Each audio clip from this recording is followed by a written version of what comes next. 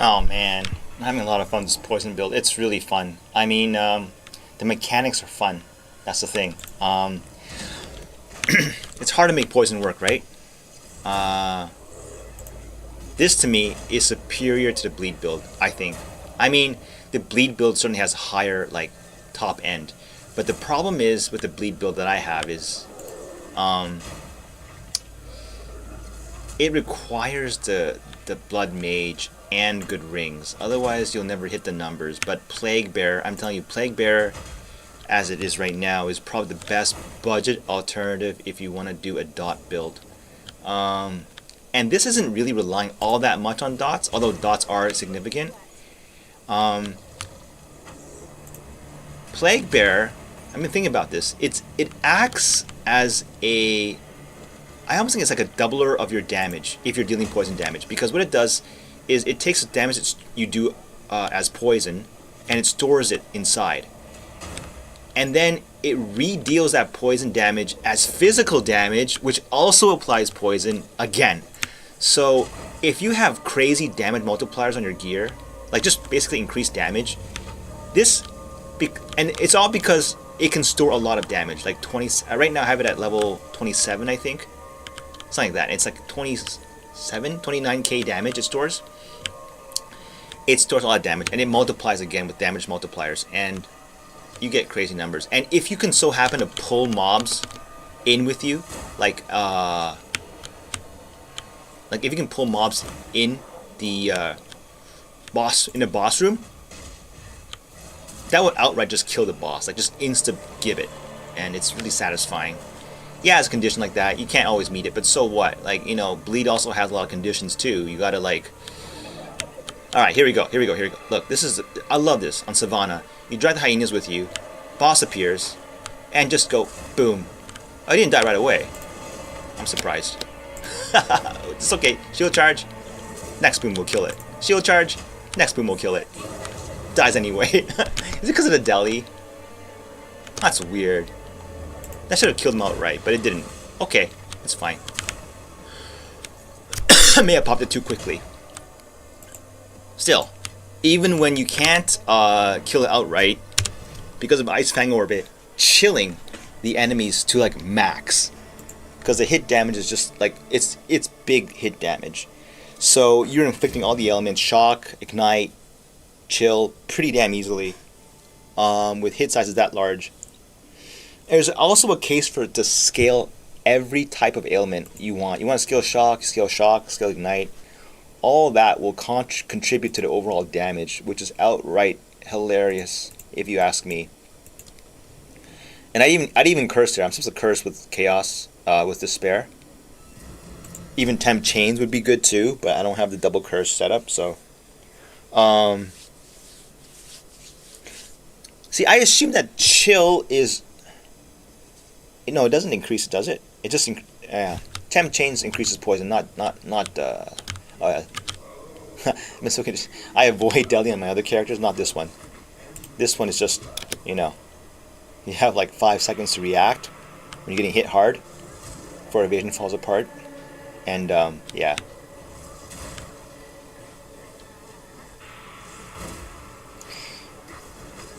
One thing I learned about this is that evasion and block as defense against attacks is just straight up OP, because you don't need excessively high numbers of either one. You benefit from they stack.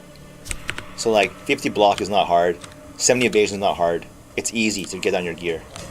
85 evasion is hard though. You got to really invest into evasion for that, right? But with 70 evasion, very trivial, and 40 block, that's like 50 block. You had 85 evasion right there, right? Effectively, with no block. And that's strong. Like, you don't get hit. Most stuff just like, they're hitting you, but you're not getting hit. Like, you know? AoE things will hit you though. And, you know, things will test your maximum hit. But unlike PoE 1, like I think they've tried their best to reduce those. They have. Okay. Oh, what do I do here? Oh, I want to do the multi. Oh, I have. Oh no, okay. I'll drag some mobs in here with me because that's what makes it fun. We'll do the curse ground thing. Come on, come on, come out. Come out. Don't be scared. Okay, here we go. Curse ground. And... woo! Didn't pop right away, but... that was fun. That was fun, I gotta say. It's just... you feel like... it gives you control... there's a feeling that you're in control of the fight. I don't know how to explain it.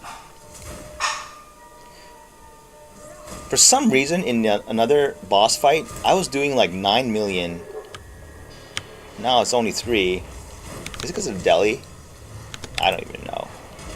I don't know what the Deli is, but... this is the chillest build I've ever come up with on my own. Like, can it... you're tired from work, don't want to think. You do not think with this build. I mean, even less than Lightning Spear, because there's no aiming. There's just... you just walk up, you just stroll along, and if there's too many mobs around you, you're feeling uncomfortable, you hit Plague Nova, everything around you goes boom. Everything will go boom, guaranteed. I mean, you can... I'm not sure how it holds up in like a Deli, like 70% Deli in a 5-man party. Like, well, why would we want to go in that situation anyway? And without Deli, it's too extreme, the damage. Like, you overkill stuff. I don't know, that's pretty satisfying. Ice cubes everywhere. I think it's because you're applying every ailment known to mankind on these pops. And then it bugs out. Oh, it restored. This is just hilarious fun. I don't say. I don't know, I'm not even like using my brain. I'm just like walking around like a idiot. Just thinking about other stuff in life. And, isn't that what we all want from PoE? You just want to kill mobs and not think. Like Lightning Spear, you gotta roll them out, right? You gotta really crack setup. You got the same thing, right? But let's not kid ourselves. If you got middling gear, and you try like the Roa thing and get knocked off, it's miserable. Like, dying in this game sucks. This thing does not die. This character, not easily at least. I mean, it does. It's just if you're completely asleep at the wheel, you will hit something and crash your car. But yeah, I mean, rare mob, open up, one boom. I don't know. You got time to think about it. You want to boom or not? Like, he can't kill you. Because 70 evasion, 47 block, max res. That's not hard, right? These days, the chaos is low, so I can die to chaos. But on top of that, Pathfinder has LE res reduction from evasion. Okay, that's pretty tanky, I think. I wouldn't stand in that if I were you. That could still kill you, for sure. I mean, it's supposed to, right? I mean, the long warning like that, do you really need it? Do you really need to get affixes to tank that? You could. Again, this game is all about, like, you have to choose your affixes on your gear, okay? Like, of course, if you got zillions of currency for top-end gear, you don't have to worry about anything. That's the way it should be. You grind all that stuff, right? The trick is, and it is a viable and reasonable challenge, is can you get a build to do more than it's supposed to with, and here's my gear. Ice Fang Orbit. Is that expensive? This one is, a little bit. It was like 10 chaos. Because it got this crazy corrupt 30 increased damage. That's huge. That's an entire notable and a good one. And this one usually comes with a condition. Some Titan was selling it to me. As max rolled, 30 dex, 25. It's only 10 chaos. It was 10 chaos. I swear to God. Totally worth it. I don't have to tell you. This item is so good because it chills stuff that you poison. Like chill is usually a side benefit of running cold. And so like what happens is like everything around you is slowed. I think up to 30%. It's pretty significant. Have you ever been on chilled ground? It feels like crap, right? You don't move, you don't attack. Well, do that to your enemies then. They don't move, they don't attack. Like just hit them once when they're poisoned and you got it, right? And I believe this is after. This is what is it? This I think this is. I don't know if you have one hit. Does that poison and then chill, or doesn't chill because it hasn't been poisoned yet? I don't know. It's good enough to include in the build, I think, and it's cheap. It's a new ring, right? One of the reasons why this works in this patch is this ring. Plaguebearer, this patch only. Good. This one makes it so that your LE damage contributes to poison magnitude. And the reason why this is also really good is because wands like these exist. Extra damage. Only LE though, right? You don't get extra chaos, you get extra LE. And that then feeds into Plaguebearer, giving you big poisons. Big poisons. And those big poisons get captured into your Plaguebearer Nova, so that you get max. This stacks really fast. If you have a wand like this, Plaguebearer, this charges so fast. Like you do so much poison damage. I'm gonna go out and assume correctly that it stores the expected poison damage. That means that duration and magnitude of poison does contribute significantly to this, right? They both act as multipliers to storing, but less duration, you know, which is usually you don't care, you think, because, well, you know, you want it to like apply quickly, but not in this case. And poisons going faster will not help you there either, as that is not just, that's not increasing the total poison damage, it's just making it go faster. It's good if you want to kill the boss more quickly, but low priority stat, poison doing damage faster here. It's not the concern.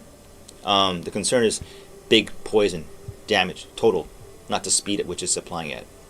So duration and magnitude. And then trample toe. This item still works.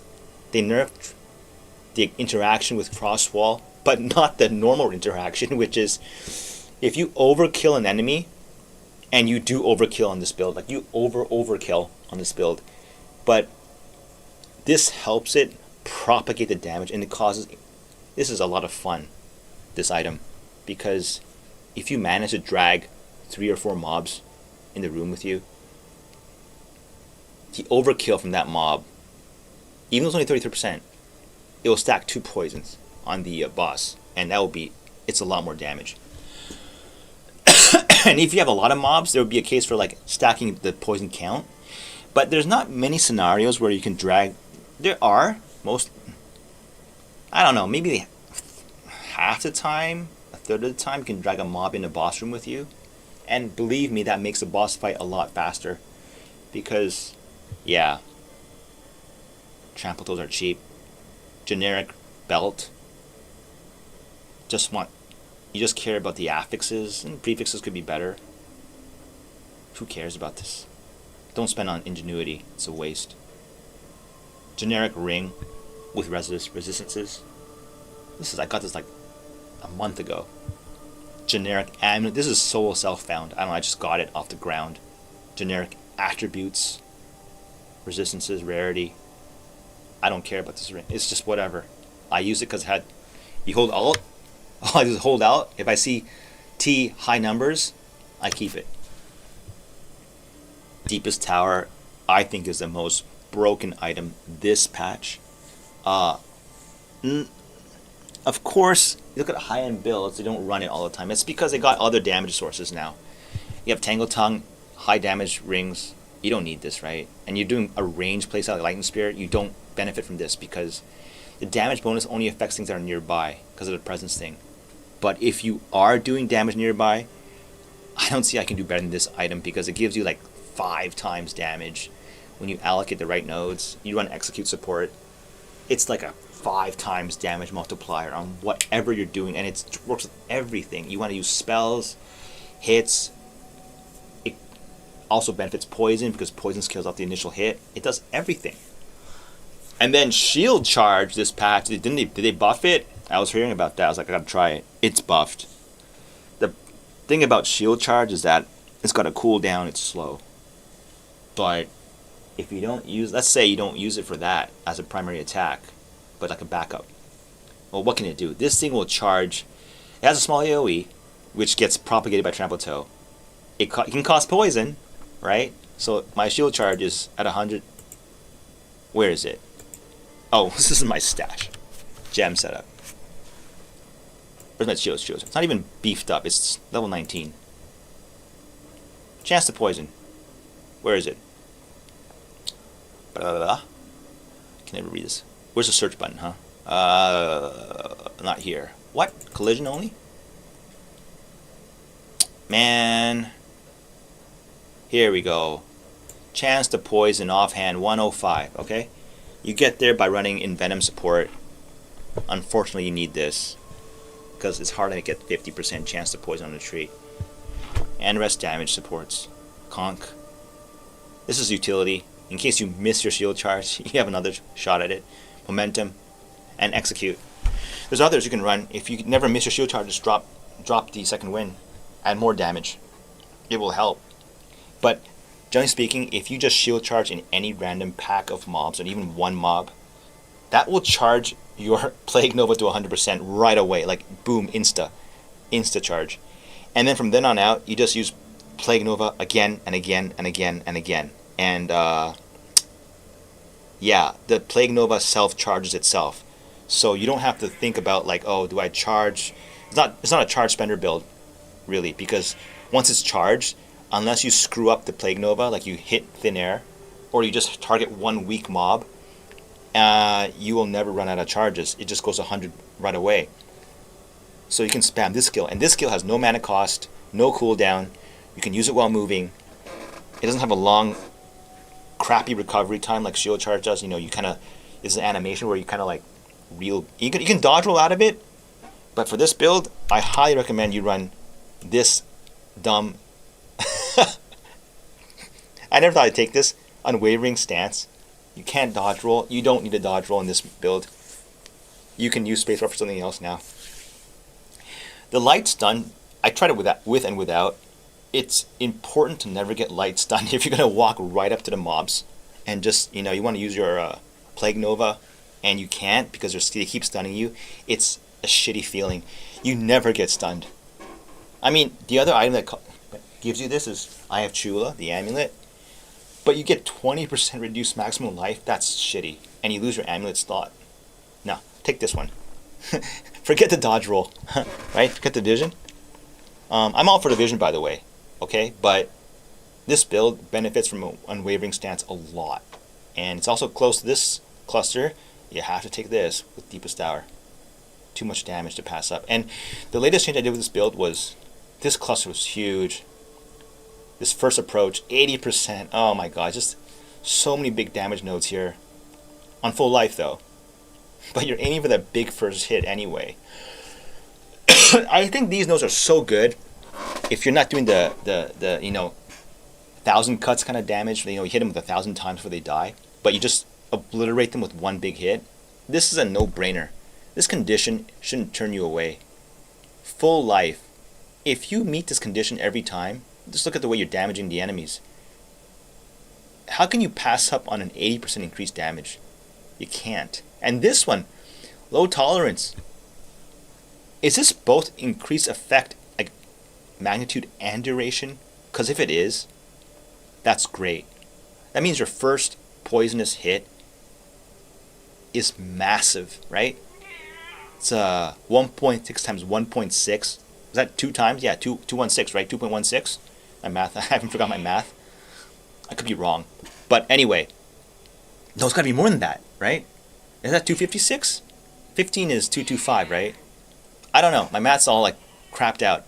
But 1.6 times 1.6, whatever that number is, it's big. I think it's both duration and magnitude. Otherwise, they would write magnitude or duration here. Of course, they have to be not poisoned. Well, we're doing that, right? You're just, yeah. There's a node. I dropped this node, and the build probably felt worse. I didn't notice it, but this is definitely an auto include. And if I could, I would go all the way up. It was one up here I thought was really good for poison. Oh yeah, this one.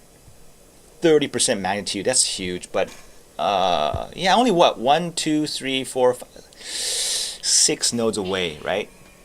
So this is where I think the Pathfinder 6 passive points, really plain Jane vanilla, but that's strong. Like, you look at some build creators, they recognize it. Like, I know Palsteron was pointing this out way before, like, before the game even came out. He was looking at the 6 passive points, and if you played Freesia League, you know, like, the Ascendant one gives you 6 passive points. It's so boring, but if you play with POB, you know 6 passive points at the end game is really strong, because you are now at the outer part of the tree, where some of these nodes are giving you, like, some of them are giving you 10% more, no joke, right? And if you're just short of those passive points, like, of course you'll reach for those big damage nodes, but you could be sacrificing like 2% damage, and that adds up to like 15% damage anyway. So this is a generic more damage multiplier to your build at the end game. Usually it could be more, right? It all depends on your build and how much access you have to damaging nodes. And for this build, there's so many more nodes you want to take, like this one, right? But you can't do it. I can't do it, because what do you cut out? This is a min-maxer's like wet dream, right? These nodes. Because you can always find, with 6 more points, usually you can find some nodes that you want to take. Like, you know, I've completely ignored this section. This one's okay. 12, 12, 12. But you have to be down here, right? This is not worth it. So this build will obviously scale very well as you get more and more levels. Well, build doesn't though. But yeah, if I had like, I'm at what, level 91, I think. 91, yeah. This is where it really slows down. Yeah, 6 more passive points. 1, 2, 3, 4, 5, 6. Yeah, that's about it, right? I mean, you just be getting more poison. It's good. The other thing is skill damage. You can skill shock too. Where's shock? I know there's a huge here. Frazzled, right? So usually they hit 20%, 30%. So what? That's 1.2. My math's so bad. Does that go to 26 shock then? Which is not that huge. I mean, you can. Okay, all these nodes are good, right? Don't discount these nodes. If you could do 1, 2, 3, 4, 5, crazy. This tree is designed very well and fairly sometimes. You can increase shock here as well, or increase your poison right here. Could be a case for going shock, because if you have nothing invested, usually the first points are usually huge. No diminishing returns. Aside from that, I don't know. Like, there's so much more. You can have more. I have a timeless jewel. Like, I know there's timeless. You know, if you want to really min-max this, you can get a timeless jewel that has so much of the poison damage, but there's no calculator out there. It sucks.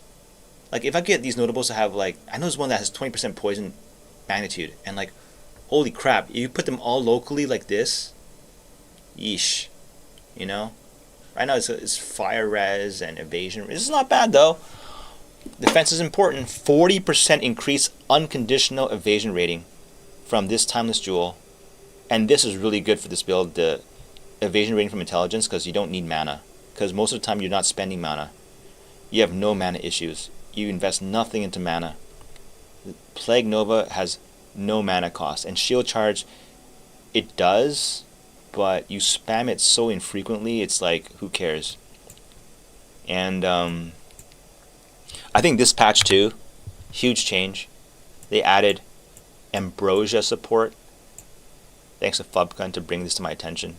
He used it in his Wind Serpent Furies build. This one just gives you a crap ton of like the actual Archmage bonus damage bonus that exceeds like Archmage support. Seriously, because more PoE style mathing. 20% of your maximum mana charges on use. How many do you have? Here's one. This is just not even a min max. I just rolled it whatever from the vendor. 114. Can you get more? Next thing I'm gonna get more of these charges, because this will scale damage incredibly. I got 114 charges, right? So 1/5 of that. Is that correct? Yeah. Okay, so 1/5. That's 5. 4.5. Whatever. Let's do 5. 5 times. Wait. Oh wait. It consumes 20% of your charges. 1/5. So it will consume 20 charges, right? Roughly. 20, no, more. It will consume 25 charges, I'm sorry. 25 charges for each time you cast Plague Nova, and that's 75% of damage is extra lightning. You're kidding me, right? You're kidding me. People have to run Archmage support, which gives you, what, 3% now? Damage is extra lightning for every 100 mana. I'm trying to do the math here, sorry. Like, you know, so if you want to reach 75%, right? 3%, 25. You need 2,500 mana build. A 2,500 mana build on Archmage support would get this, right? You don't need any of that. You just put this as support. And because when you walk into the boss room, there's always a checkpoint. Your mana flasks go to full. You can use this like, what, 5 times, right? Basically. You do not need 5. You do not need 5, what is it? Plague Novas to kill the boss. You do not, right? But this is giving you almost like double damage. If you have other extra as lightning, I guess, or extra as whatever, at least 50% more damage, okay, on this. And you couldn't run the support before. And the Plaguebearer takes very few, like there's very few supports that work in this thing because it's not an attack or a spell. Chaos and Physical Mastery go in, there's no brainers because this scales hard with levels. Ambrosia 50%, Deliberation, because there's not many other choices you have here, 20% more, and that's it. Like the other one is Conk Effect, but I don't like the way it shrinks the AoE to be so small. And it's good though. 1.3 is huge, no doubt. But other than that, you can run mobility, maybe, to make it. But that's just utility, right? It's okay. It won't be like a huge damage boost. You can't run Execute, unfortunately, here because it's not a hit either. Not hit, not attack, not spell, just AoE. There's no plus levels to AoE or physical, chaos, or Nova, or persistent out there. But you have one little node here, +1 to all chaos skills. This is a unique thing on the tree. You can't get on items. But take it as a blessing. They've scaled the damage so that you can't scale this so hard with like those rare affixes on the gear, like plus levels too, that are always expensive. You don't get to scale it that way. So, but that they balance the damage around that. It makes the build cheap. And then this one was, I can't believe it, 10 chaos. High rolls on the gain as extra. You know, the whole Chayula Monk Ascendancy, or even the Lich one, right, gives you 30% as extra chaos. Or the Monk one is about 40, I think, at max darkness. You're getting like 3 times that in a wand. Not 3 times. Okay, yeah. Like, you can get 3 times, right? If it rolled like... Now, what am I doing? What am I saying? It's not even hitting 90. Good enough. Double. Okay?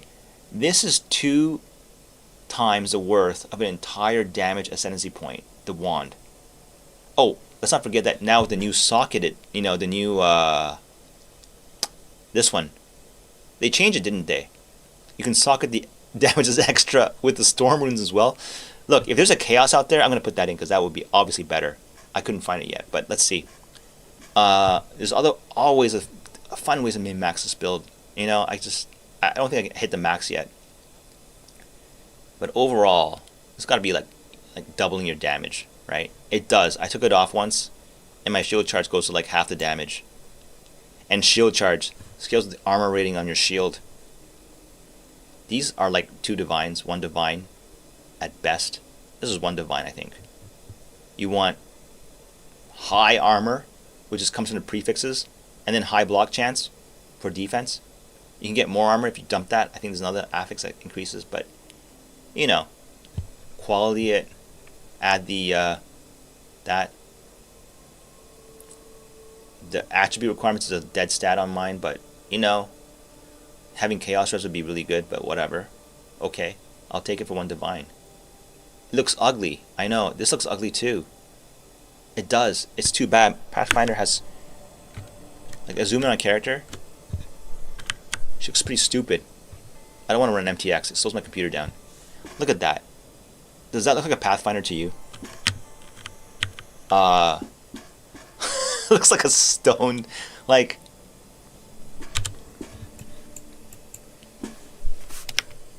Look, she's cute. Did you know that? You want to know the trick they have for making these really appealing? The thighs. Very suggestive, don't you think? Look at all the profile pics, the Ascendancy profile pics. What do you know about the girls? Their thighs. This is impractical. If you went into battle with your thighs exposed and an arrow strikes your thigh, it's going to hurt a lot more than if it was covered up with armor. But it looks really appealing. Just hint, eh? If you want to draw something that's just appealing for whatever reason and not be like, overtly sexual, because then it's like too obvious. Like, okay, we see what you're doing there, right? With like torchlight, I don't like those images, right? They're just too overtly, it's too obvious. This is not obvious. It is if you're looking for it. Look at the Infernalist. Thighs. Stormweaver. Thighs. Their trick is thighs, believe me. What else is there? Deadeye, no thighs. And Chronomancer, no thighs. No wonder why I thought, not sexy enough. Right, because of the thighs. I'm telling you. Maybe I'm a thighs guy, I don't know. But anyway. Right. So, if you don't have MTX, the gear will make you look like this. With these funny warm socks. This is trample toe. It's amusing, though. I gotta say, it's amusing. Is this their attempt for you to... This is their way of prodding you to buy the MTX? I will not. It's funny to look like dorky like this. At least it's consistently gray. Anyway, that's the build. There's other fun ways to min-max it, and I can't stop playing it because it's so fun. Between this and Flicker Strike, I think Flicker Strike is more cool, like it looks cool. But this one, because of the sound effects and the big, everything explodes at once. Kaboom. It feels more impactful. There's more of a physical, like, I hit something feel. Whereas Flicker Strike, I like it too, but I can't go back to that build because the camera action is fine, it's amusing, but this is tanky. Like you ignore all the hits, kind of tanky, and just you die if you let yourself get super surrounded, or you just stand in like AoE explosions. That's your fault if you do that. You only have yourself to blame. Rarely do you ever just walk along and just go boom. What happened? How did I die? This almost never happens unless too many damage mods. For instance, if I had chaos as extra in that map and a bunch of like projectiles start flying my way and you can't dodge them, or even if you could dodge them, because I'm taking like 3 times the damage here, right? Of was it 2 times? I forget. My math's not there right now. I'm taking a lot more damage from the for chaos, and that can be fixed very easily. 1 affix here, 1 affix there, some changes to the soul cores or the core or the sockets, and then you're there. Yeah, really fun build. This is a good node. You can run the temp chains map that everyone hates. You don't have to worry about shock ground anymore. I wonder if the ignite makes you immune to burning ground, because that would be crazy OP. The Pathfinder is so unloved because it doesn't have real damage notables. I mean, ascendancy points, which is understandable. But, Trickster was like that. Well, Trickster had great damage nodes, actually. But, a lot of it was just, the one step ahead. I love that node because you just ignore all the action speed nonsense mods. You can just basically nullify the map mods. And that's what Pathfinder is, right? You nullify all the chilled ground, temporal chains mods. You don't worry about that anymore. And those were really annoying. Shock, you can ignore shocked ground. I know when I see the shocked ground, I'm like, okay, I shouldn't stand in that. That's pretty dangerous. And it ups. And then this one, you don't get popped by LE damage anymore so much. You still will, just not as easily. I keep my finger on the flasks. I think life flasks, I never use them in PoE 1, but they are OP in PoE 2. I don't have to tell you, this game does play like Elden Ring a little bit, And you know how in Elden Ring and Souls likes, your life flask or whatever thing, whatever Estus or whatever they call it, is like, that's how you survive, right? You play the game without using those flasks, you got to be a pro. You got to not get hit. That's really hard. Those flasks extend your life bar by like 10 times, right? More. You have like 20 times effective HP as long as you don't get one shot. In that game, that's balanced by there's a casting time for using your flask. There's a risk reward. There's input reading probably too in that game. It's really nasty. You try to heal, the boss just smacks you again, invalidating your heal, right? And you're on the back foot now. So you have to pick your moments to heal. This game, how is it not OP? There's just no cast time for your flasks. You can just mash it as much as you want.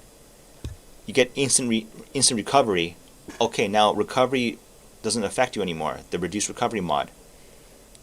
And you get tons of charges. 10 charges that gets refilled as you kill mobs. I don't know, man. Like, you spend all those affixes for recoup and all that stuff and recover life on block and just use your life flasks. It's there. You might as well just use it, right? And like, I'm not even using this. I think this note could be really crazy. Just not enough points. I would take this Enduring Elixirs. I mean, it's just the LE res is too good, because that prevents one shots. This does not. And this is the generic more multiplier damage for your build. It's just flex points. It's really good. And this for Temporal Chain. So now you have no more points for this, right? But I would take it because it would be handy. You could basically walk through Ignited Ground and just pop a pot, one, and you'd be immune to it for 3 seconds. You know what I'll do? I'm gonna look up what is the max. Wait, no, for mana flasks on trade right now. I'm going to look up right now. What is the max charges for mana flasks? If you look at Ultimate Mana Flask, let's see. Where's the charges? Here. Okay, 127. That's not a big difference. It's always good if you're relying on items that don't have like a huge like. Wait, no. That doesn't matter to me. Covers more life. What's this do? Does it increase the charges? It does not. It recovers more mana. That's worthless. Why not? Yeah. So that's about it for now. Man, I want to level this up to like. I know no one's gotten 100 on Pathfinder yet, and I don't think I want to do that. That's a bit of a grind, but I know it can do it for sure. It can do it. It's a good build. I think it's better than a lot of the stuff that the other build makers are parroting around. Like some build makers are really good, like but as far as don't have to pay crap ton of divines to make it do big damage. I think Flicker Strike is the other great one. Ron Array has a great video on that. He runs it on Amazon, which I think is a very good pick for that build, Flicker Strike. It deletes bosses. I don't have to tell you. That thing is just, it's cracked, the damage on that one. If you just figure out the power charge generation stuff, make it playable for you, that Flicker Strike skill will kill bosses like no one else's business. It's that good. This is not that great of a boss killer. It is a good boss killer if you could always pull a few mobs in the room with you, but that's not always doable. So the unreliability there makes it a huge knock against it. But as you could see in the previous video, if you don't crank up the difficulty, you can easily do like 1 mil, 2 mil like damage on one button press at the start, without ramp, without setup. Just hit Plague Nova. The boss will take combined damage of like at least 1 mil to 2 mil total. And if you want to do better damage, while that poison damage is going away, you shield charge back into the boss to charge up your Plague Nova again and release another one, because I have one note here that has 2 poison stacks, and 2 poisons, yeah, most bosses are going down. And if they don't go down, we'll shield charge again, stack up your Plague Nova again, and do a third one. It'll be at the 5-second mark. That's like, I don't know, that's like 6, 7, 8 million damage. Yeah, bosses will be dead. But Flicker is definitely the king of single target, no doubt. Simply because, look, this map, everyone hates Val. I'll do it 15 Deli, un-ID'd. Okay, just to prove a point. I could die. This map is so rippy. I mean, if there's extra chaos there that I don't know about, it's pretty bad. So, but yeah, the reason why this map is so bad for other classes or other builds is this is a test. This map is literally a test of, can you hit things in the dark? They're swarming at you at all angles. Here, first challenge is to get the charges. Easy. You shield charge into the dark, you hit something. Then, once that's stacked up, oh god, this shrine's so... Okay, got it. Thank god. Pot, bam, bam, bam, bam. It's not that hard to play. I don't see the mobs. I don't have to. If I see things moving around me, or I know this map well, so I know mobs swarm me at every step, and you can just keep walking forward. Okay, bad knock against the build is that I'm gonna die here. This map bugs out, and okay, saved. Holy crap! I'm gonna drop the. I'll keep this gem tab open because there's no room for error here. This is a rippy map. The Plaguebearer bugs out. It can't store more than, like, you know, this. You'll see the number in the vid if you pause it. The 32-bit integer cap on the bottom right. Okay, for a boss like this, if you're not confident, what I would do is fish for a mob. I mean, oh my god, they have to be fast though. They can't be those slow, like those kinds of mobs, or those kinds of mobs. Okay, it looks like I got unlucky with the mob selection here. Hopefully, the boss might call out some mobs in the room. We'll test it like that. Oh, there we go. Deli for the win. Look. Okay, do Curse Ground. Let's do it properly here. Curse Ground. And then, boom. That guy does a lot of crap I'll never understand. The weird-ass motion with his arms and crap. It's best to one-shot this guy. And I did. Because there's other mobs around him. So what it does is it takes the overkill damage and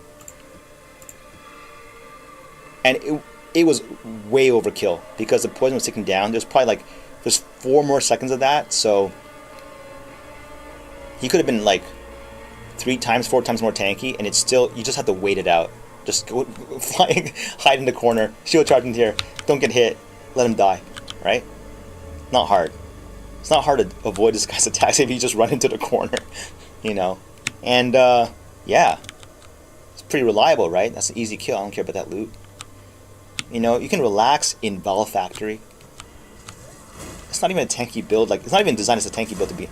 It's a tanky build that does damage, right? Usually hard to come by. Usually have one or the other. Okay, tanky build that does damage on a budget. Okay, and I mean pretty tight budget. Which it can always change if it becomes meta. No one wants to play poison. So it won't ever change. And because I'm not really a streamer or anything like that, I love this game, and it's so fun. And I just like to make builds. Actually make builds. I don't copy someone. Okay, I take ideas from them. But I don't want to make corny builds that are just fun, just gimmicky, and don't actually work for anything. I hate those kinds of builds, actually. As a demo of what can be done, but it doesn't do anything. It doesn't do damage. This does damage. I don't know, man. Judge for yourself. Does that not do damage? Yeah, you don't blow shit up at range. But you know, I had a lightning spear character, Amazon, and I got so tired of it. It was so dull. You just run, click, run, click, run, click. I mean, you can argue this is the same thing. but at least I get to see what's around me before I kill them. And you get ice cubes. Ice cubes are good. They're fun. They pick your... Oh, I got frozen. Doesn't matter. But more importantly, you get the comfort of good defense.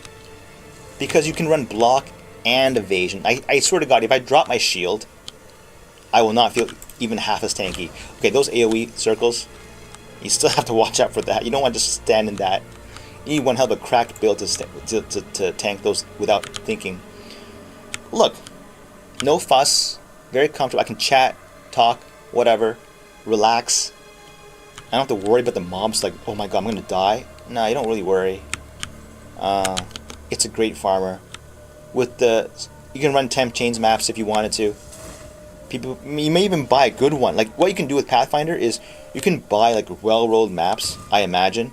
I don't buy maps because it's such a pain in the ass. But people want to sell their temp chains maps, right? You don't care about that mod. Is there another SNC that can do that? Can completely ignore temp chains? There is not, right?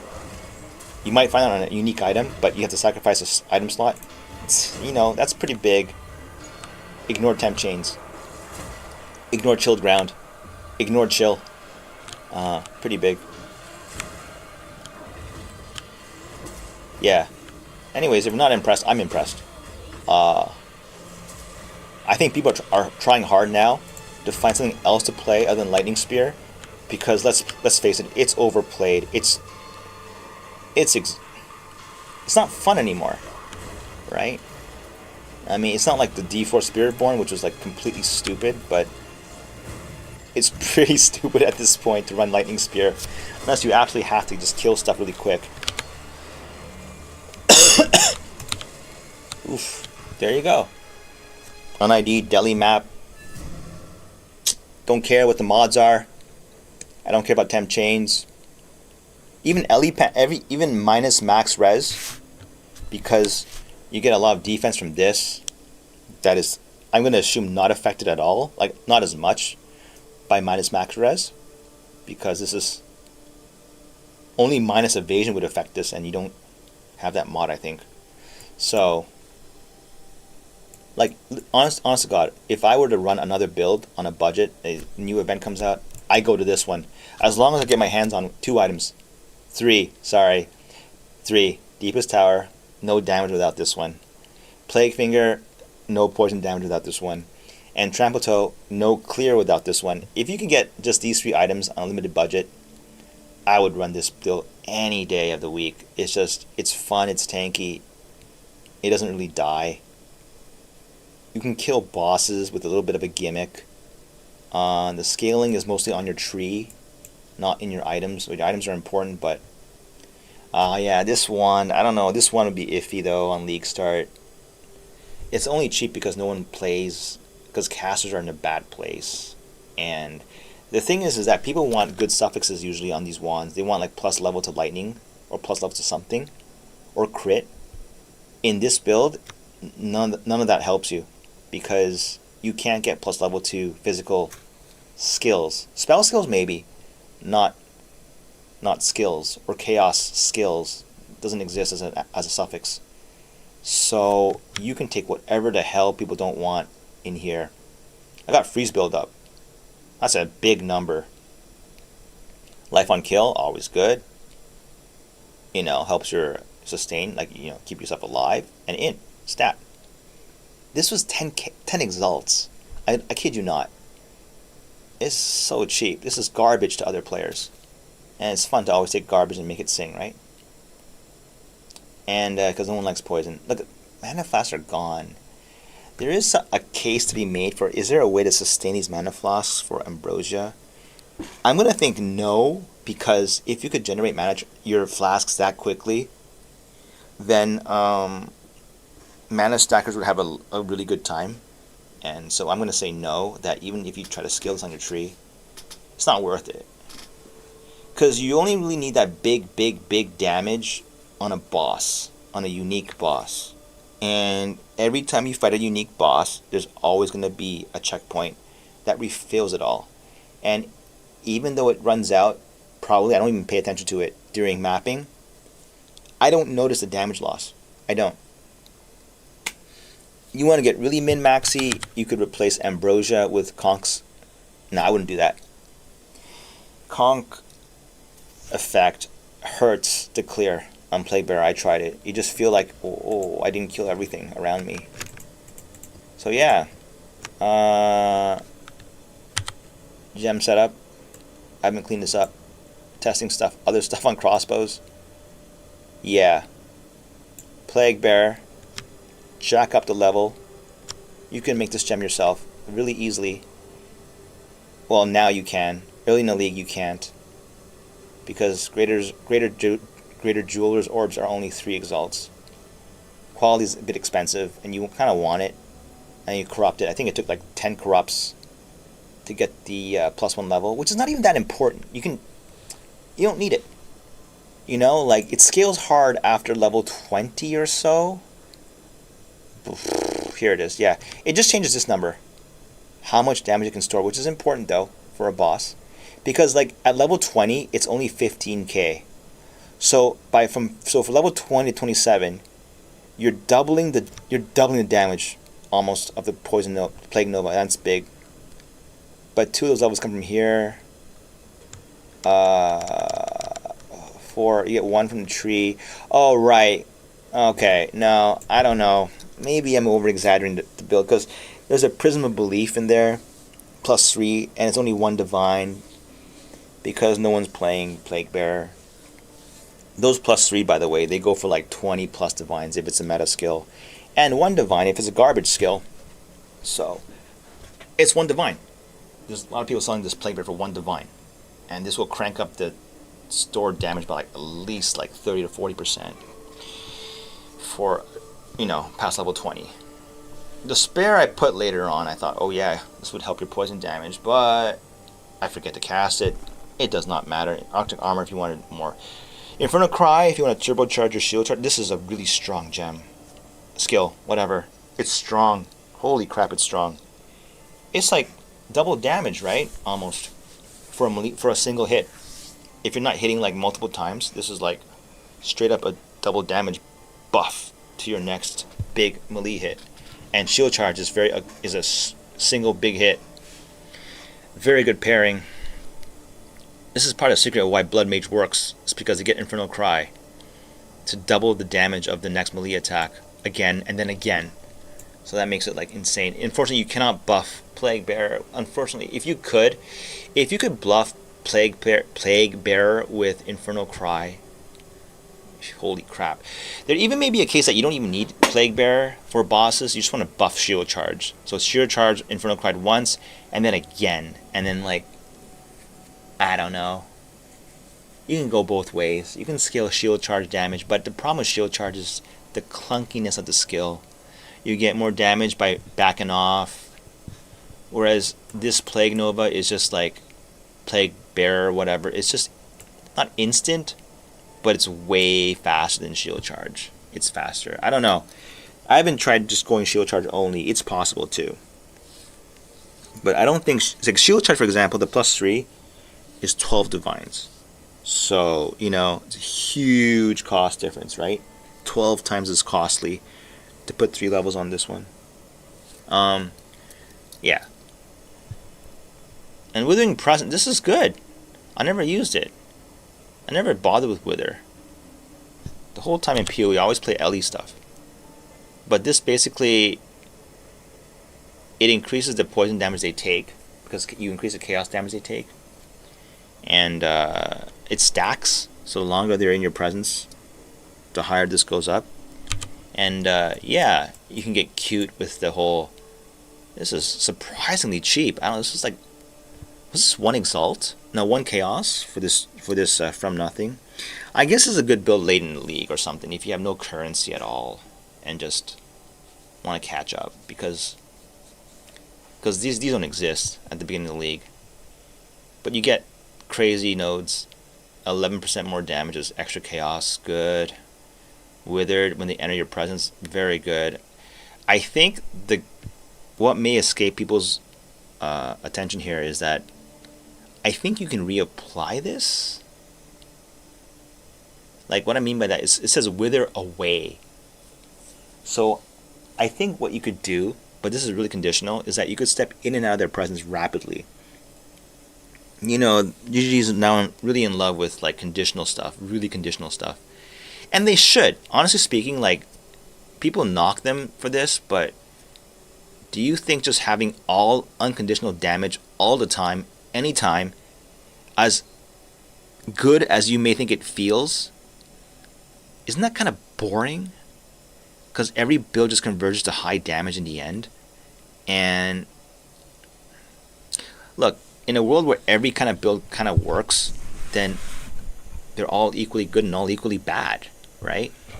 So I think it's the condition stuff is good if it's done in a fun way.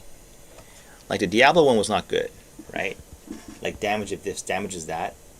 But some of these conditions are fun, you know? Like, you don't think so? I think so. I think you can actually, if you're good at this and you know your presence, you can step in and out of the presence to put with it on really fast on the enemy. I think I have not like checked and proven it yet. I tried it and it didn't seem to work though. But the wording here suggests that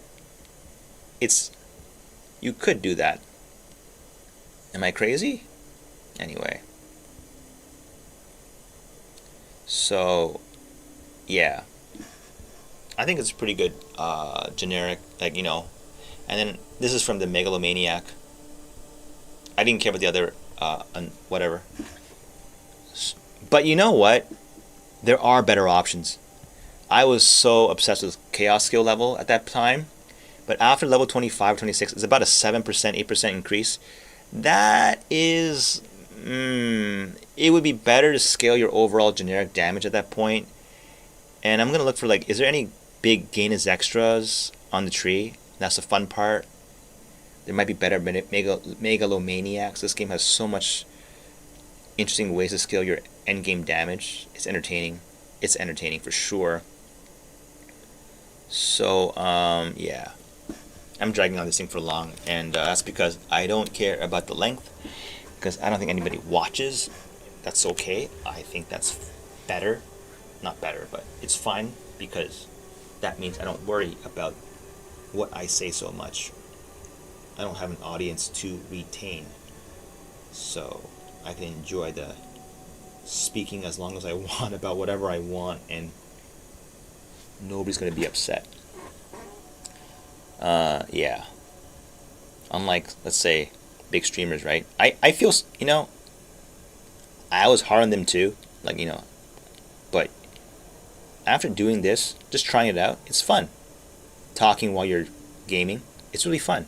I imagine it's way more exciting with an audience, but I also think that the pressure is also real, for sure. And I look at the chat now, and now I'm thinking, okay, before I'm always looking at the point of view of chat, I want to get some fun out of the stream, right? You know, do the mob mentality thing. But then you think about, like, okay, if you're the streamer, if you're streaming, and you only understand this if you stream and then you think you have an audience, if you heard shit like that in your stream, how would you feel? Like, oh yeah, nah, it wouldn't bother me. Oh, I don't know, man. If someone wrote in my chat, just drop dead, you suck, you fucking suck at life, that hurts. Okay? Like, not everyone can build up, like, a politician's, like, thick skin overnight just because, like, they're streaming. I think gamers, usually, they're retreating from real life. That's my take on it. I think it's true. There's too much... They don't like the color of real life, let's put it that way. Something about it turns them off. Too chaotic, can't manage it, whatever. Well, this is their escape. What do games offer you? Control, right? Over your environment. Artificial control, true, but you feel like you have control over something. And these types, I think, are not really... Not all of them are prepared for the onslaught of public abuse. And it's just human nature. We all want to take down the people at the top because there's some twisted thing within us, I think, where, like, we just want to see the top burn. Okay? We want to vilify the top because, oh god, they have to be evil to get up there, right? Not always true. It could be just as bad as you, or just as good as you. It's just you never know what you're like if you were at the top, right? You can never say. You can never say for sure. You have ideas about what you'd be like on top, but have you ever been on top, like on top, like billions of dollars on top? No, I haven't. I think I'd be a total jackass if I was on top. I'd be like, I kind of know a little bit, but not really know. But I'd be a total jerk. Um, it takes a really good-natured person to keep level-headed as they get more attention, and it's addictive popularity. Holy shit! It must. I had a bit of a taste of this before. I don't want, it sounds like I'm bragging, but I did, and it's like, holy shit! Like, it empowers you, and but it also makes you think you're always right, because the moment you become popular, people who don't even know you think you're made of gold, just because you're popular. They haven't even judged you yet, but you yourself know your flaws, right? And you keep that kept secret. But let's be honest, like people start having an inflated opinion of you. At the same time, there's haters that want to take you down. They just hate you because you're at the top. They want to vilify you. It's just a way to, you can't avoid. This is just a global, universal, human truth. It's just the way it is. Right?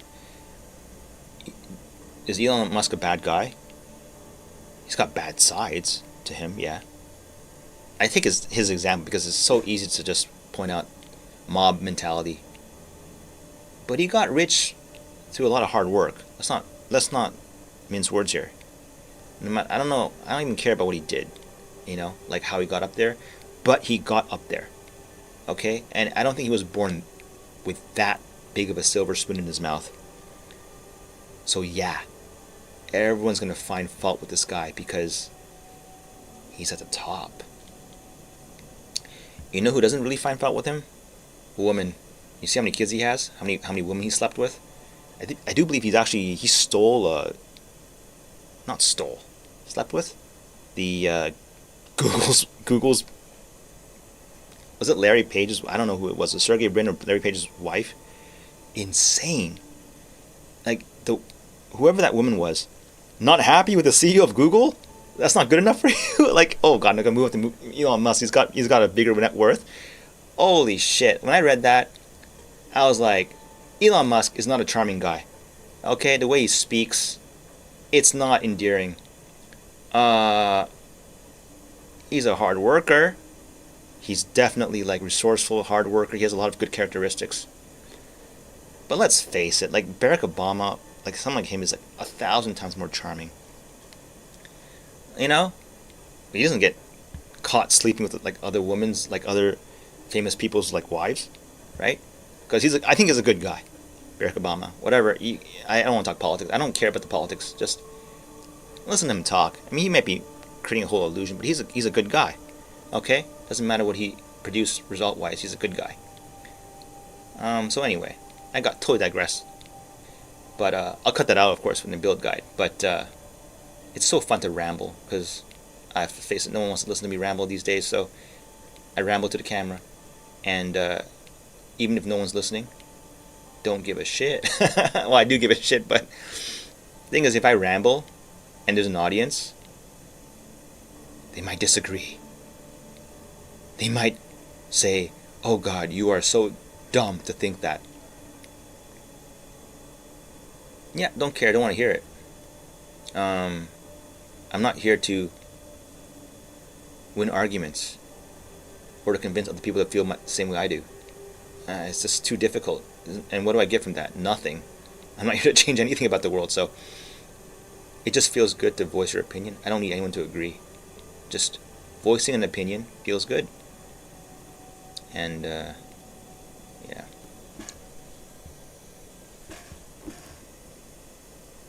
Got totally sidetracked there. But, yeah. Let's see.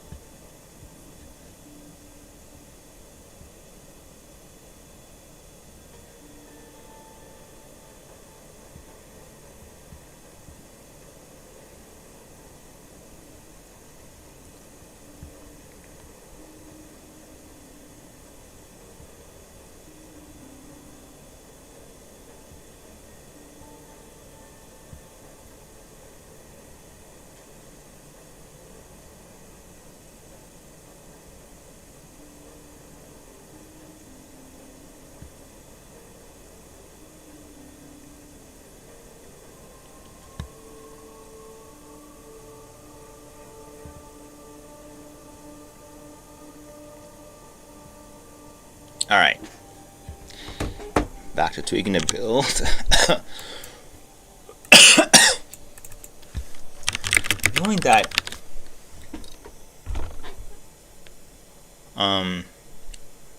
madness in the bones, 6%. Well, this is obviously going to be better.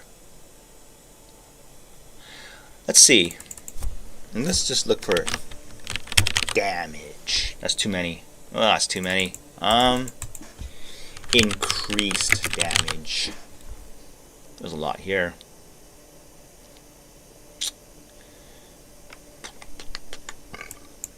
Here's where POB is going to be a great help. Let's see.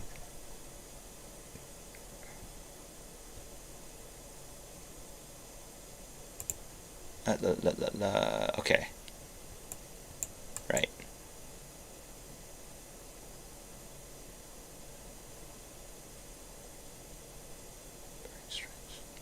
Burning strikes. 12 fizz as extra fire. Big.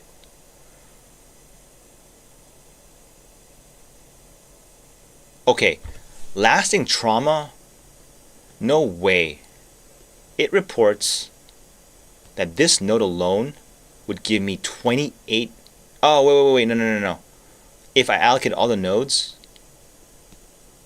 well, this is a very good cluster to go for. I actually removed it for other stuff, but like, wow.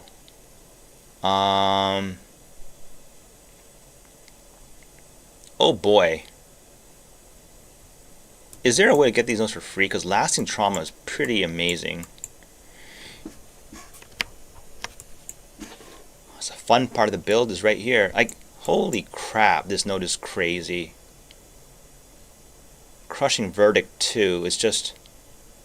I remember the streamer Karn was bitching about these nodes, about the reduced attack speed. I think, you know, he got trolled so hard by his viewers. He gets trolled so easily. I feel like he's got like something to prove. Like, he's got so much to prove for some reason. Okay. 1, 2, 3, 4, 5. 5 attribute nodes. 6. Oh, man. I don't know. Is there a megalomaniac that gives this? What is Pure Chaos giving me here? Pure Chaos is actually only...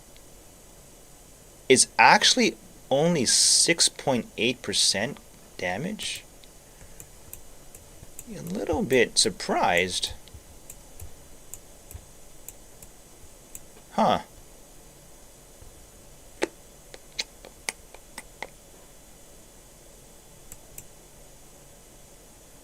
Well, yeah, both magnitude and duration. Okay, no, this is obviously like a no-brainer. Like, it says on POB that it's 3% per point at that for this cluster. Okay, that's insane because, you know, 9 points, right? That's where the Pathfinder really shines, because you think about it, those 6 points for this scenario is going to be like 20% more damage. Just generically more damage.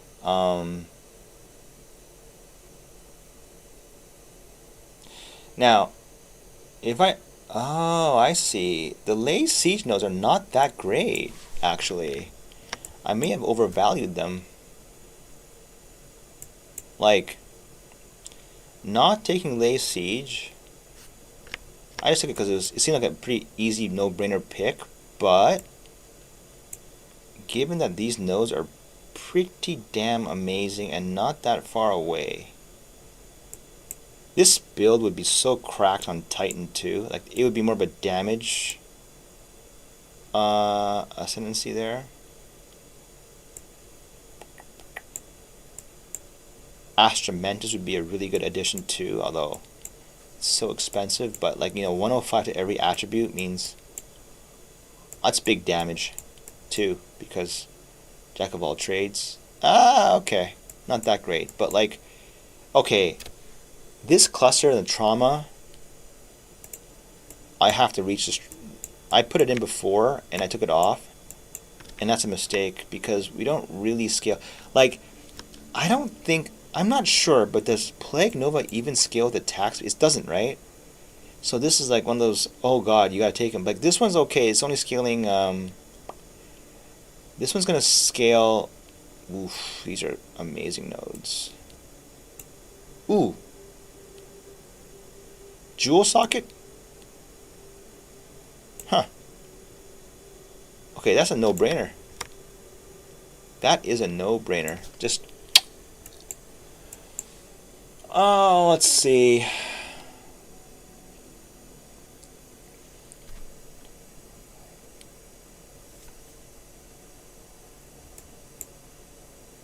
Okay. I know what to do with this tree. I know what to do with this tree. We'll keep these nodes, dump all of these, come here, and then just snag this jewel slot. Yeah. For sure. 1, 2, 3, 4, 5. Okay, 1, 2, 3. Okay, it could be the other way. But we take, you can come here. Even drop these nodes. I think you can get better nodes too. These are actually, it turns out these are pretty low value. The increased damage for, yeah. Okay. I think because we have so much increased damage already, these are not that great value. So what we will do is we drop the shield nodes, which drops our block chance to what? Like 43. Not a big loss. We'll put them to attributes here.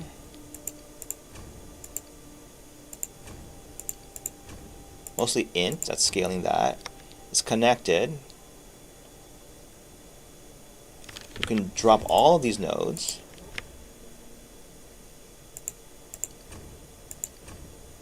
The general, yeah, okay. Remove the Megalomaniac. Okay. 1 divine, by the way.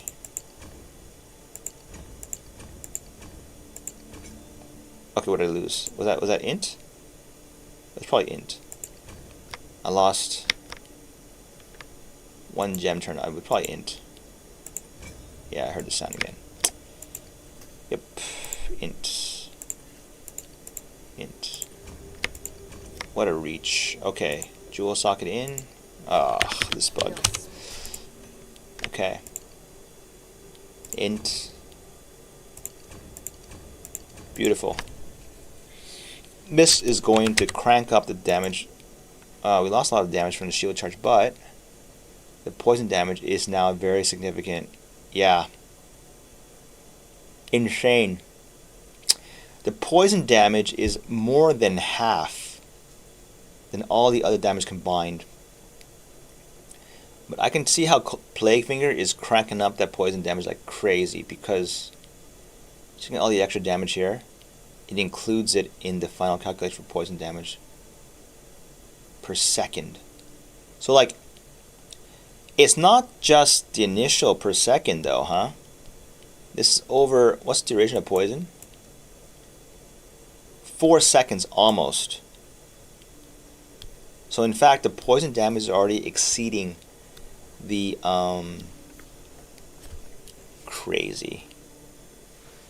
It's exceeding the initial hit by a factor of times 4 almost, 20,000. 2. So that means of the total damage, poison will be 2/3 of it, and the actual hit itself is only 1. Yeah. So that's big. That's really big. This is a really weird tree, no doubt. But, yeah. Okay.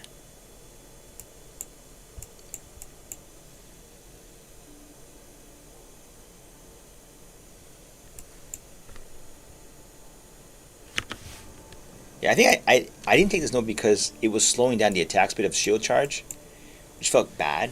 Let's see what it's like though. This is the fun part. Just try this, try that, and see what it's like. And now I really want to know the boss damage. And Hidden Grotto is the worst map ever because it takes so long to finish.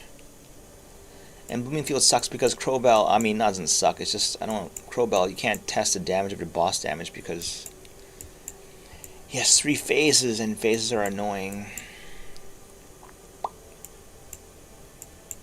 Someone once said, like, how come I have all the, all my remaining maps are like auguries and stuff? It's because you did you avoid them the whole time. That's why, everyone's got a lot of the maps they just avoided the whole time. Come on, man. This is downright annoying. And where's the next citadel? Can we not get like general directions? It just feels annoying. Boss damage. Boss damage. Okay. Okay. Ugh. Hidden grotto. Oh boy. Why not? Streamer would be like, okay, pick map before chat explodes and like, dumbass, pick a map. I have no map prepared. Wonderful. I don't know. Some people say don't trust POB. It's kind of misleading sometimes. That's true. But it's for POB2, it's not accurate, and that's true.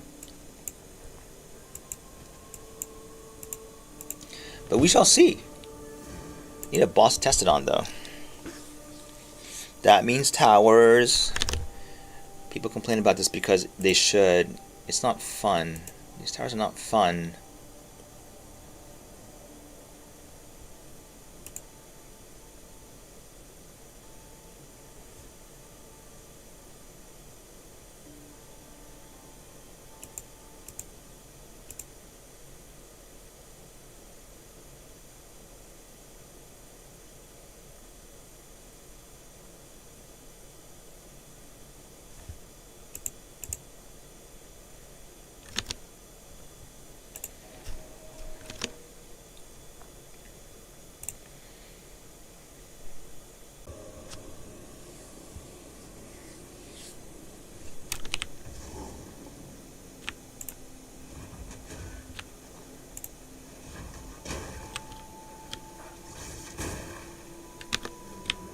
Can't tell.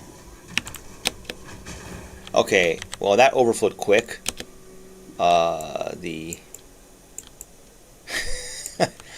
Where's my Plaguebearer? That overflowed real quick, so let's go.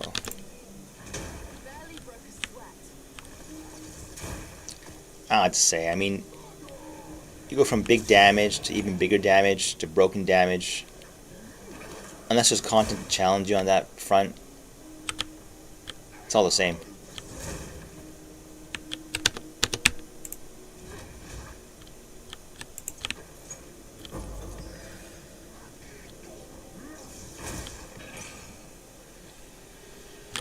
Those are big pops.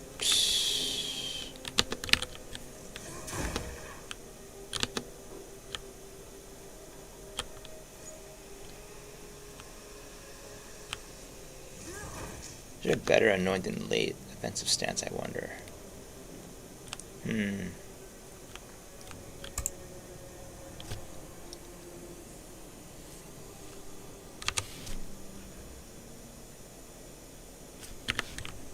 Yeah.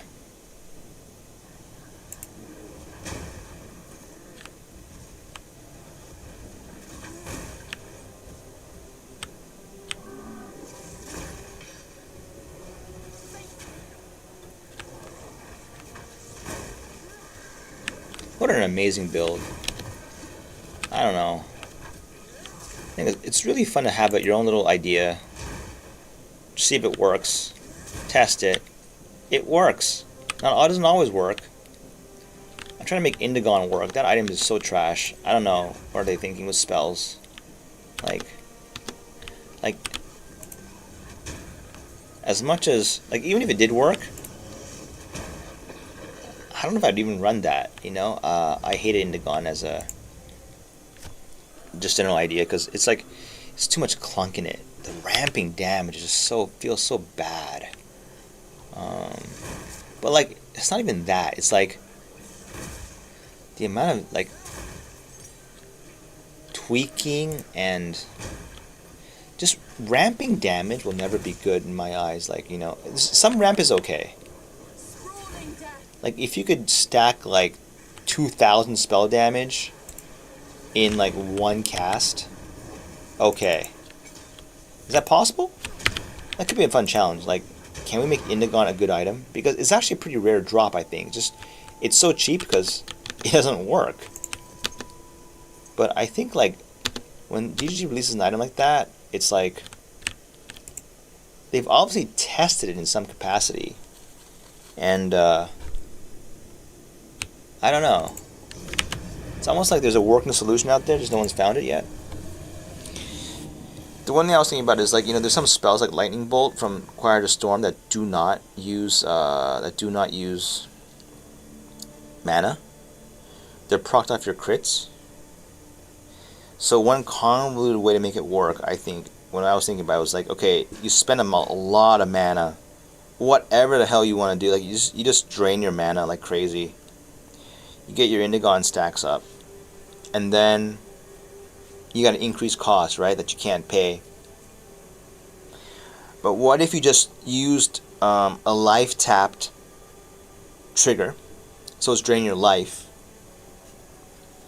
and it crits all the time. This thing just crits everywhere. It doesn't have to be spells, it can be attacks, it can be anything you want, whatever it is, it just has to hit the whole screen and hit hard. And then the procs from that will trigger Choir the Storm, and that would be dealing like immense amounts of damage. Now the problem is that you'd have to get either insane mana regeneration from the tree or your items, which is a huge like burden on your affixes. You have to crit a lot. You know, for that kind of build, it'd run Trample Toe for sure. Because I imagine your lightning bolts will be hitting really hard. Like, so you don't run Deepest Tower for that one, because your lightning bolts will be hitting everywhere across. I think that'll be the next build to make. You gotta make Indigon work. The head slot being tied up with a damage. It seems like these days the head slot is going to be your damage item. It seems that way, at least, if you're not running like a Tangle Tongue thing. So, and if you're going to do a Choir build, then you got to run Blood Mage, right? There's a case for running Chronomancer, because they have the rewind. It works from what I could tell. Like, you can rewind back your mana, and it's on a very low cooldown, the skill. And yeah, you know, if you could run Indigon and you can run Crown of Ice, that would be so overpowered. Because you could, well,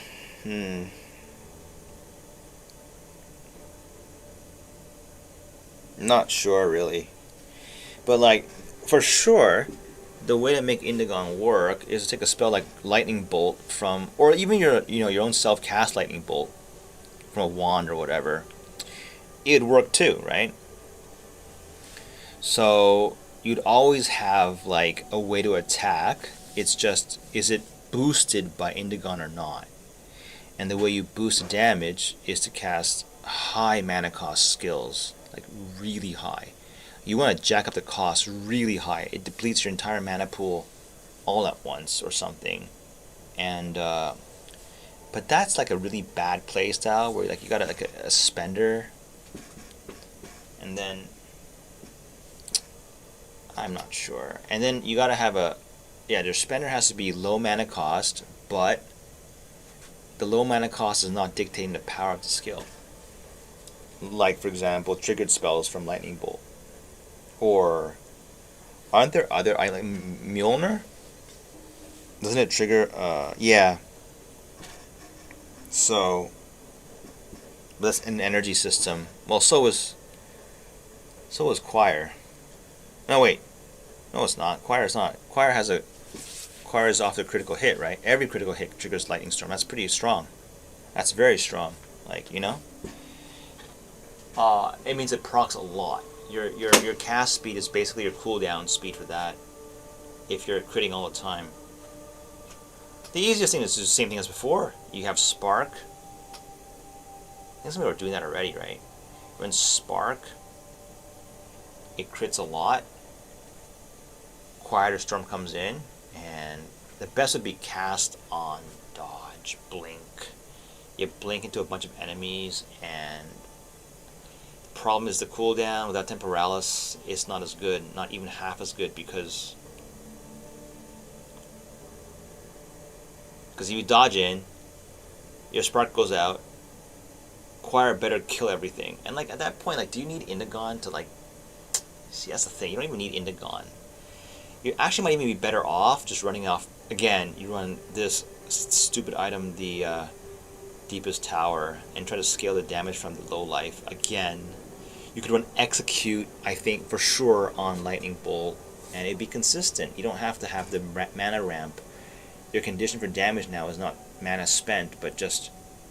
can you be within 4 meters of an enemy? And, you know, it's always more important to kill the thing that's right in front of you. Could certainly imagine a Lightning Bolts build that just... crazy.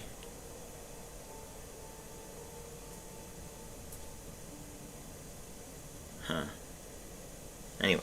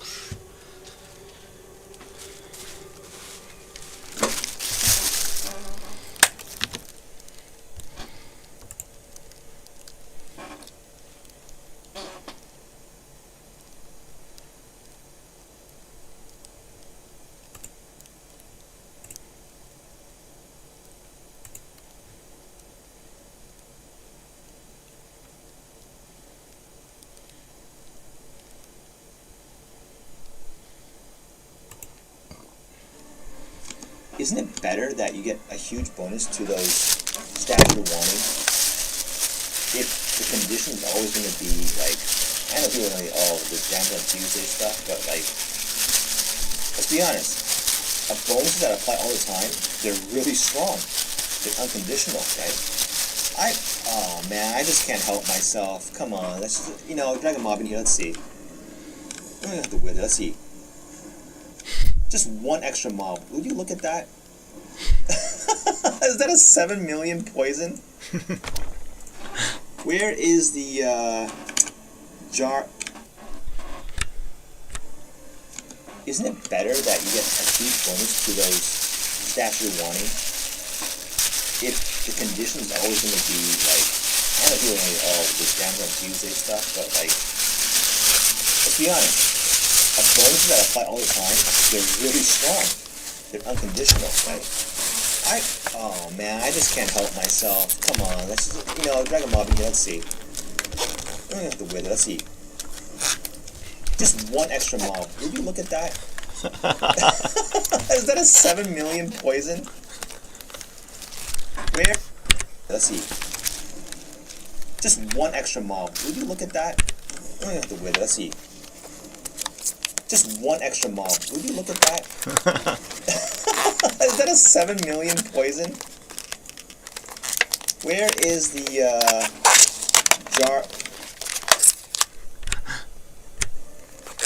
Isn't it better that you get a huge bonus to those stats you're wanting if the condition's always going to be like, I know people are going to be, oh, this damage on Tuesday stuff, but like, let's be honest, bonuses that apply all the time, they're really strong. They're unconditional, right? Oh man, I just can't help myself. Come on, let's just, drag a mob in here, let's see. I'm gonna have to wither, let's see. Just one extra mob. Would you look at that? Is that a 7 million poison? Where is the jar?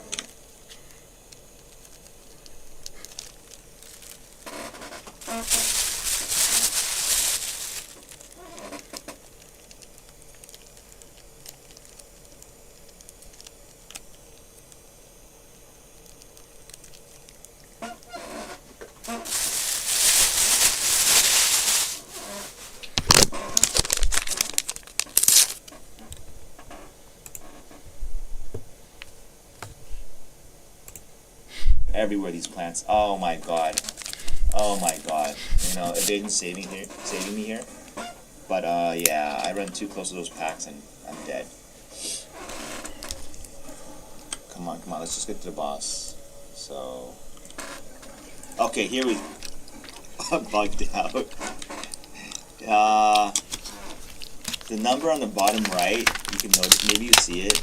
It's like a bugged out number. I think it's because with Trample Toe and those big pops, it's basically too much damage stored. So you have to reset your Plaguebearer like that. It's kind of lame. And it happens less on Deli maps, I think it's because of reduced damage. But it happens sometimes. Anyway. And the one thing you don't want to do is kill exactly one enemy with Plaguebearer. Because then you won't get charges. That mob's poison damage does not count towards your next one. I think the mob that you kill with Plaguebearer directly do not count to your next poison count. But the game does allow the mobs that Trample Toe kills for you. So yeah, so on a boss like this, drag all the hyenas with you, take them as like little poison bombs. I think there's more mobs coming in. Yeah. And then and I died too, but whatever. I don't. Oh, it was these things that hit me. I was just whatever. But he died too. Yeah, I gotta build defense. But you see the picture, right? Like you can just, and then and I kill kills for you. So yeah. So on a boss like this, drag all the hyenas with you, take them as like little poison bombs. I think there's more mobs coming in. Yeah. And then I think there's more mobs coming in. Yeah. And then and I died too, but whatever. You know, I don't. Oh, it was these everywhere. These plants. Oh my god. Oh my god. You know, evading saving me here. But yeah, I ran too close to those packs and I'm dead. Come on, let's just get to the boss. So, okay, here we bugged out. The number on the bottom right, you can notice, maybe you see it. It's like a bugged out number. I think it's because with Trample Toe and those big pops, it's basically too much damage stored. So you have to reset your Plaguebearer like that. It's kind of lame. And it happens less on Deli maps, I think it's because of reduced damage. But it happens sometimes. Anyway. And the one thing you don't want to do is kill exactly one enemy with Plaguebearer. Because then you won't get charges. That mobs will account to your next poison count. But the game does allow the mobs that Trample Toe kills for you. So yeah, so on the bottom of this, drag all the hyenas with you, take them as like little poison bombs.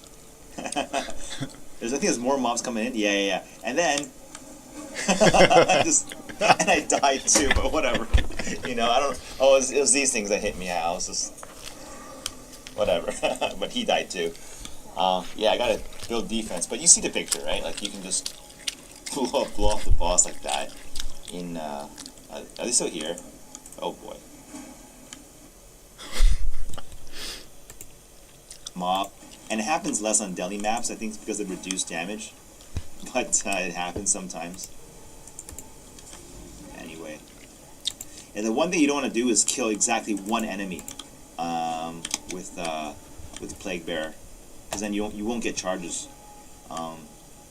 That mob's poison damage does not count towards your next one. I think the mob that you kill with Plaguebearer directly do not count to your next poison count. But the game does allow the mobs that Trample Toe kills for you. So yeah, so on the bottom of this, drag all the hyenas with you, take them as like little poison bombs. I think there's more mobs coming in. Yeah. And then and I died too. Coming in. Yeah. And then and I died too. Coming in. Yeah. And then and I died too. But whatever. You know, I don't. Oh, it was these things that hit me. I was just whatever. But he died too. Yeah, I gotta build defense. But you see the picture, right? Like you can just blow off the boss like that. Are they still here? Oh boy.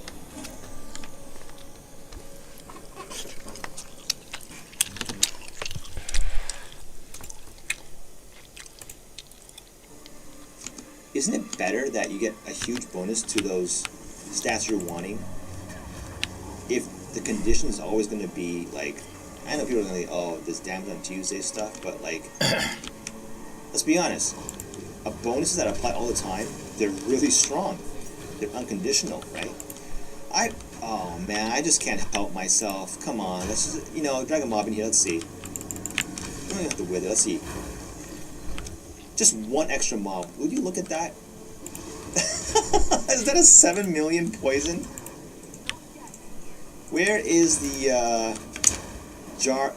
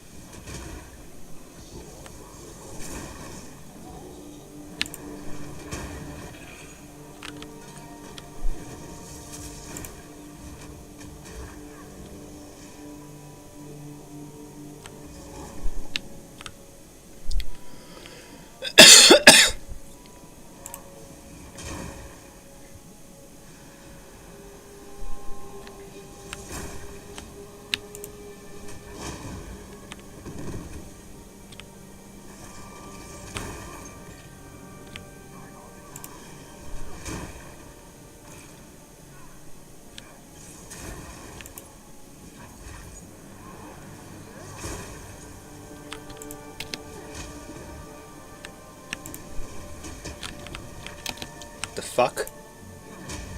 Come on, man.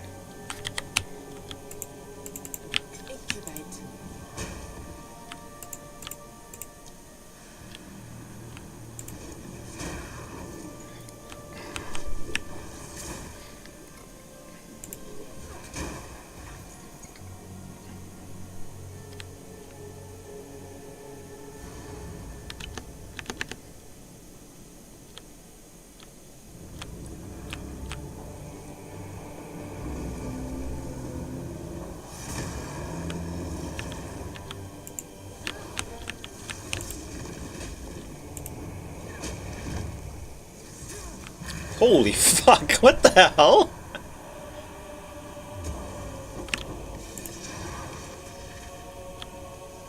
Huh? Huh? I don't know why it's so funny. It's funny. Come on, man. That's funny. I got the... He's taking enough damage. 2 shield charges will max charge it.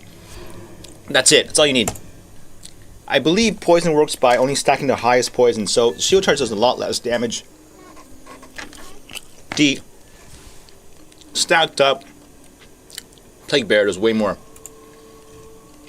No doubt. Right play. For sure. Is this good? Is this good? I say T19, T10. That looks good. It looks good, so I'm gonna... No one wants to buy my stuff. It's so sad. I guess no one's playing the game anymore. That's sad. And anyone's watching this, you know, come on, play PoE. I don't want this game to die. It's so fun. I don't know. It sucks if you... How do I put this? If you're strictly going to play the absolute, like, just absolutely has to be meta, it's not that fun. It's not that fun. Because you might as well just play Diablo. Not gonna lie. I mean, you might as well just play Diablo. Because, at least that game doesn't have performance issues. This game has performance issues. Why is this game so special?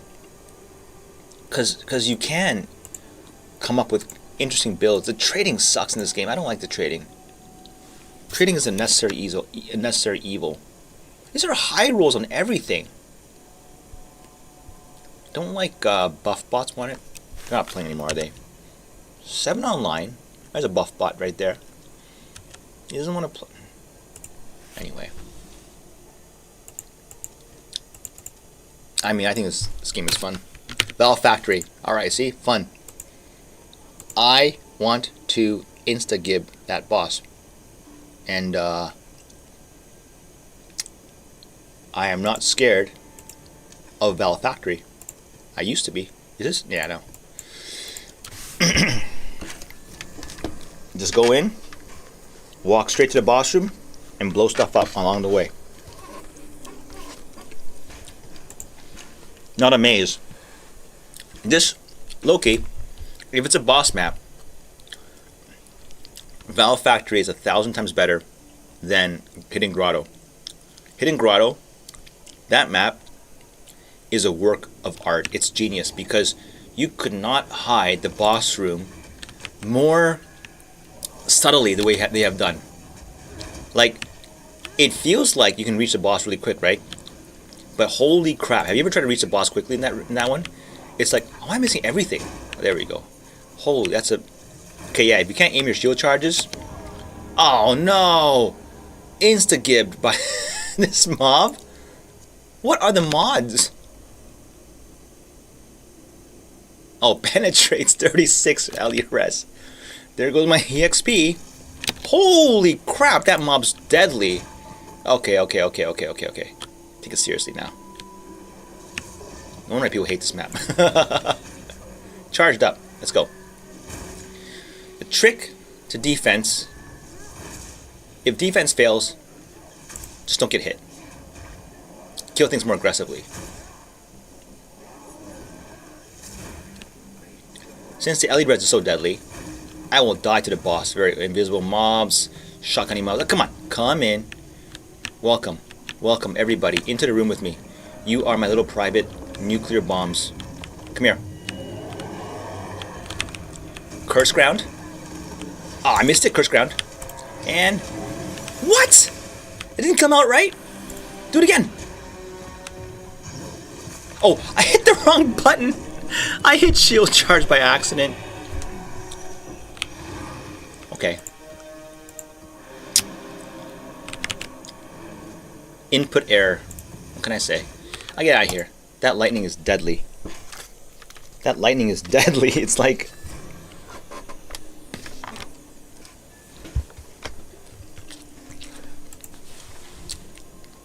Don't tell me that is a, Oh, for sure it is, isn't it? It must be. That AoE lightning attack is coded as an AoE attack. It's unavoidable. Come the hell on, man. It mean... Oh, man. And an LED... Okay. So you're telling me there. Only thing left to do is to either cap lightning res to like something insane number like 90 or 85 on top of the... Come on, that's crazy. That overkilled me, that lightning thing. And I don't... Enduring Elixir would have saved me, but I have to drink the pot before that mob, so I have to know it's coming beforehand. Anyway. Augury, let's go. These maps, they did a good job at making the bad maps good again. These maps are good. Is this ignited ground? It is, isn't it? No, everyone... Oh, I should test. I should test. Does...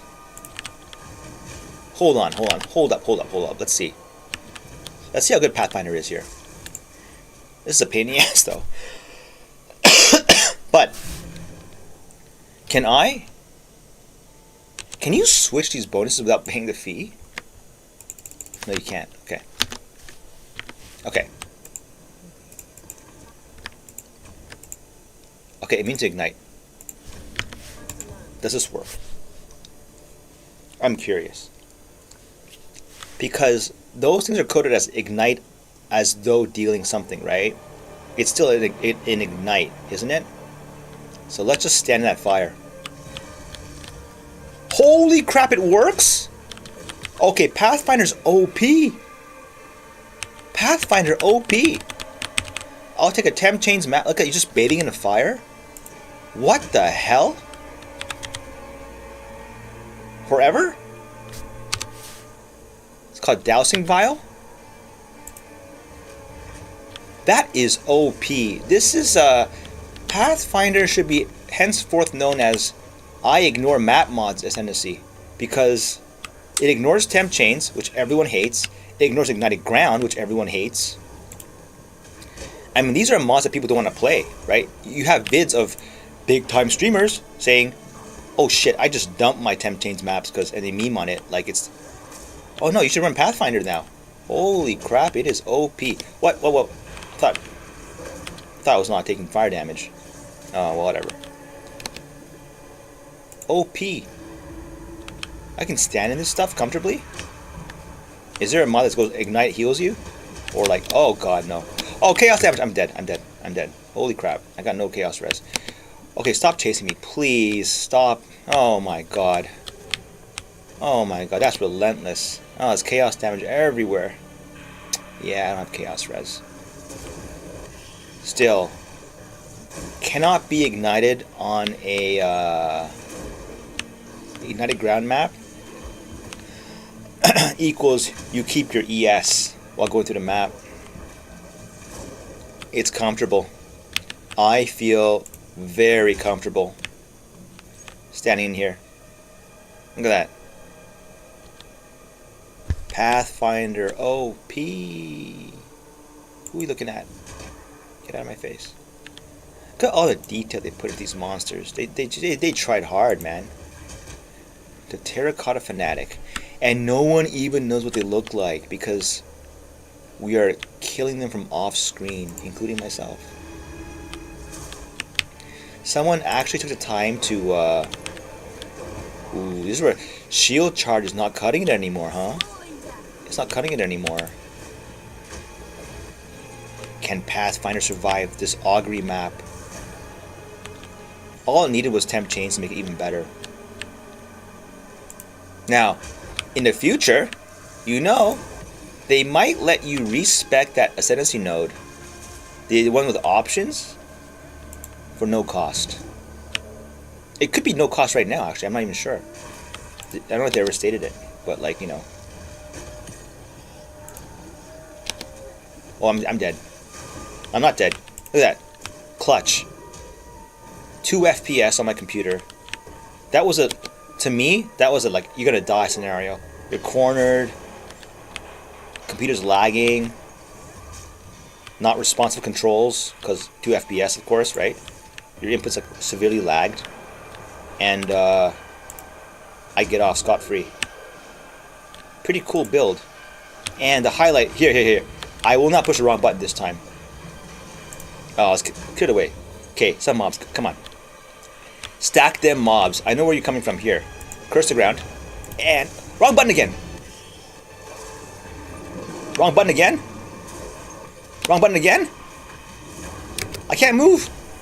I cannot move. Come here, mobs. What? I am surprised he's not taking more damage. I'm still at max charges though. Wow, I'm being swarmed here. Where is he? Oh, that is OP. I can swim in that guy's fire because I was saved right there. I fucked up again. I have brain freezes for some reason. I get too excited about the mob thing. I push shield charge.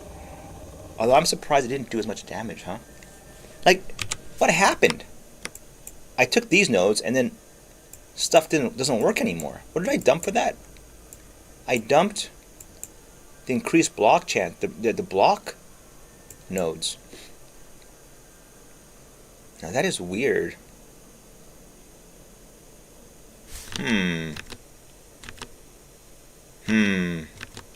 Anyway.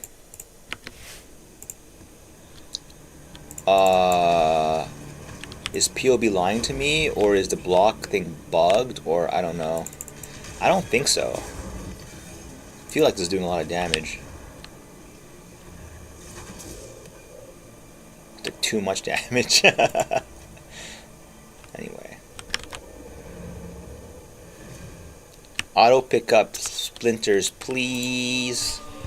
GG. I don't want to click on each individual splinter. It is too much clicking. I want to save my wrists, you know? Anyway. Okay. Cannot be ignited. Does have its uses. That was pretty, it was clutch right there. In that map, that was clutch. 50% Deli. Let's do it. Could have been the Ellie res. I don't know.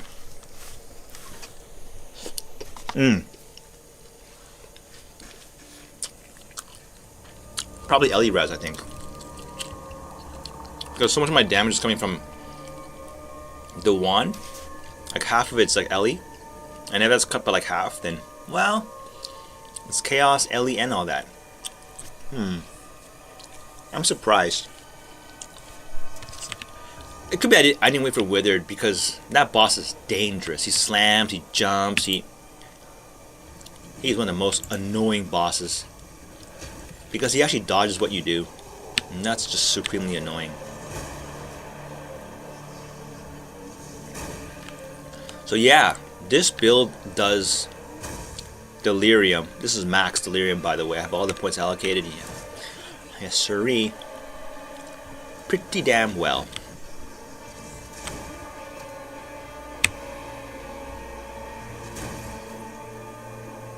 Like, they cannot be ignited. It seems like it makes you outright immune to certain attacks that are really deadly. Other one is Blackjaw. He comes out of his RP doing the fire breath, and like you're just being like, If you're just sleepwalking through the maps, that will kill you. I mean, it just seems to eat through your HP like so fast. Like there. Is that fire? Yeah, like ignited ground is really annoying. So like Pathfinder, by virtue of eliminating 2 of the most annoying see, people say Frozen's the worst. Not in this build. Not in this build. You can tank a Frozen. You can get a proc for Frozen. You can get a charm for Frozen. But you cannot get a charm that... I know Bearer's Anguish stops the... Actually, crazy, huh? Don't... Yeah, if you have Pragmatism and Bearer's Anguish, then you can pretty much just... You ignore ignite damage, right? But...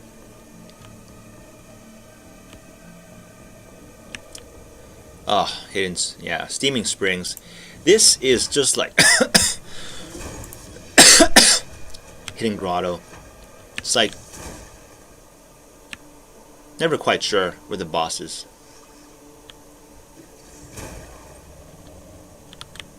Yo, no, man, this build, man, seriously.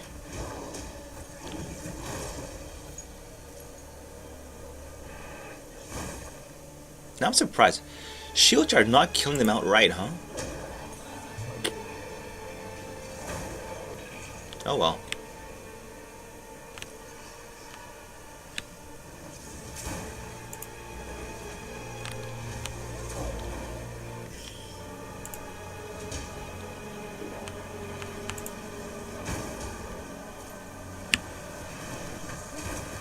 Yeah, this is trample to abuse, huh? Look at all those mobs. Is there a case for using a shield wall? Oh, man. Okay, come on. You fast mobs. You are my little, sweet little poison bombs. Come in here. I will not. Okay. Left click, mouse down. Left click, mouse down. What the? That's not right. Mouse down. Charge. Charge. Damage seems pretty bad now. I was doing like... Huh. Go figure. I changed some nodes and all of a sudden... Maybe I changed the wrong nodes.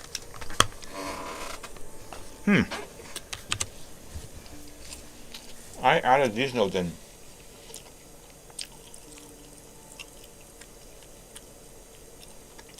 I think I should be doing a lot more.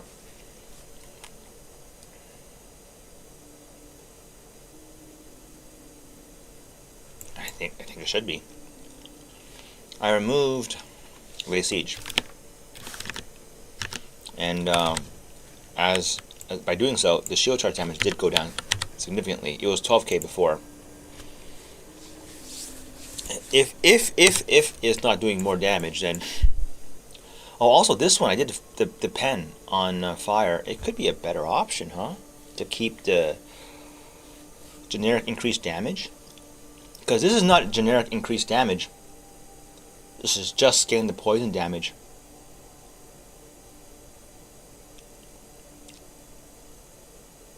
Huh. Well. I'm surprised.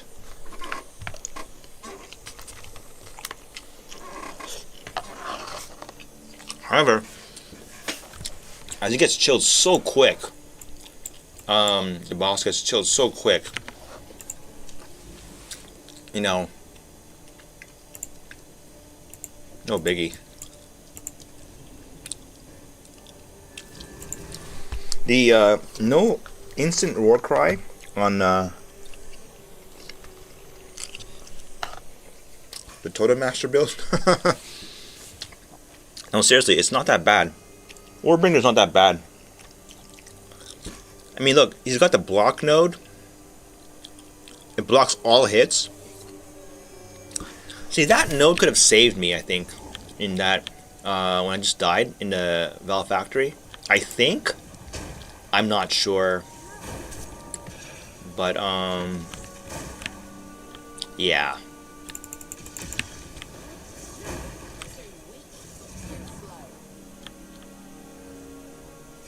Ah, come on.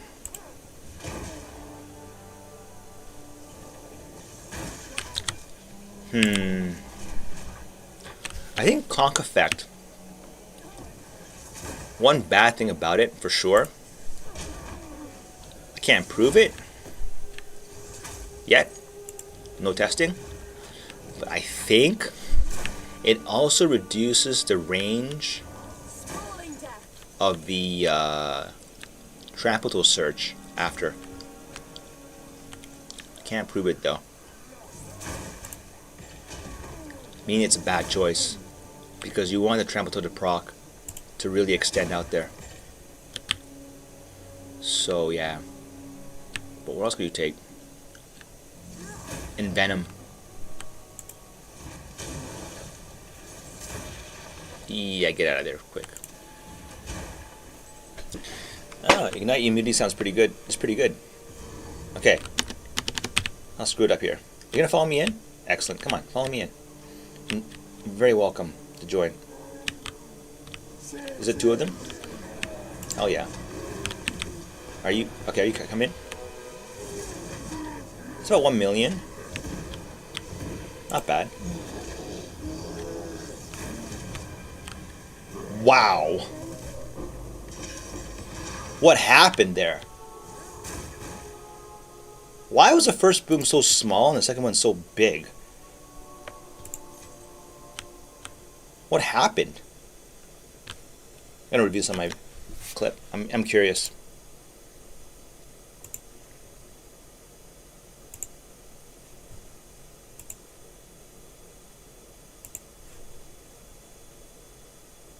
I'm gonna review this. What happened there? I don't understand. It's so spiky. Like it sometimes annihilates like the boss, and then other times it just tickles it with like a 100k ish dot. Yet other times it's like, yikes, the damage. Like, you know, what the hell? What the hell? I'm gonna review this. I'm gonna debug this, because I feel like if I can figure this out, it would be the key to unlocking some big initial. Like, I have nodes that give a lot of damage to first hit.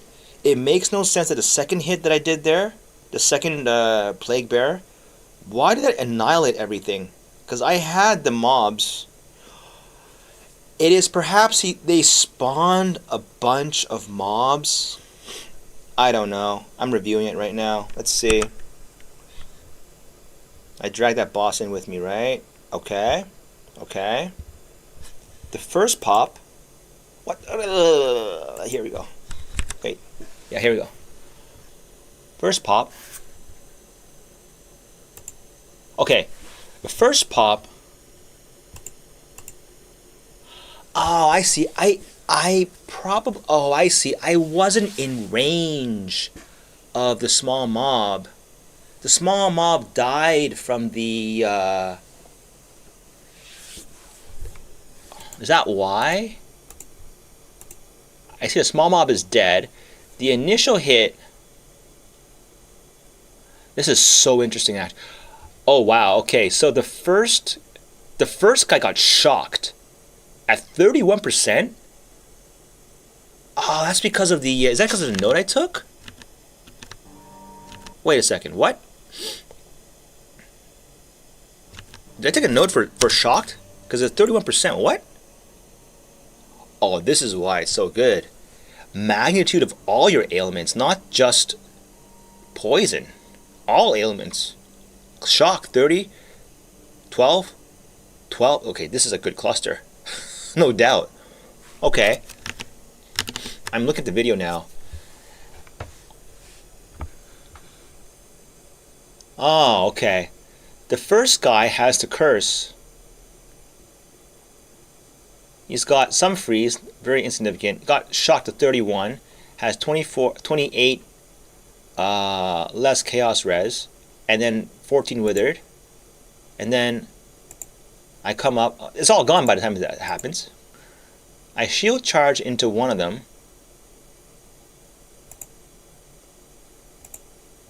And this is the part I don't get.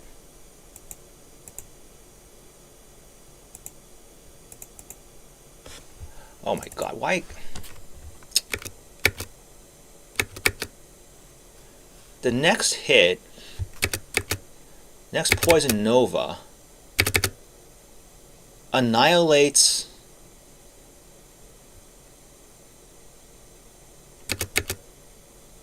everybody. And I don't know why. It has to be debuffs, right? No?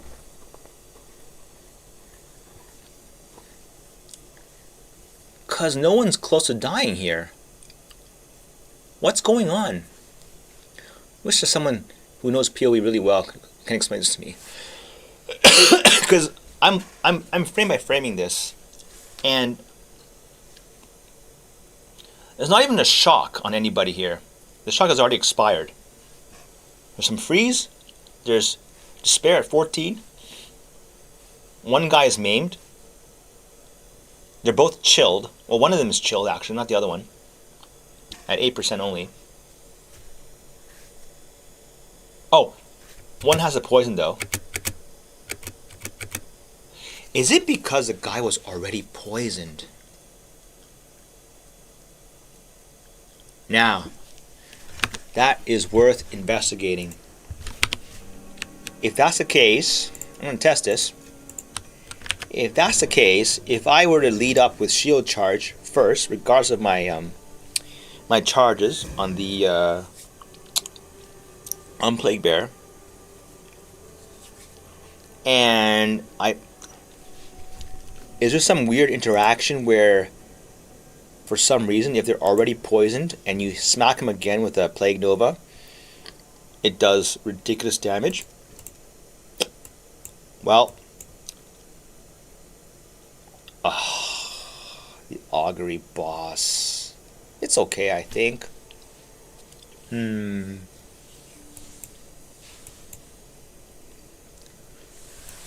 There certainly is a strong case to be made for. I thought it would be bad because the first hit, I have configured the first hit to do like a truck ton of damage. But there, the first hit looked pretty sad. And it was a second hit that made me go, whoa. Were there other mobs? Oh. Oh, I see what's happening here. I think there were other mobs. Hold on. They summon other people? Nope. Nope. Because I see the shock being applied. There's one other mob. One. There's one mob. There's one mob. There's 3 total. The Poison Nova hits all 3. But the overkill won't apply unless next time. Have to test. Very curious. It might be because the mob, because I hit a poison mob. The only condition that was not true the first time was that the mob was and yeah, if that turns out to be true, I sure as hell will not be reporting that to GGG, as I take advantage of the only advantage of this channel being so unknown, is that because popularity is such a everyone's so like obsessed with it, even though they don't know it. I am certainly not. No one's gonna care for these builds. What will happen most likely is some popular YouTuber, if they happen to chance by this information,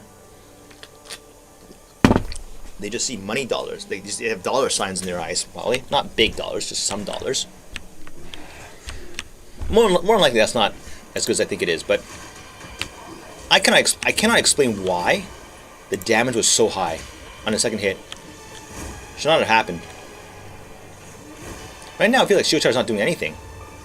And of course Plague Nova is still like just doing massive damage. Just, here we go, oh, acceleration, thank God. Oh, now I can feel like Fob Gun now. Great. There we go. Zoom in through the maps. Blasting away. He's a great guy though, Fob Gun. I'm not trying to make fun of him.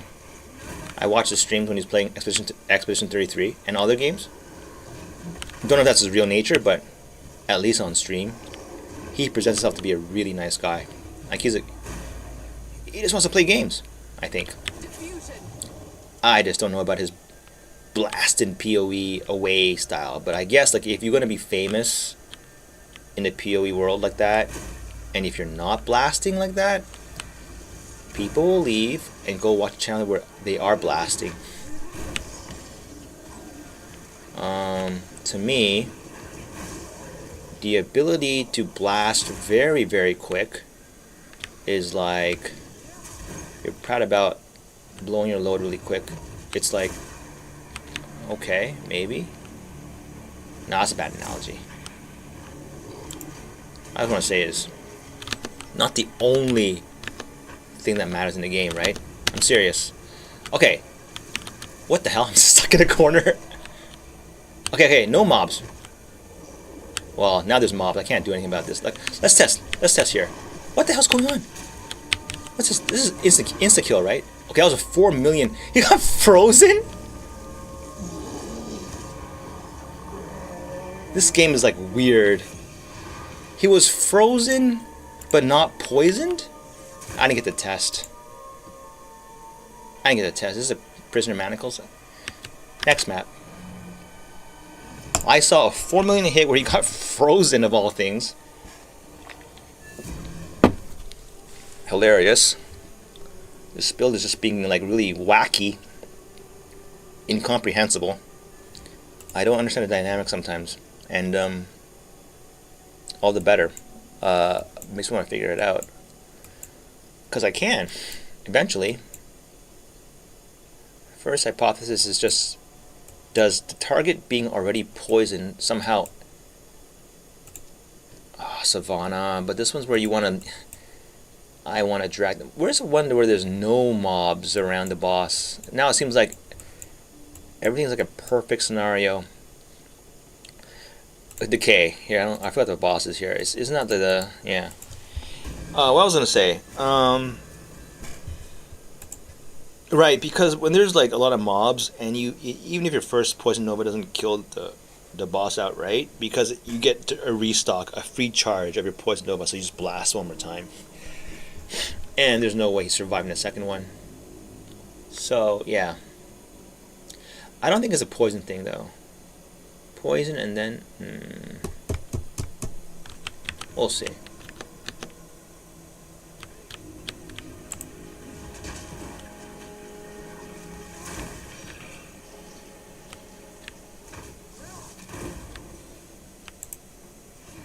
Whee! Ouch. That's gotta hurt. Well, this is just about as brain dead as builds go. This is about as brain dead as they come. I am playing at like what? My lovely computer is going at 15 FPS.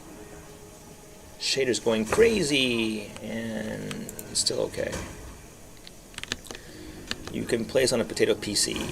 You know, if it gets too low, if the frame rate gets too low, and this has happened before, your UI doesn't have time to draw in.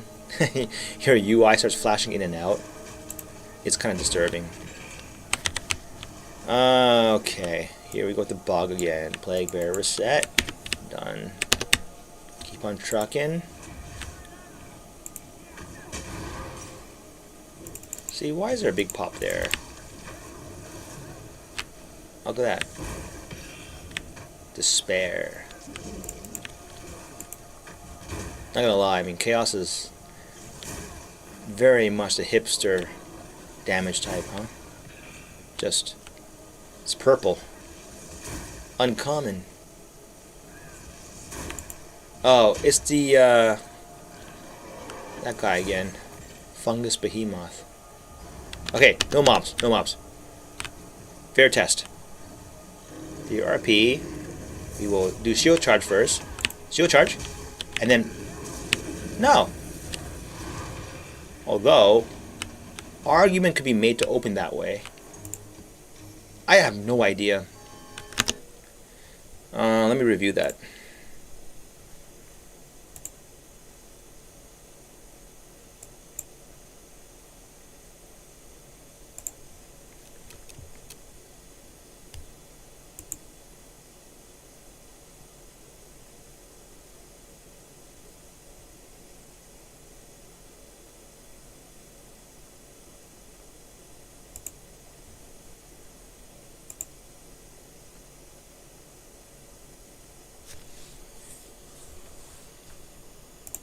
Your UI doesn't have time to draw in.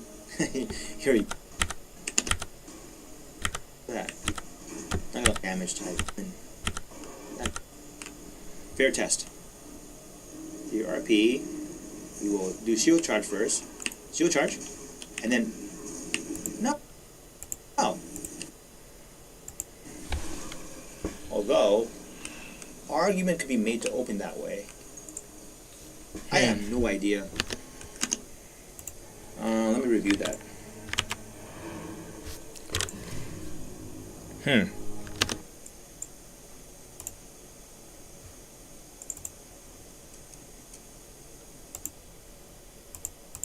Nah, I don't think so. That could be worth a lot, huh, the Gemini bow? I don't know.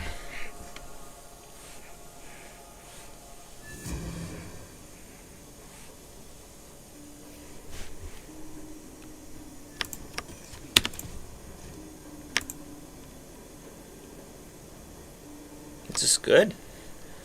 9 all res. 9 all res. Ugh.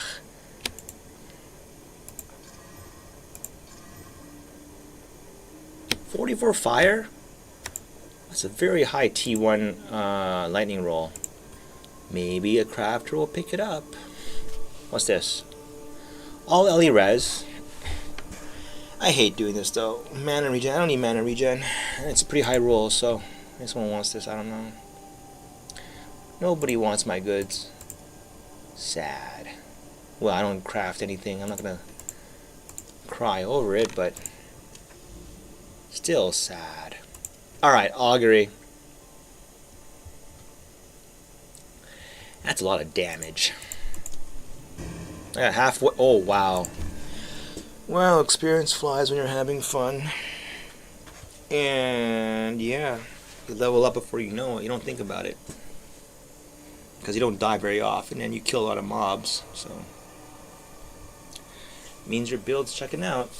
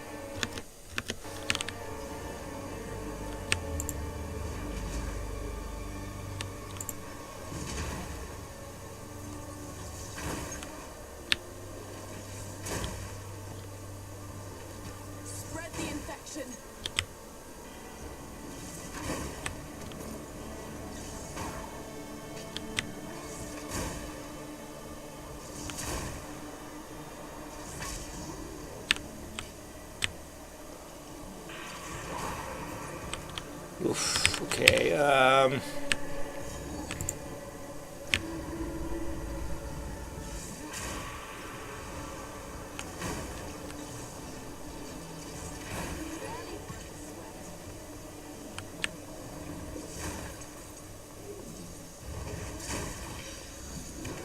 probably the super meta thing. The true 40 chess way is just to play lightning spear. Do what Flopgun's doing. I gotta say in the end, right? First you're like, people who are stuck playing off meta builds are like, it's cause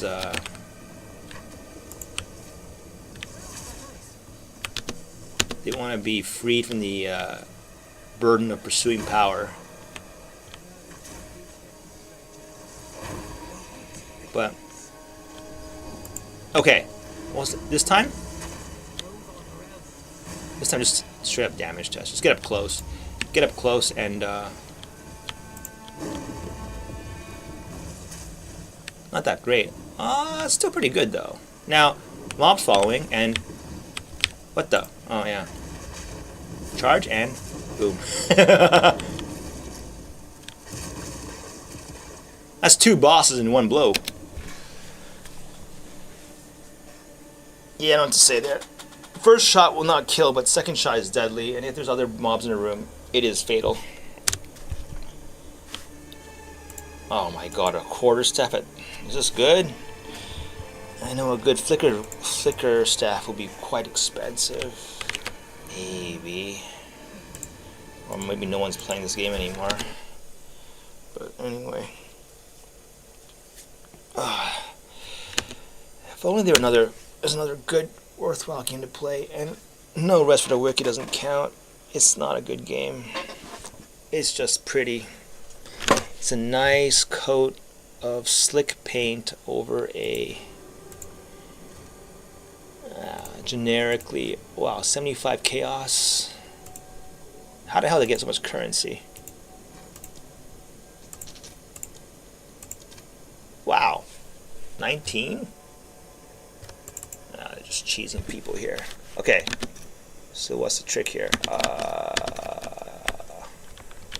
Do 40 or something, and we'll try for 3 divines, right?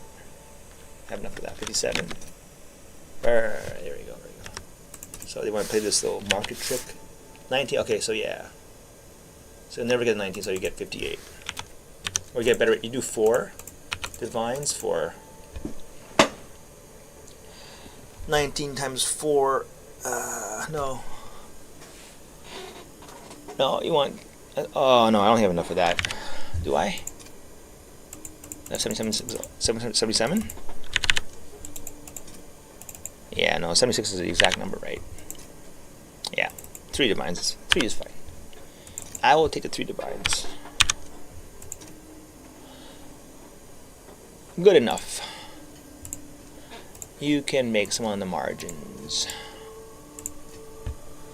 That's fast. I gotta tell you, the divines shot up pretty fast playing this build, because I don't have to even think, and well, being tanky is one thing.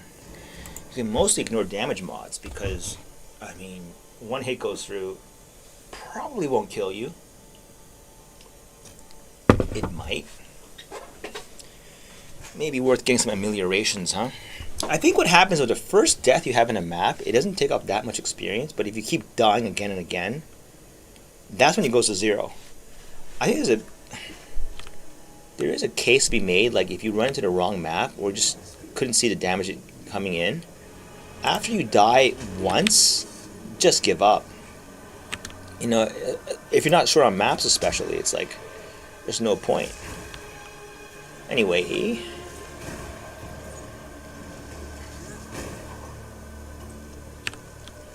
I'm gonna tell you what, the dragging in mobs to insta-kill the boss, I welcome it. You know why? Because you don't always get it. It's more fun that way. Now, if you're like dead set serious on killing the most bosses per hour, I mean, you just reliably kill everything every time. You can't tolerate any point of failure. I can most certainly see a case for what is it? No, hell no, right? You want the unconditional always on damage? Oh god, I walked the wrong way. In my defense, though, it's like this is like 2 FPS or something, or like 10 FPS. It's so bad. And when you have low FPS like that, the input lag is so real. Like, you know, like this, the build plays very well, even under these conditions, because it's hard to die. You nuke the entire screen at once. That's why. Now, where's the boss room? A lot of mobs. Here it is. Come on. Follow me in, boys. There's more in here? Oh, God, get out of... Oh, no. Oh, I'm left with one mob. That is sad. Okay, come on. Let's make it work. Oh, God, he hurts. Oh, God, no. Oh, God, no. Wait, I can't be ignited, right? Ooh. Like, that's crazy.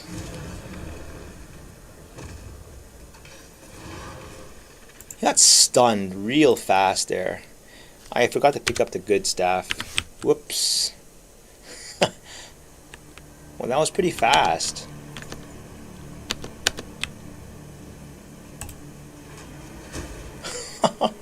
Does that mean like you...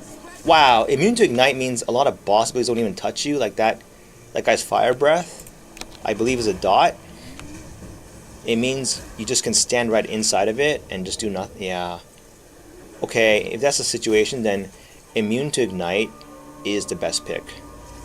As shock is, yeah, it might save you from one-shots. But looking at the deaths I've had so far, yeah, some of them from Blackjaw's, the boss, the breathing fire, Chimera, breeze fire, that has happened before.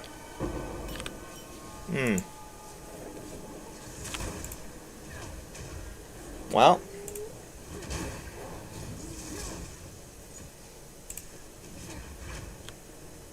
do we do... I don't know. Just immune to chaos. Expedition is pretty annoying. The extra content is usually annoying. Deli is kind of annoying too, not gonna lie. Just only form of endgame scaling they have here. Wow. Looks like nothing's standing in the way now. Okay, Ellie weakness, right? Really bad mod.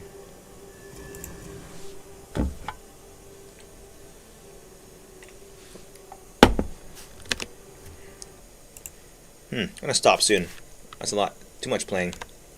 I'm gonna stop soon. It's fun though. Just play too much. Better take a break. Take break.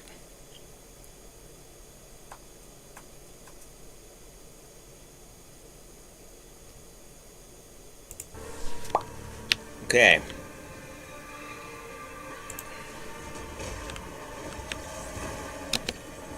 Yeah, that ignite too. Walk right through the fire, huh?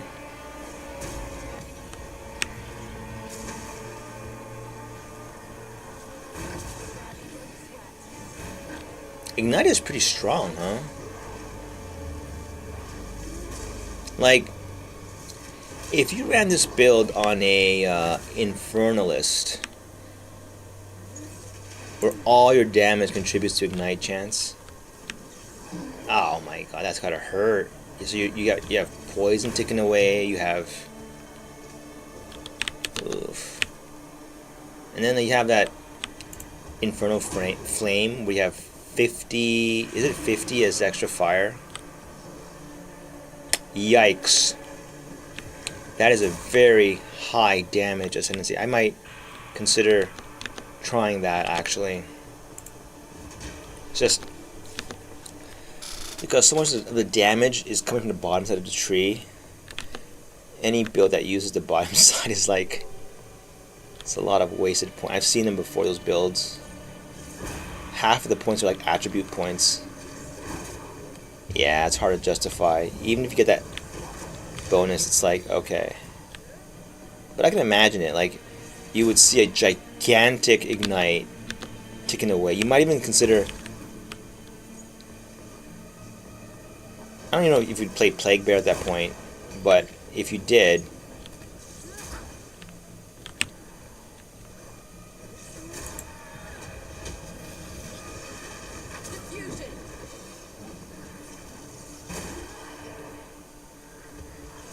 to be, you know, this is a try attribute. Well, yeah, you need a strength for the shield. You need strength for the shield charge. You need the all-star, the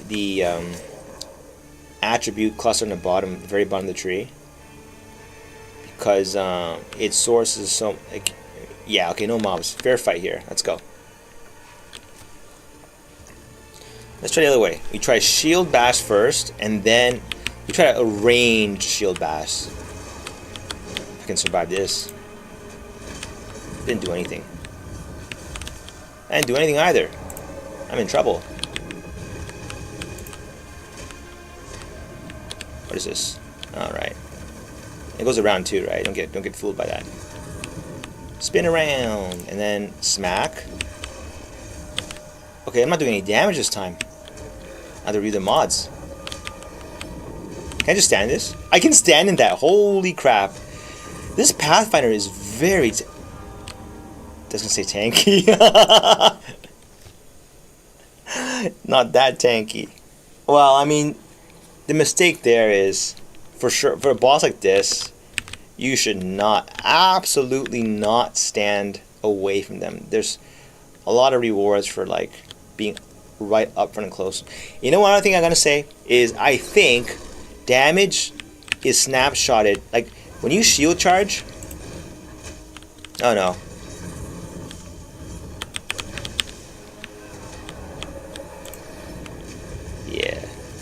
Yeah. That's pretty big. That's a pretty easy fight, but lesson learned. Do not step away from that boss. Once they're stunned, it's pretty big. I don't know, I feel like the first hit, no, didn't do much. It's weird.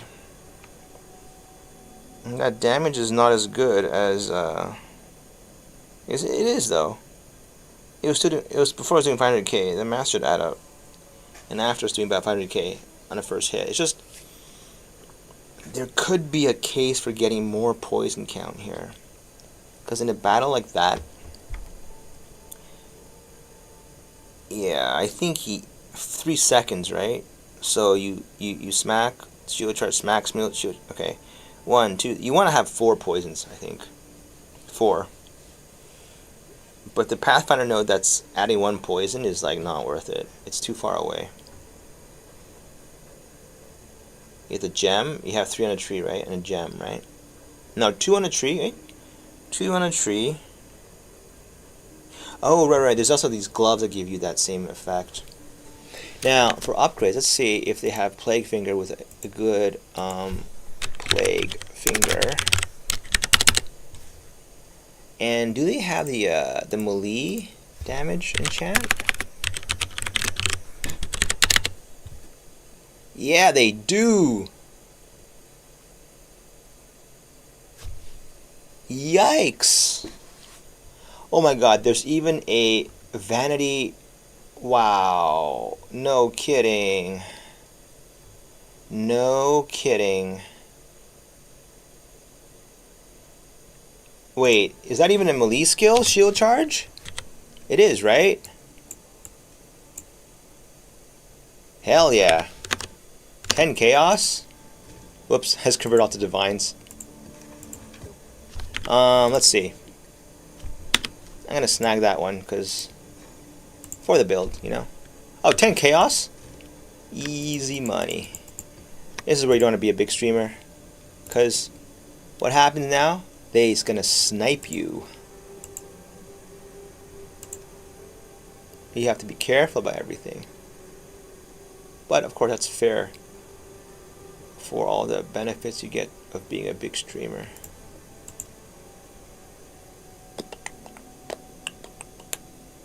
I had to dump something. Okay, Plaguebearer. Why is that in here? Back in the gem slots. Okay.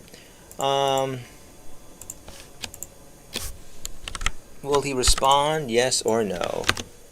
10 chaos. The poison on hit is good enough. I lose what? This is a pretty high roll, right? 28? Is the only thing that matters. 26. I'll take it. For a +1 melee? I will take it, but you will not sell it to me, will you? It depends. Nope. Dude is asleep at the wheel. Or maybe not. Sometimes they're AFK, they gotta wake up. Wow, 5 divines for a really cool looking... Oh, he did. He replied. Okay. 5 divines. There's a 5 divine +1 melee skills playfinger. But I'm like, come on, man. Because it's a vanity item. Dude corrupted it. Come on, load. Computer, keep up. They gotta optimize this coding. This is just ridiculous. Only on this game is there ever a problem. Loading. Please load. Fucking load. Load. Holy cow.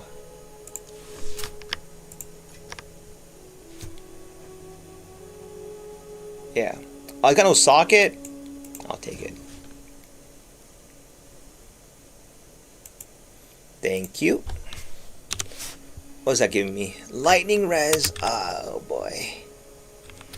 That might sting, but I don't know. Okay, how much is that on the shield charge? 10. That's minuscule. It's not as sensitive. Wait a second. Let's check the graph there. POE2.db. What the hell? Can't be just that, right? That's not even a 10% difference.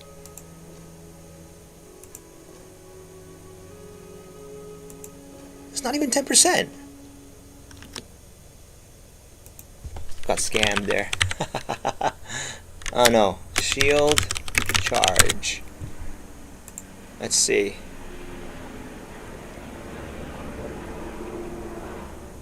What?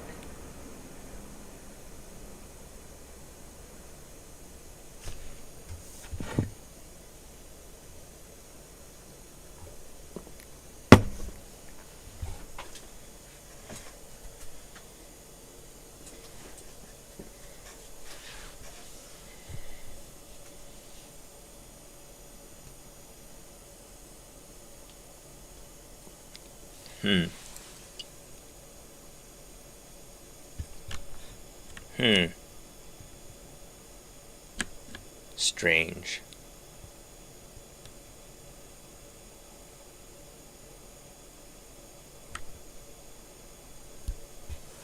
Oh. Oh, I see. It does look like... Wait, what is the second number? What is going on? Why is there 2 numbers here? Base damage. Why is it 3 numbers?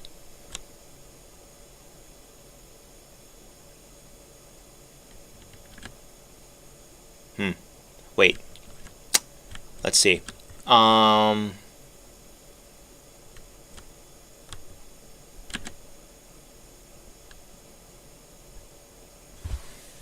So the area of effect is... Oh, right, okay.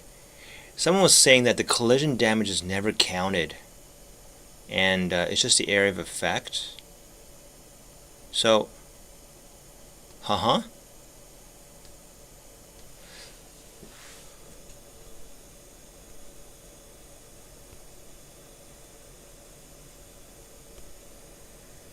The area of effect damage is a flat, but the shield, the collision... Now, there's a guy who... I forgot his name. Something like Shahan Tai, yeah, that guy. Yeah. He has some cool videos about, like, wonky...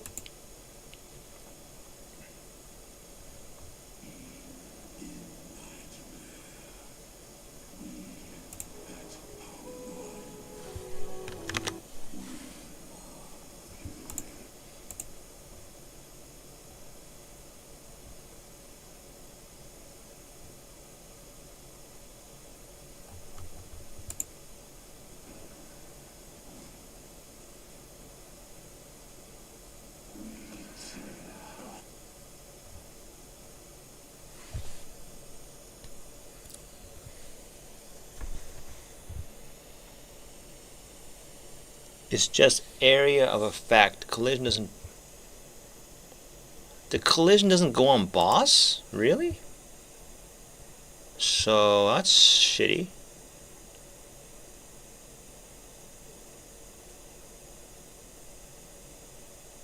That can't be right, right?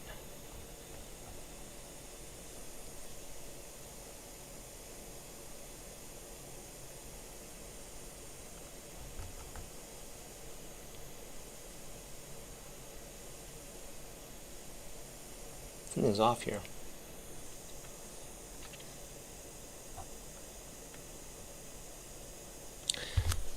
Is this going...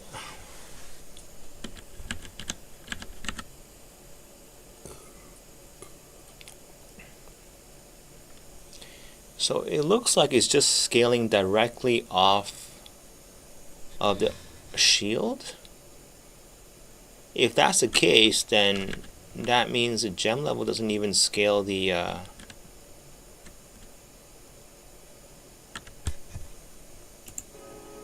what happened? Let's see here. Shield charge. Chaos spreads.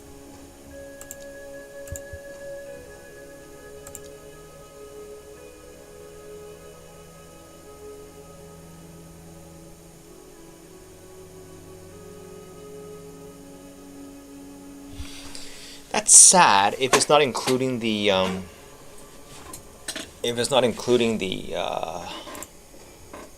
hold on. Never mind, I lied. It may not even be including the collision damage here.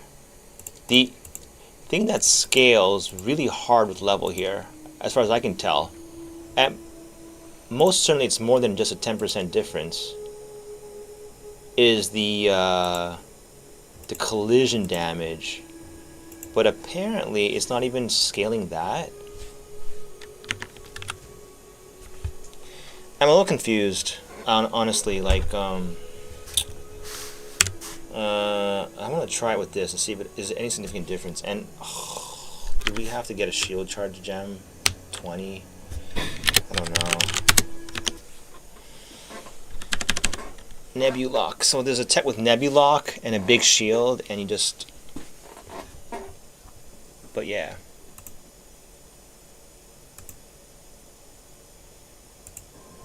Okay. I don't know. Is this more damage? Like, but is it the case where like the damage scales hard past 20? The thing is, I'm kind of locked into using Plaguebearer because, you know, that's where you get all of your level of melee skills and your weapon too. Or the amulet too. Yeah, the amulet could have a plus something to... Because from 20 to 24... The flat added damage goes up quite a bit. Like, it almost goes up by 40% actually. But the AoE scaling not so much. I mean, it is significant though. It's not nothing. It's not nothing. But it's not... I don't know. 27 would be... Yeah, okay, so like, same thing with the... like, let's see. Let's see. Let's see here.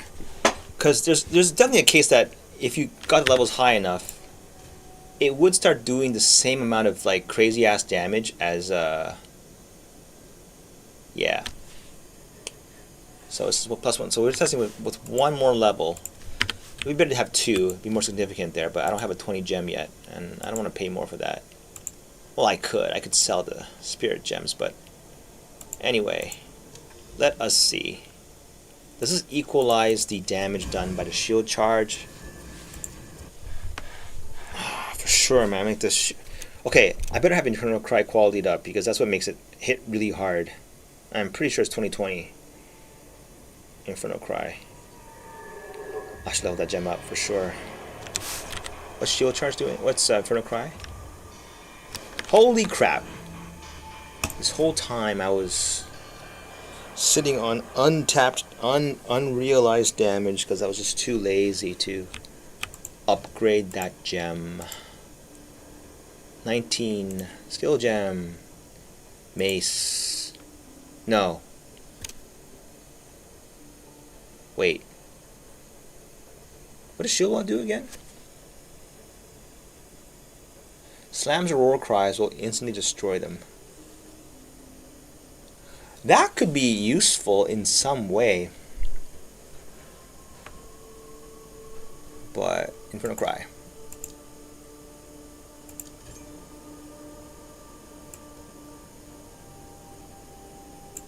Let's see.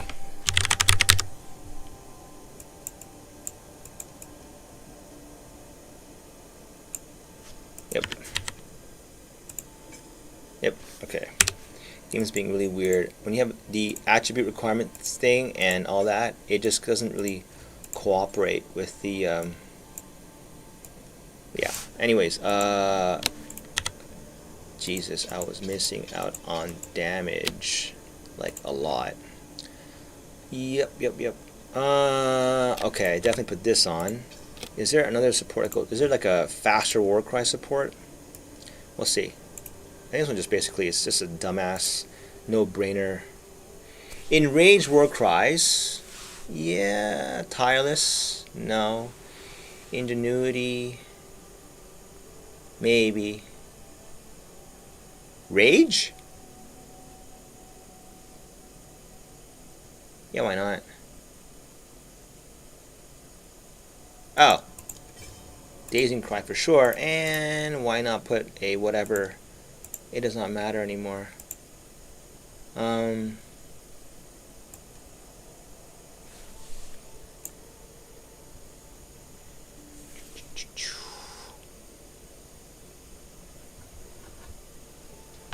Yeah, I'll get Rage. Too bad. If I had Rage, it'd be even better.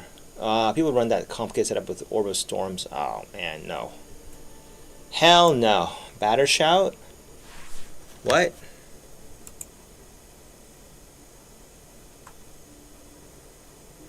Oh, I have to break the armor first. Whatever. Why are there does that do damage? It does, doesn't it?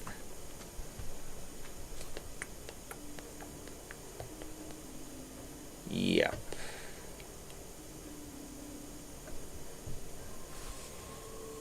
Huh. I forgot. Last rate is 50% bleed, yeah.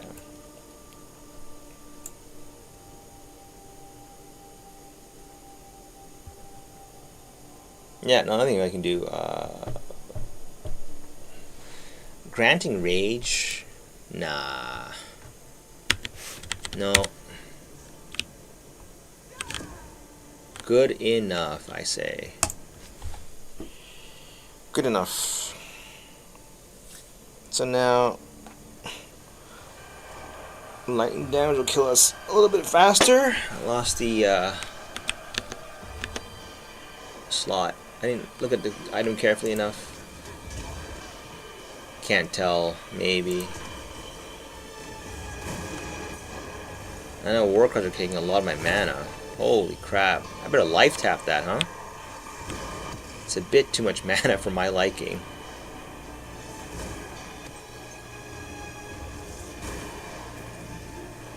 Shabam.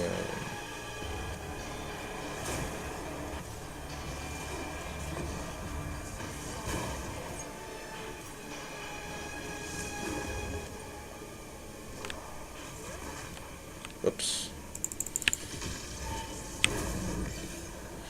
Yep.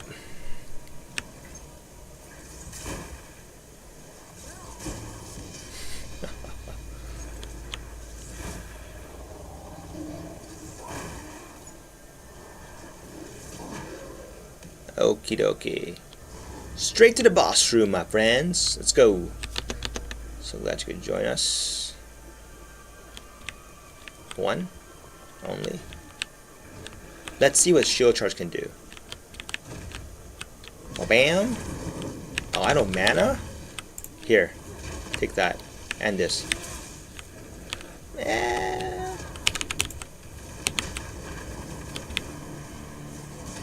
Not that impressive, actually. Oh god, no. Oh yeah, I can say. What? I thought I could stand right inside of it. Huh. Okay. Heavy regrets on the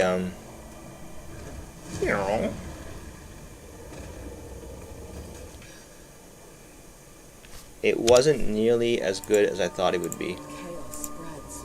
And I'd rather have the defense. Maybe the scaling goes like completely bonkers later, but whatever. Easy. No, I think the first hit should have been, yeah, Plaguebearer for sure. Makes more sense. There's no need to stack whatchamacallit.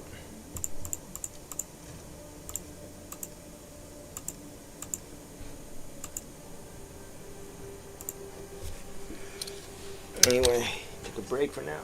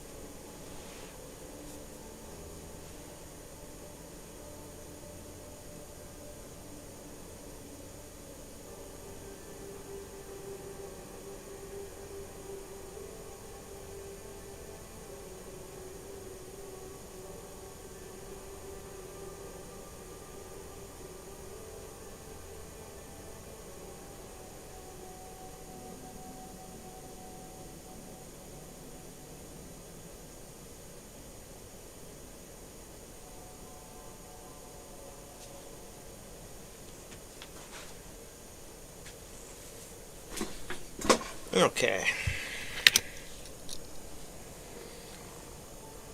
I wonder. It feels like the boss damage got significantly worse. I wonder if it's because I'm not crossing a threshold. So if I add this up, 28, 23, 20. I have extra 12. So 40, 79. It's almost over the 100% mark, but not quite. And but I have, yeah, it is over. Okay, let me see. Because I certainly wasn't impressed with the new damage. The thing I changed was I dropped block chance for these nodes. And they might have increased the poison damage, but I sure as hell did not feel a significant difference. So what I'm going to do, respec here. I know these are good nodes, but they did not impress. And we will take some of these to connect. We'll just stack int.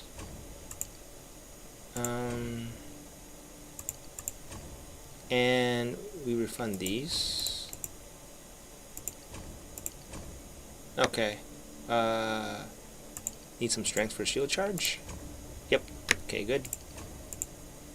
Alright, we do it this way on the tree. We do block damage scaling.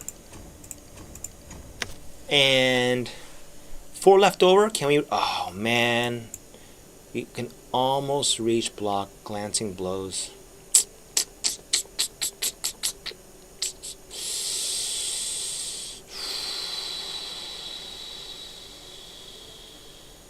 One, two, three, four, five. 1, 2. Okay. It's not a good idea to take glancing blows, but I mean, like, whatever.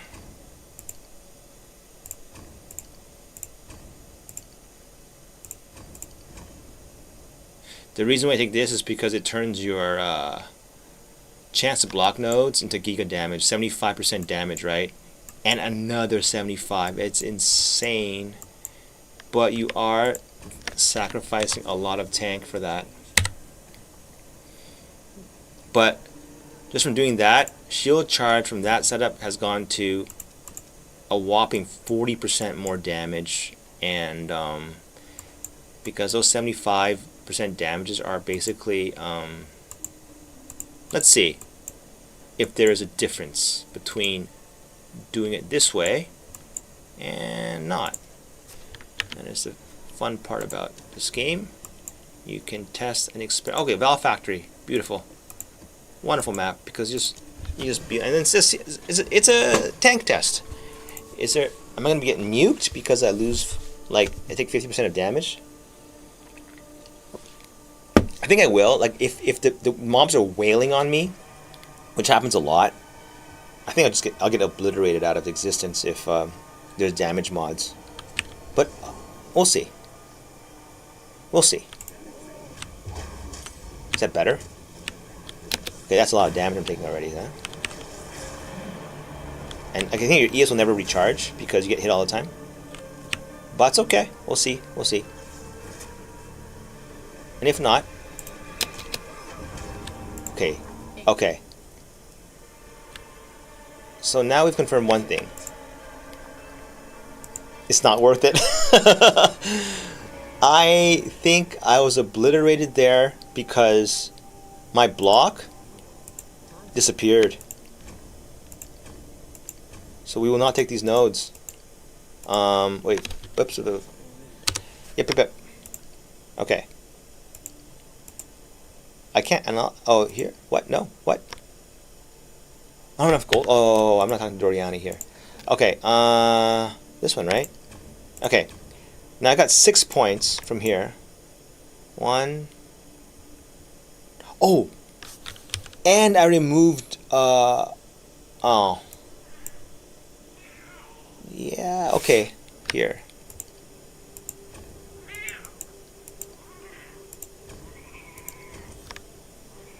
I forgot this one.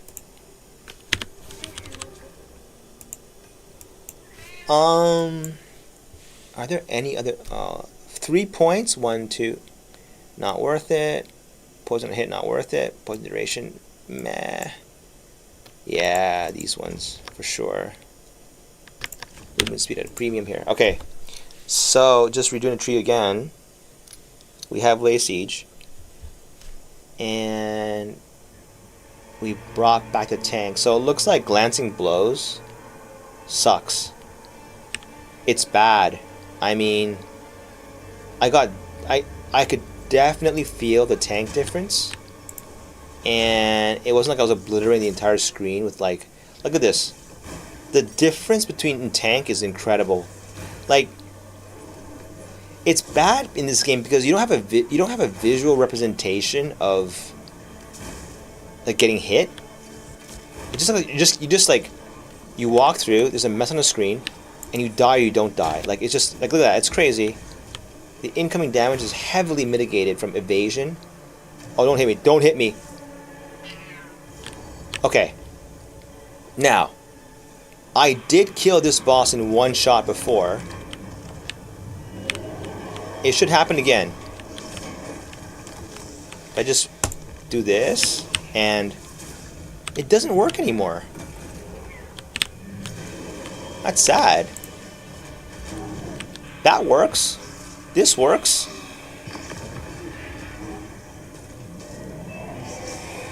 What happened to the instant nuke?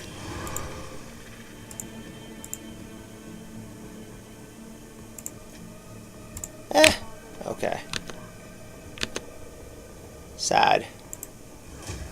Okay, one thing I've confirmed for sure. Evasion plus block makes you giga tanky. Like, people knew that, but did you ever see it? I show you the difference right there. Huh? In fact, What are the... Oh boy. Oh boy. Oh, I see. Okay, still 58 is extra chaos, which is my lowest resistance. Well, there goes my XP. Should have watched for the mods, huh? Worst map possible. No wonder I got instant nuked. But like, still, it shows how tanky you get, even when you are vulnerable to the damage type that is prevalent. Evasion and block just cancels almost all the incoming damage, apparently. And if you're gonna get like 1 or 2 shot, oh, it really staggers the damage. It like nullifies most of the hits coming in. Pretty insane. I just now for some reason I cannot replicate that. Even when I drag mobs in, they don't. The mob doesn't insta pop like it used to. It's like a random event that I can't control. And like, I thought like despair would really amp up the damage. It doesn't really though. It should though in theory. Just it's not. I'm not feeling the damage difference from the curse. I wonder. I'll have to review the videos later. I'll find out what it is. That's the good thing about recording your videos. You make changes and you'll find out like later. For one thing's for sure, look at the ES is topped up all the time with block and evasion. So like you just you get hit so infrequently, so that goddamn shrine is a liability for sure.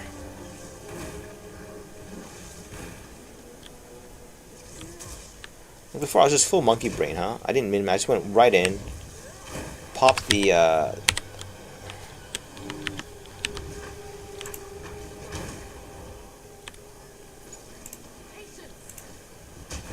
for whatever reason though, I feel like just the added damage nodes, the chaos spreads. what is it? Hold on. Brain freeze. Oh, this is a bad situation. Look at that. Look at that. You can just face tank an entire pack of mobs. I was mashing the potion button there, but just in case. But I think it's a no cooldown map, yeah? Yeah, for sure. This is for sure an argument for not to run shield charge as your only exclusive damaging ability. Because you can't run a map like this anymore. But with Plaguebearer you can. In fact, you very much can. Because you only need a shield charge once in a blue moon to charge it up when it goes, you know, out of charges. And I just use Plaguebearer. No cooldown. And dependable skill. Science demands your death. Where are you? Here? Yep.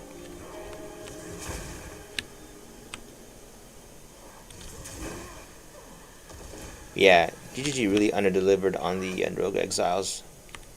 They did not play test it enough, obviously. I think it's right though that they shouldn't have gajillions of HP, because the fun in those kinds of fights, like in a duel, is that nobody can tank for long. They could, but not really that long. Not HP sponges like bosses are. So heard some complaining about how the Exile are too glassy. It'd be better if they did more damage too, but then again, I don't know if we really want that. Is it number of mobs? Because it could be. How many do you drag in with you? I should have done that. I should have done that. Oh well, it's okay. Let's just try this. That makes no sense, but I think the guy only had 1,000,000 HP, so that's why. I don't know why he's so... I guess he's vulnerable to chaos. I don't know. But he died very quick there. Reveal. I think it was just because he has no HP. And I don't know why. I don't know why.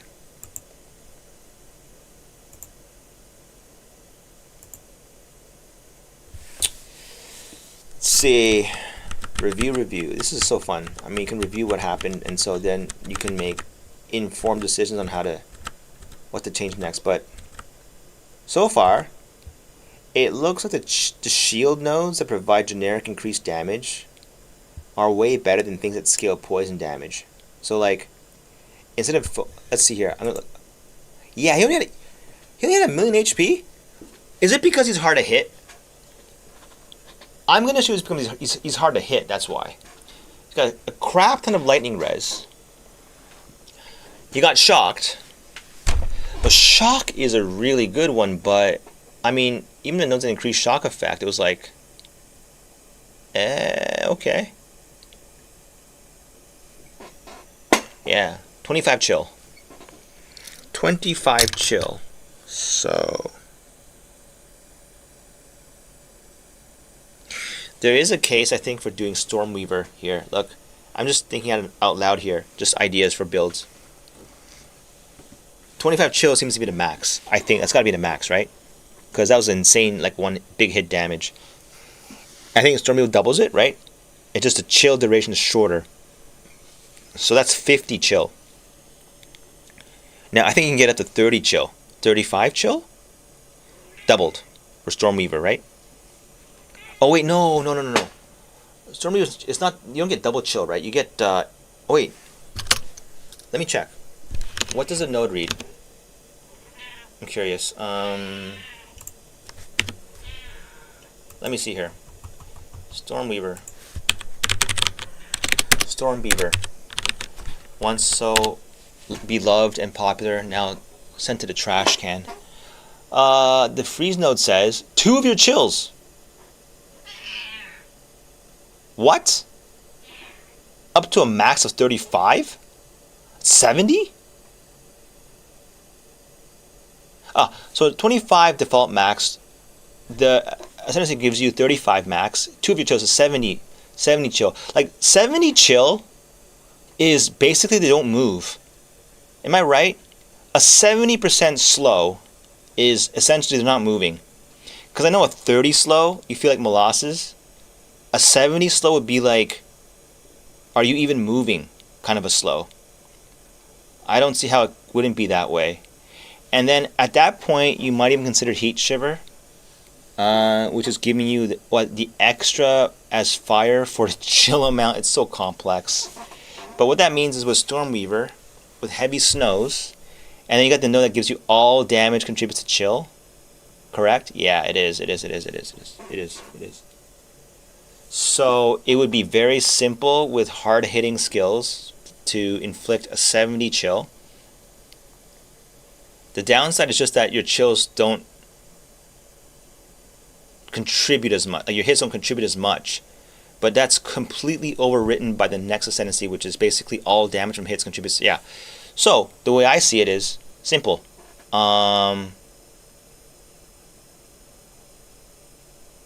If all your damage is contributing to that, the downside is eliminated because you just hit hard enough and max chill immediately.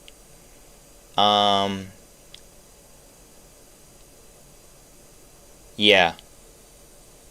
Yeah, absolutely. And then Heat Shiver. What does it say? I'm gonna click one of these. Yeah. Gain 1% of cold damage as extra fire damage per one. Oh, so you have to deal cold damage. It's restricted to cold.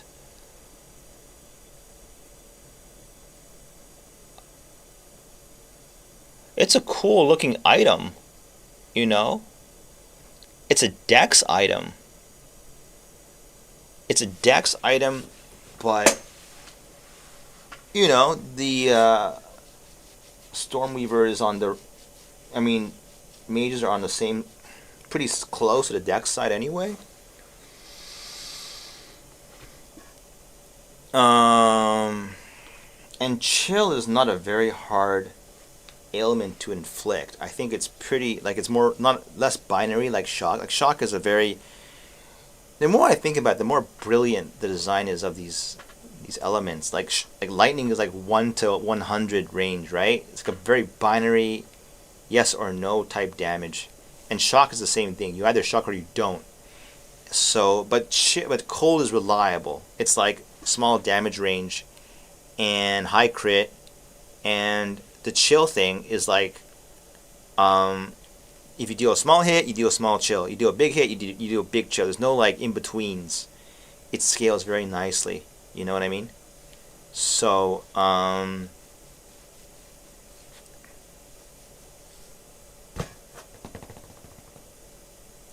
there most certainly is a case running Stormweaver. You go, you play Frostbolt Snake Pit, which is cold damage, and it shotguns like mad. And you run Heat Shiver, which means that because you're hitting multiple times with those abilities, you'd be doing 70% as extra fire, which is insane. It means you will be igniting shit. And I wonder, like, yeah, I mean, you don't really deal Stormweaver has to be the only choice because it's the only class that has access to a 70% chill, right? No other. Am I right? I mean, you're not gonna spend another unique item just to get by that. That's too much. But you know, it's still weaker overall than... well, that's pretty hefty. I mean, but you think about it, if you do 70%, it's still not that great of an item, right? Like, Deepest Power is enabling like a 200%, no, more like 400% more damage here. And that's for one helm slot, one gem, and some nodes on your tree. That's too much. That's a lot. But Heat Shiver, occupying your entire helm slot. To be fair though, it has good stats. It has res, mana, evasion rating. Evasion's good. Evasion's the best type of defense. So what it would be like, you'd be spamming your frost bolts, and they're going across the screen. Quite fun to always see. And what would happen is you'd be getting a lot of extra fire. But you know, and then you run the Shrine Scepter. And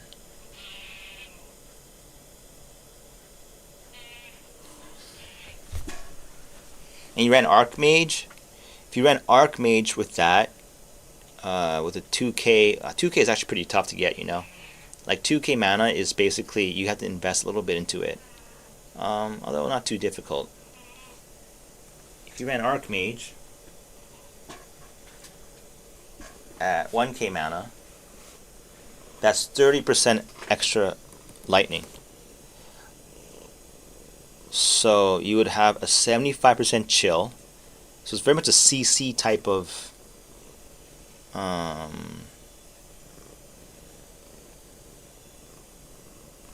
can always run Call the Brotherhood to do some conversions from lightning to cold. But I don't know if that's worth it.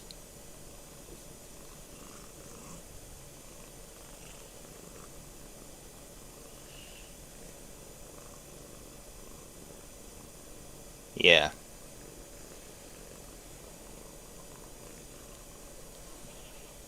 In this patch, it looks like all the helmet slots are going to give you like interesting damage options, for sure. It seems to be that way. And like the body armor slot is like massive utility. Like you trade off your defensive stats on your chest for massive utility. But usually builds that do that are very glassy. Like because so much of your defense comes from your chest piece. It has the highest like defensive stats next to the helm. So when you trade those out for like uniques, the uniques have to offer really, really strong power, and they usually do. Or you trade off your weapon slot for a unique, and they all have lousy stats damage-wise, and you have to get your damage from either your gloves, or your rings, right? Or if you're a spellcaster, well, no, because the rare wands and staves, they give so much like extra like damage. If I imagine like a wand can get a +5 to all skills, which is insane, right? That's insane. That just elevates your damage by a factor of like, it's more than just it's like double damage, right? Almost. It's not just 50% more. It's like double damage at that point. And it's 2 double damages, right? The extra rolls and spell damage rolls. Crit rolls on your wand would give you like 3 to 4 times the damage of your spells. Now the other option is with Stormweaver, you could theoretically not play spells, run Heat Shiver, and if you are doing cold damage from whatever skill, is there, of course, it looks fun to play Frostbolt with Snake Pit because it's just like a shotgunning machine. And I wonder, can you make those Frostbolt projectiles rebound or in terrain? It would be hilarious to see a bunch of Frostbolts like just bouncing around the screen as they fork. I don't know if that's possible because they're supposed to explode on terrain, right? And that's shitty because I guess what you do is you frost wall the try to frost wall them in, but I don't think that's gonna last because. So of course frost wall would be like crazy with this, right? Frost wall would do a lot of damage, but I think overall just spells are just shitty damage, cause like you can make spells bleed in this game, and no one's doing that. Everyone's running. So I'm gonna rule out spells entirely because the scaling for spells is just so crappy. I've never seen a high damage spell build this patch. It just doesn't exist. They screwed up the scaling on spells, and that's sad. They've been relegated to utility at best. So I'm gonna say if you want Stormweaver, the only reason to do so for chill, and you can even take shock too, which is insane because that means what? That means if you shock the enemy and have double shock, you take none of the mana nodes, you take none of the spell casting nodes, you take those all, you take the middle ones. And so double shock is like 50% more damage. So you're almost you're kind of catching up to the deepest tower scaling. So you don't need to go down to the bottom of the tree. And you don't have to play the, I have to be you can play at range. Like pure, you can truly play at ranged. But you won't be casting spells because spell damage kind of sucks. So the way I envision it is take Heat Shiver. You probably want to hit with cold. You can even do a cold skill. Honestly, I can't think of good. I mean, you can do spears, right? You could do in this situation, like, it's like you're trying so hard to make Heat Shiver fit. It doesn't scale, does it? Chill magnitude on M. Let's see. And of course, you're not one-shotting stuff because you have to. Let's see here. How much is Heat Shiver? Is like garbage, right? People don't want to play it because it's fringe, right? There you go. You can't scale this. It's 1/1 no matter what. No matter what, it's 1/1. Yeah. Yeah. There's middling evasion rating. Gives you mana. Big hint, this is a caster type weapon. But see, spells need, they don't just need 75% more damage. They need, like, honestly speaking, they need deepest tower scaling 5x, and I would say another 3x on top. Like, so you're not gonna be running deepest tower because that's really a melee or attack item where you get up close and personal, and it's just stupid. If as a spellcaster you're forced to play up close and personal, why even be a spellcaster at that point, right? You can't benefit from Infernal Cry, doubling your damage on a single hit. How are you gonna do your boss damage? You want to play ranged, and your range scaling options are now okay. You can do Crown of Ice doesn't help you. Crown of Ice is for people who want to scale spell damage and attack damage, or use funny ways of scaling their attack damage, because you can get like 100% spell damage rolls on your gear, and that would drive, it drives your attack damage to the moon. I figure out a use case for Heat Shiver, right? I think no one has, and for good reason. Thinking here, but I can't come up with anything, right? Because it's too weak. 75% of damage is extra. You lock up your Ascendancy node to make this work. It should be like 3 times that. I must be missing something. Like,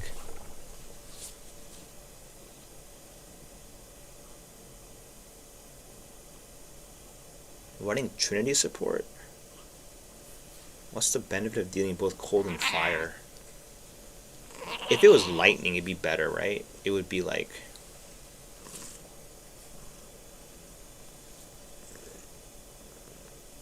in all fairness, it's almost as close as Shrine Scepter, the Sacred Flame, which is giving you, no, actually, Sacred Flame is a much better item. It gives you 100 spirit. It gives you this entire effect at 60% for virtually no condition, right? And it also lowers the enemy resist. So, yeah, no, you can't make Heat Shiver work. Not possible. I mean, it will do extra damage for you, but spells don't just need a 75% more damage. They need like a 500% damage boost, and I don't know where you get that from. Like Indigon's one way, right? Indigon is like, I think I saw the video. It's like at best though, like with extremely perfect mana dump, you're getting 3 to 4 times damage. It's not enough. Like, for all that clunk, you should be one-shotting things after, like a 10x damage.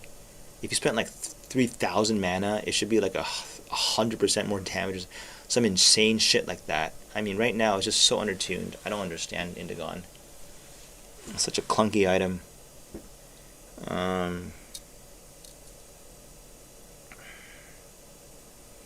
Because you have to be so aware and conscious of your mana spend at that point.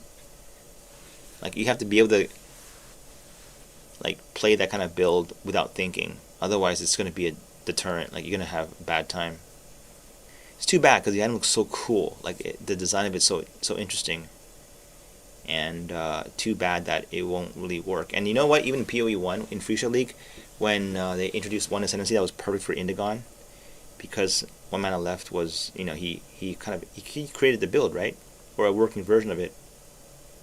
People ran that build and they were just whining about damage, and they ended up just running Lightning Spear, Lightning, not Spear, same thing, Lightning Strike anyway, with just basic, normal Ice Stack, Energy Shield, use Ephemeral Edge, and just spam Lightning Spear in some scaling way, and it just kills stuff, And it's like, why even bother all the Indigon scaling, right? And at the very, very high end, Indigon was doing more damage, probably, but no one ever got that far, because their builds are so miserable to play with, and that's a bad build. You're not gonna have fun in the game with that. So I don't know why they're doing with Indigon. Like, why make it? It has so much included clunk, and then they undertune the damage bonus. It makes no sense. And then they give you a similar kind of power spike with Volt support, which is just a level 2 support. You stack it on your lightning spear, and all of a sudden you're just demolishing stuff for whatever reason.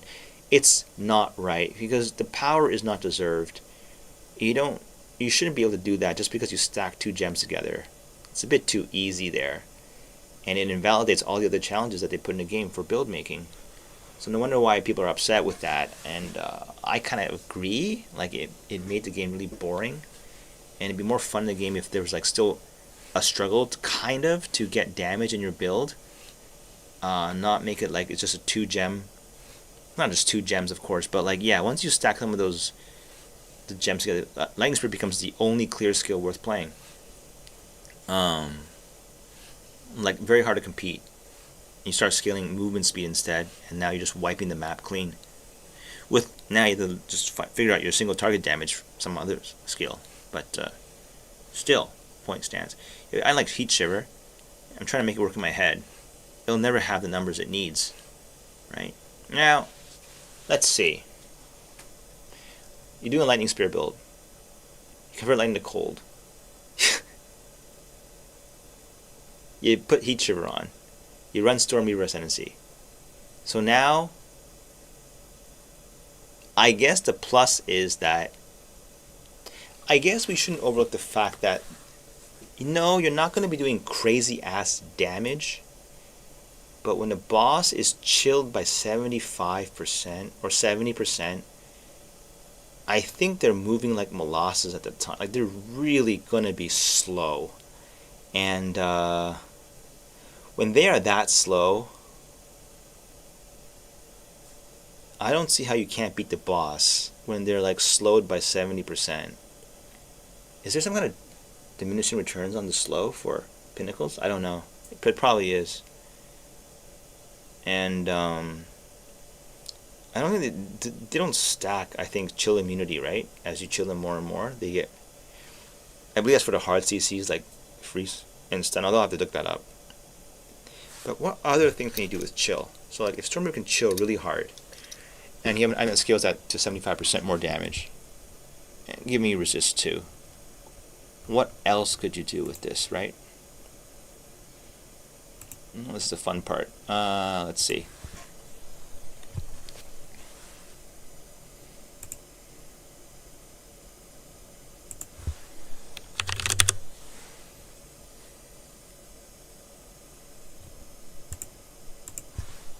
Like, chill is pretty rough, like, have you ever, when you fought the Count Lachlan, the guy who slams the floor, my rage burns, and he puts a chilling ground, it's fatal if you step on that. You can't get out of it. You can't attack, you can't move, like, it's annoying as hell to get stuck in that,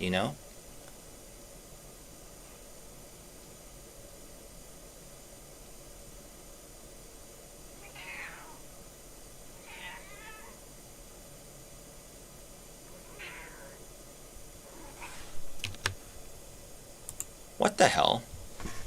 It says on chill for the tooltip that it's maximum 50. You kidding me? So, wait, it's a reduction of 50 to 35, and then you have to...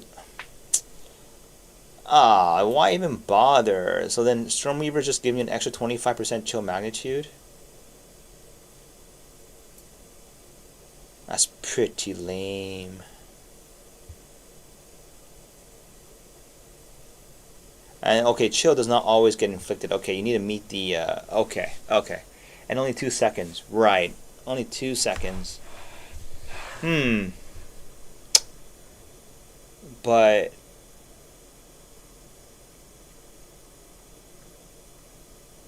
chill is a maximum of 50. Slow of 50. Okay.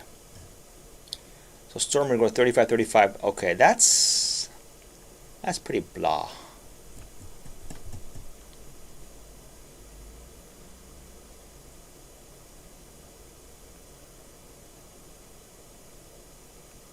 The effect of chill on you is reversed?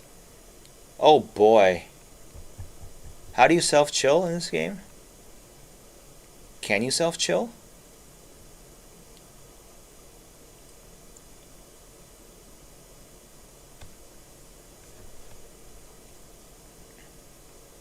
Oh, shackles to the wretched. Okay, okay. That makes it so that you can curse yourself. Hilarious. Okay.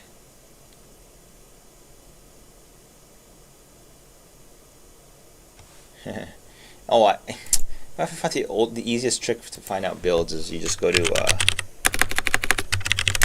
PoE2, just look at Heat Shiver, and see what people are doing with it, and you get some ideas from that. And usually some of them are really good actually. Heat Shiver, 0.1%. No one places a stupid item, right?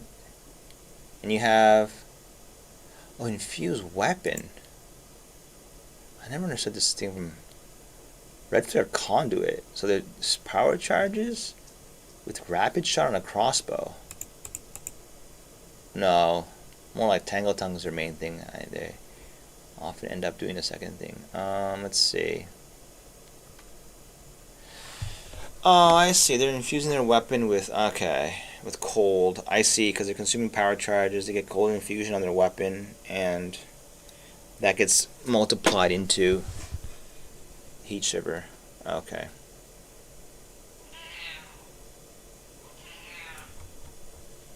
Yeah, okay. That looks pretty glassy. That is very glassy. So it's not Stormweaver. Okay, that chill note's pretty weak. I thought it was baseline 25 and Stormweaver can get up to 70, but it's baseline 50 and Stormweaver goes up to 70, so that sucks. Yeah. Oh, I see. Maybe dividing by... I see. Dividing the thing by 2 is better because it's separate instances of chill. It's because it's easier to meet the criteria to chill, like, at lower max... Okay. That makes sense. I think it makes sense. Still, it'd have to be bombarding the enemy with cold damage. Keep the chill up, you know?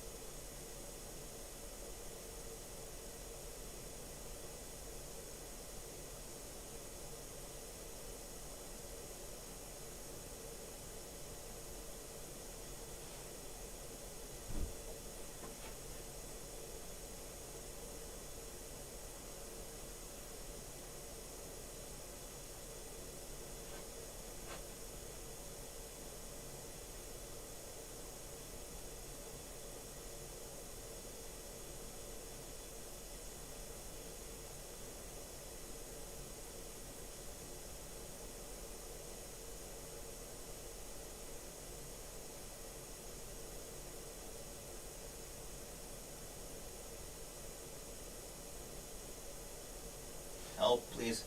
Help. Help, please.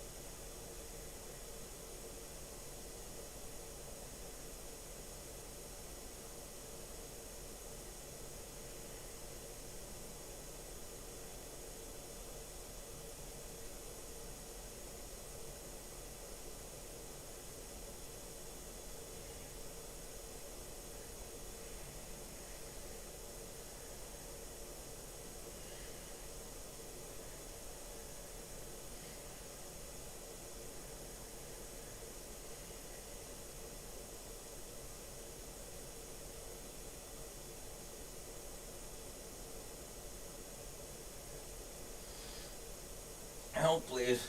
No. Oh. What? Oh, please. Oh.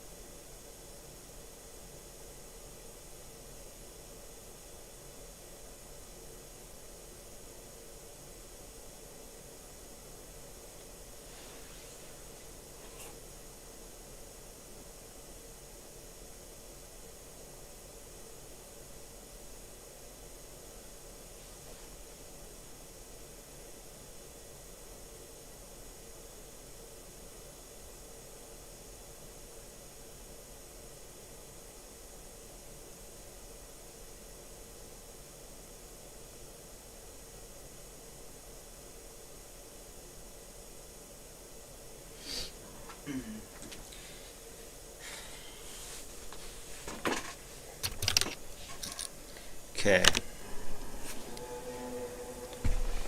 One thing I realize is just poison will always and forever probably always be a... It will be a multiple target. Like you... No, that's not right. It will never be a one-shot build because it is relying on you doing... Because you can stack it. The big difference between poison and bleed is that you can stack the poison up to 6 on Pathfinder, but you can't on do that with bleed. Which is why bleed has the aggravate mechanic, doubling the damage, and still, if you can multi-hit the boss to death, there ain't much difference. The idea is that if you just did shield charge plague, like these two would just... So we've already capped that on Plague Nova damage. Although shield charge could be doing more damage. Ideally, to save time, you'd want to have shield charge to stack your entire Plague Nova instantly. Like you want it to just one shield charge, Giga damage, Giga poison, charged, Plague Nova, shield charge. You know, so you hit. Don't know if you can hit 6 poisons, but by virtue of being stackable, you just do it back and forth, and if you can stack 4 of them, it's like GG, right? Like it's just too much damage. But for 4 points, oh man, like you have to dump these nodes and these nodes, and maybe you can make use of this. That would be 4 poisons already, which isn't enough. But you'd have to hit fast enough to get to 4. Man, they don't put 50% more. Okay.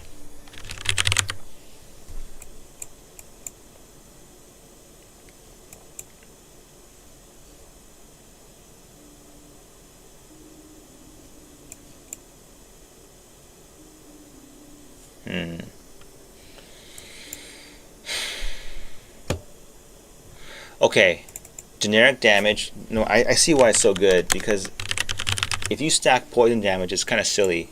Right now, because shield charge is not stacking this enough, you need more fizz damage, or just generic damage. But Generic damage is very rare. I think it's just extremely rare. That's why this build works so well with. I think that's what enables this new build, because there's so many sources of new unconditional fizz damage now that I have a hard time seeing how this does like a. I think the golden rule would not rule. Sorry, it would be to get 4 poisons off in as short a time as possible, and without shield charge, without, well, you have no martial weapon. Like, is it gated by? You can't possibly do out more damage. Okay, you can go up here for even 30% more, but not fizz.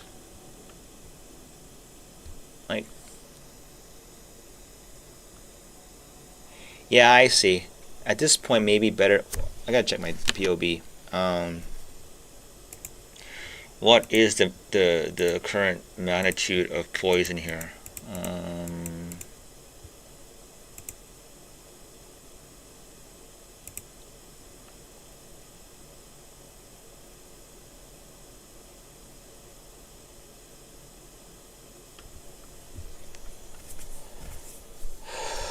Magnitude is 1.9.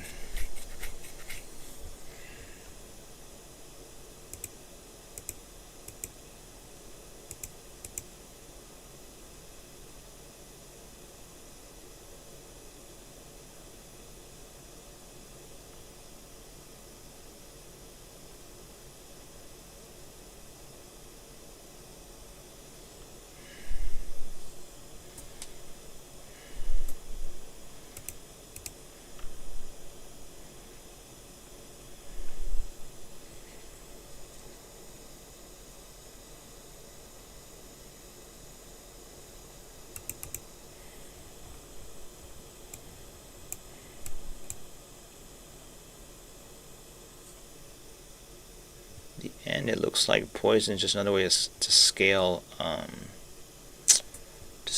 crit, scale your damage basically. Well, obviously that's the case, but just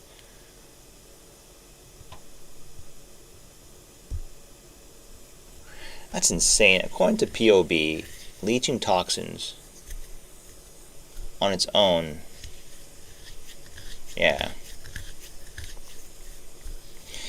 A lot of player power. Let's see.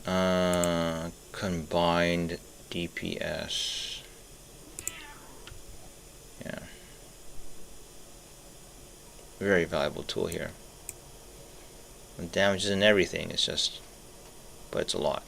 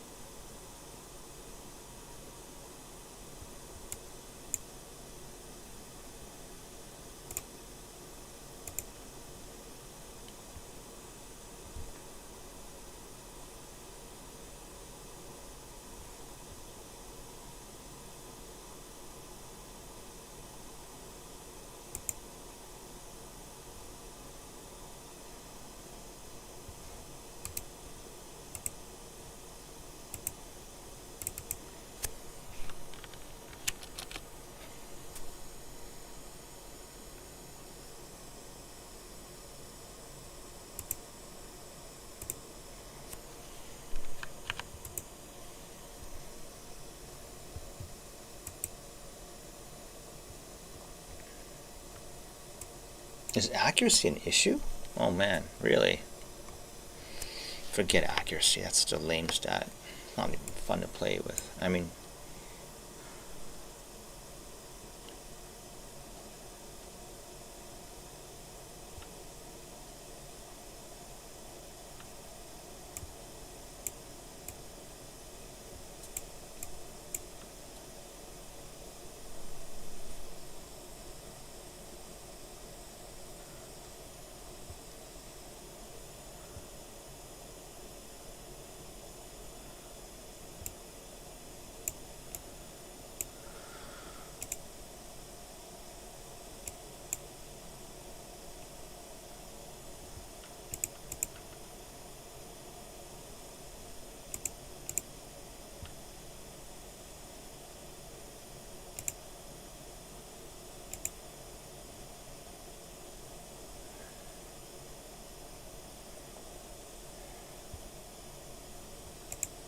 yeah. It doesn't look like this build can go any further without some serious upgrades, and not sure.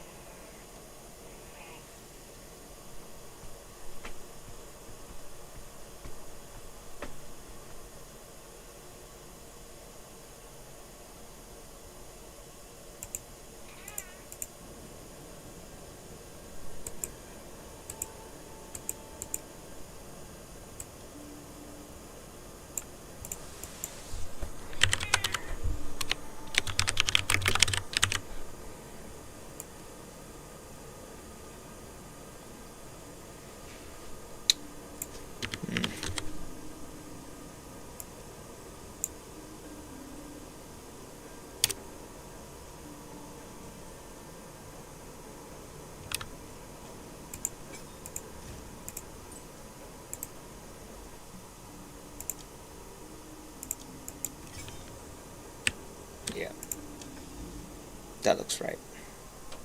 Because it looks like on the boss, I'm not really keeping the momentum thing up. And yeah. Shield charging point blank is a hell of a lot better. So.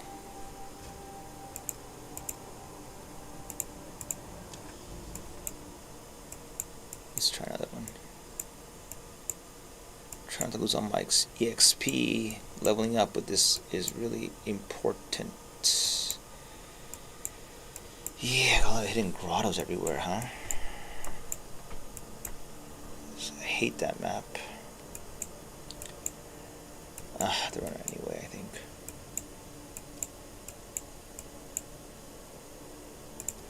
Let's just run it. I'll get rid of the map.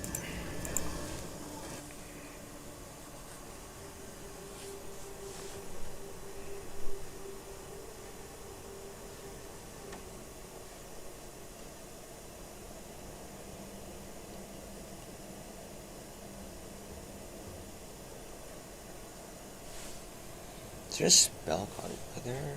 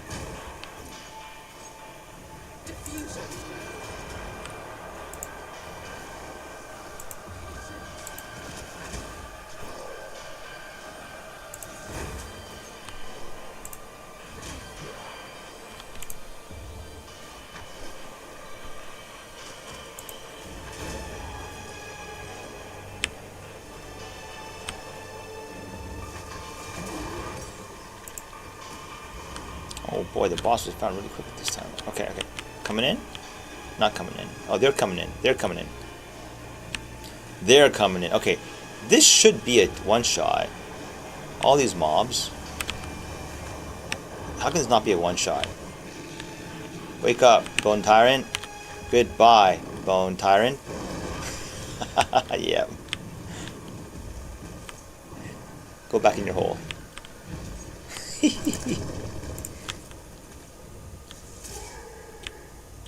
Deli.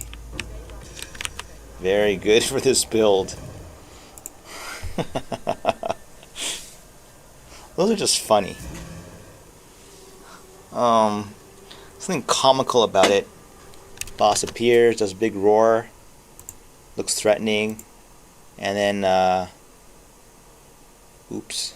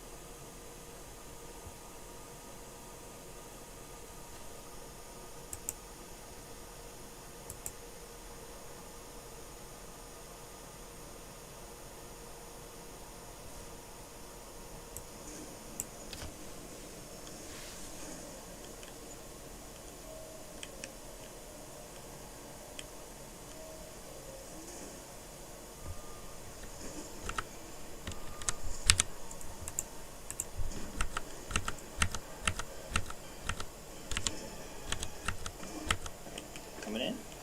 Not coming in. Oh, they're coming in. They're coming in. They're coming in. Okay, this should be a one-shot. All these mobs.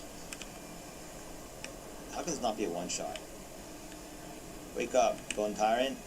Goodbye, Bone Tyrant. Wake up, Bone Tyrant. Goodbye, Bone Tyrant. Yeah.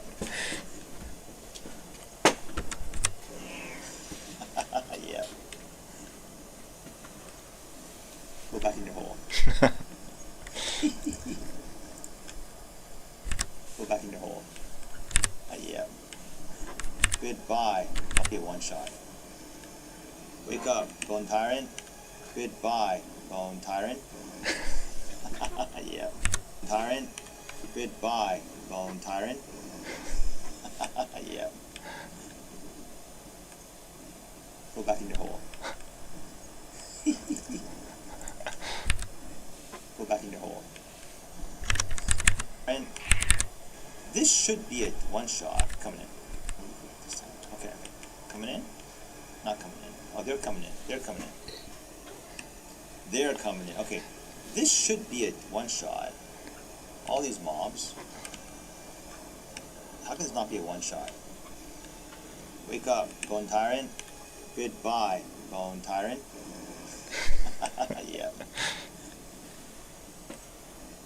Go back in your hole. It's funny. It's pretty fun, recording your own self. Yeah. Too bad with the quality, huh? But oh well. How can this not be a one-shot? Wake up, Bone Tyrant. Goodbye, Bone Tyrant. Yeah. Go back in your hole. Go back in your hole.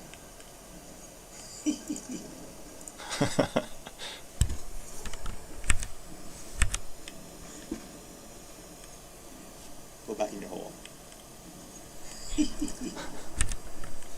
Tyrant. Wake up, Bone Tyrant. Goodbye, Bone Tyrant. Yeah. Go back in your hole.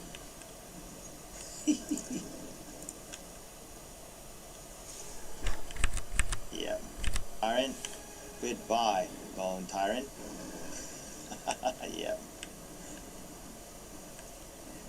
Go back in your hole.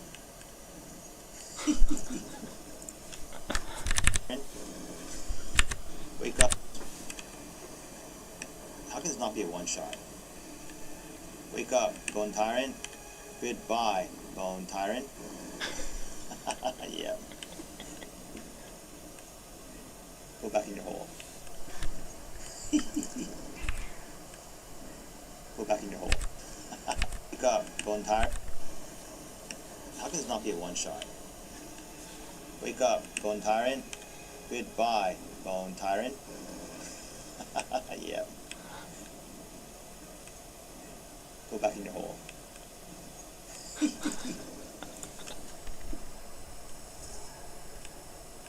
Deli. Very good for this build.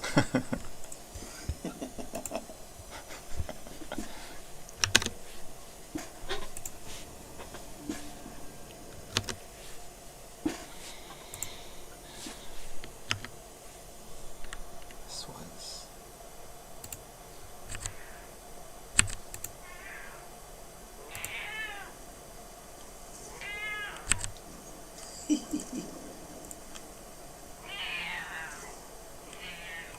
Deli. Very good for this build.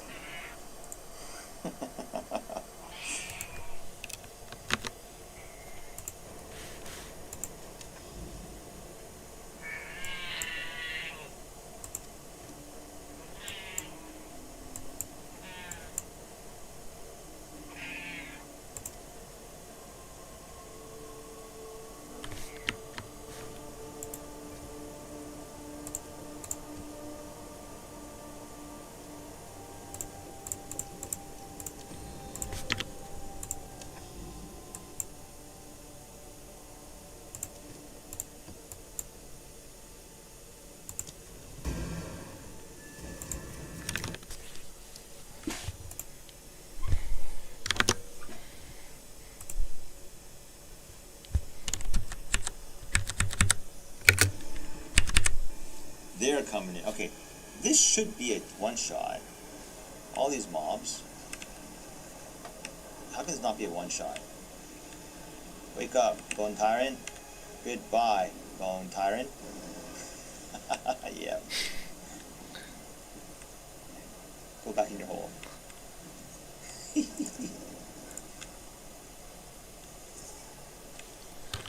Deli. Very good for this build. Those are just funny. Something comical about it. Boss appears, does a big roar, looks threatening, and then, oops.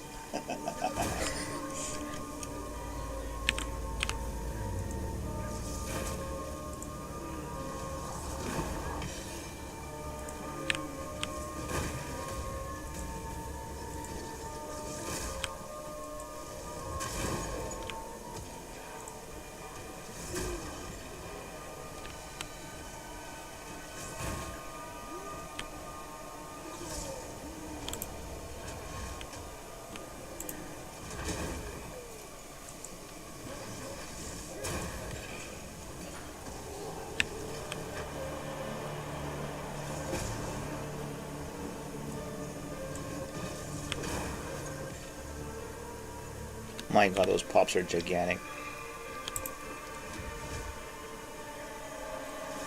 I swear, if I feel like at this point, if I was a famous streamer,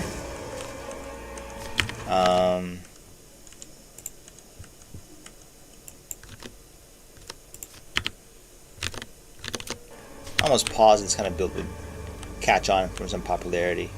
But you know, I don't think I want that. Not yet, at least. Because these guys have to, like, behind their back, they have to, like, they have to buy and sell the items there for their build. I mean, they don't have to, but it's like, given their time restrictions and stuff, like, you know, if they are not min-maxing the currency gains from the market manipulation, yeah, I don't know what they're doing. They are heavily incentivized to be market manipulators, because that way they can switch builds if they have to. They have to sometimes because unexpected nerfs or another build comes on that's better. If they don't move on, their viewers will move on. So, you know, and the only way to switch builds quickly is currency. So, but if you don't... I'm sorry, this build is just so good. Things I learned. 70 evasion, 50 block is literal immortality. Like, it's not stand there, come back 5 minutes later, still alive immortality. You'll be dead. But you can play like stupid mode. Just run in. Okay. Look, there's no way to drag mob. Like, I'm trying to think here. Where did all the mobs go? And it's the worst boss in existence, that stupid fat lady. No! I didn't mean to do that. Crap.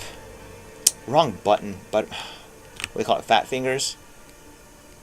Oh man. Because bound to E, my fingers...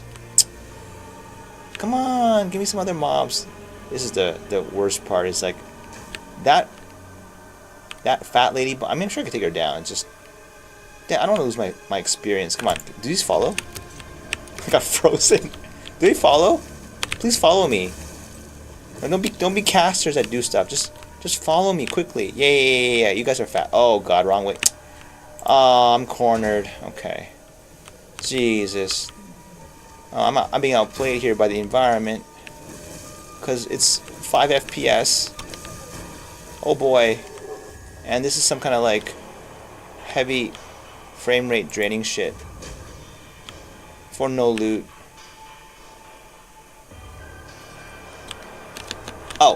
Oh, you. Serpent touched mob. Will you be my friend? Come here. Come here. Any other mobs want to join in? Making a party. Nice spin. Nice RP. Come in. Join me. Oh wait. Oh wait. I got it. Oh man, now I don't have my Plaguebearer. Lame as hell. Okay, whatever. You will help me with this fight though. We'll start with a nice shield charge. Don't stand here in this fight, huh? Is a nearly automatic insta-gib. You'll get insta-gibbed. And even if you don't, you better fall real quick. Good. Okay. Diela. Charge up. Insta-gibbed. I knew it. Like, this boss is so stupid. I cannot begin to describe the stupidity of this boss. It's like they need to redesign this boss. It's so lame. You tell me, like, I'm just trying to feel her out, as gross as that sounds, but nope. She's got this magnetic slam that just, the hitbox is insane. Like, it's like this big. So, like, you know, this too. I want this attack. Hey, this is GG. I want skill gem with that attack, please. It looks pretty powerful. I want it for myself. Man, there goes my XP again. Goodbye, lady. There's a strong case there that we really needed. I really needed that mob to follow me in properly. And that boss is just, what a nightmare. They coded her to be a nightmare because I tell you why. Because the way to outplay that slam, there is one. Took me 30 painful minutes of fighting her in a campaign dispatch to figure it out. Because I was getting one shot by that slam every time. You just can't dodge it. You have to blink. I know One Man on Left had a really good take on this. He said, the way you move so slow in this game, even if you stop moving, you're still slow. Like, compared to PoE 1, you are really slow in this game. And because you're so slow, and the attacks come out so fast, you have to dodge proactively. So what that means is you have to see the attack coming and kind of move out of the way before it comes. And unlike PoE 1, you can react to what's happening because you have fast action speed. And I was like, yeah, that's right. That take is very correct. Crap, I forgot to put Deli here. I mean, I like the music though, and oops, don't have shock ground immunity. Doesn't matter. Some color is nice, huh? Oops, wrong button. Yeah, so that boss, if you did not know that boss, it is an automatic death sentence. You wouldn't know not to stand in the middle, would you? I don't want any macho gamers thinking, yo, no, I did. How? Logically explain, how did you know that? You have to know the encounter beforehand, right? That's lame. Yo, GGG must have the data there. Like, okay, I could have done that if the Plaguebearer didn't bug out. There's a lot of unfortunate events. The Plaguebearer bugged out. I lost my big nuke at the beginning. The trick with that boss, if you are in direct contact with her, which is kind of gross given her nature, she never uses that rolling slam attack.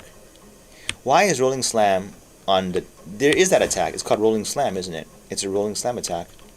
Probably the same animation. Yo, I bugged out again? Lame. Okay, I'll do it with that mobs. That's cheesy. This boss is... This will be comical too, because she... This is a long RP. The Octopota boss. Oh, I missed it. I missed that, didn't I? Shield charge. Oh, I hit. And... Yo, keep flying around. Where's the circle? Come here. Sabam. That's pretty funny. Tag.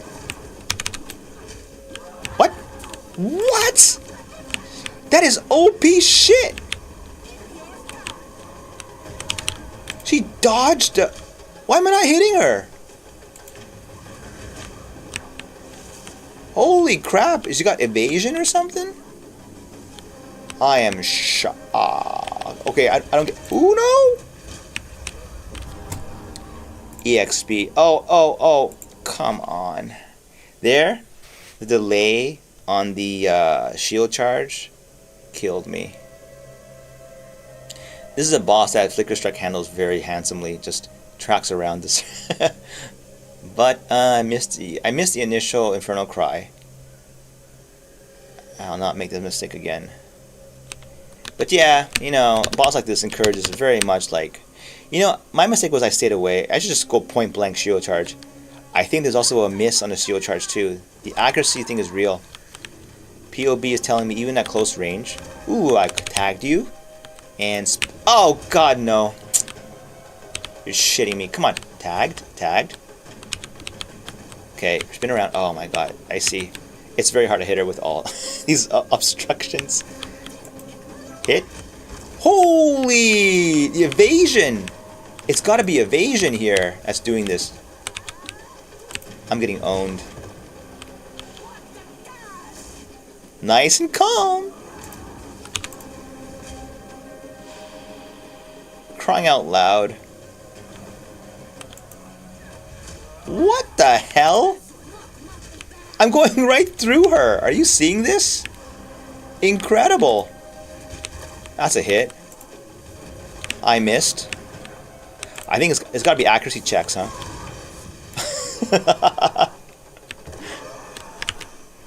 Wait. I should check this. POB was telling me, up your accuracy, you fool. And let's see. What is the... Oh no! The chance to hit is not 100%. That can easily be fixed. I just realized I have 10 free spirit. There's a gem that solves this problem. This gem that... who the hell runs this? It's there just to fix a problem. Okay. Precision. So weird. Okay, where's the... I think Ghost Dance can take it, right? Why not? You lie. You lie. Why can't it be... What's wrong with the game? Can't be socketed? I just did it. Bug report, please. Please fix your game. It's such a good game. Why is that bug? I'm guessing it's because your game doesn't handle... it doesn't handle... the gem requirement. I think it's because I'm not supposed to be able to... what is it? I have the thing that reduces the gem requirements. And if you equip a gem for which you don't meet the requirements, but the nodes that... it's in the all-star thing. The star attribute cluster. Then you can't... The game won't let you socket supports because it thinks you shouldn't be equipping that gem. It's pretty lame. And they should fix that. But anyway... It seems like the way to play these bosses is just to stay there, don't move. Look at them carefully. Just ignore everything they do except for the dangerous one-shots. Shield charge at your own pace and hope for the best. That should be enough, right? Let's see. I gotta move. Why do you have to move for it to calculate? I don't understand. 100%? Yeah. But, ugh. I get this weird feeling that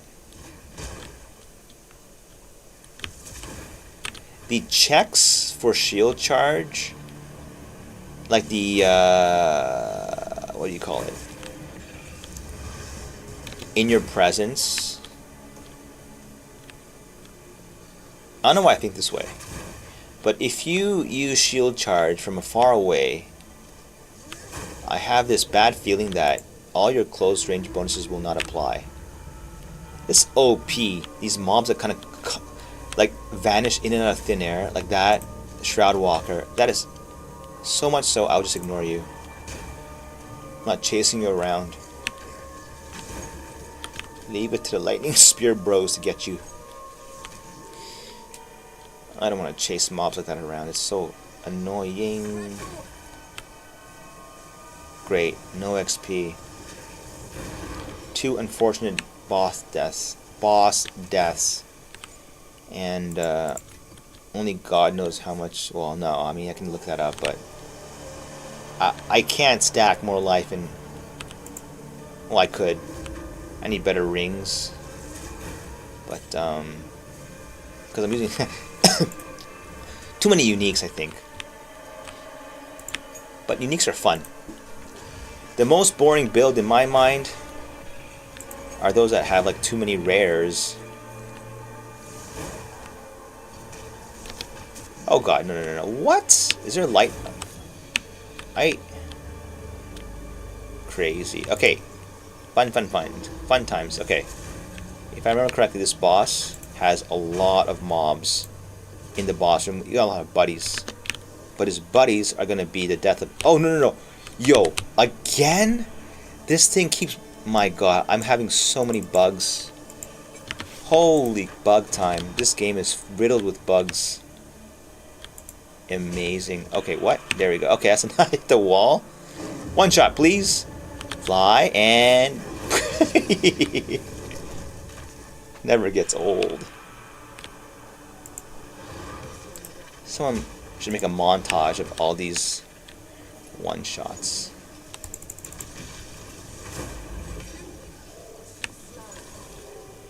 Boom. Inventory full again. But no, GG, I will not buy your stash tabs. Not until you fix your game.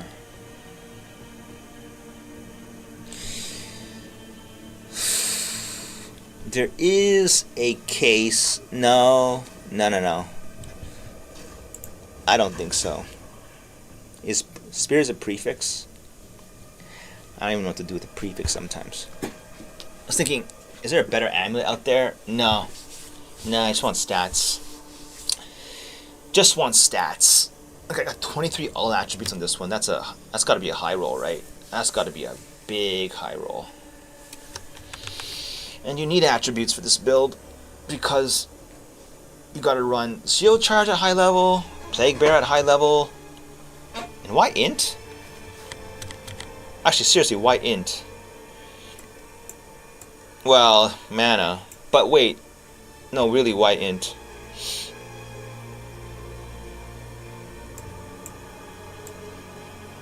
There's not a single... Usually the thing that blocks you from playing a... Are you telling me that if I just lowered the Withering Presence level, I don't need int? This whole time I've been using...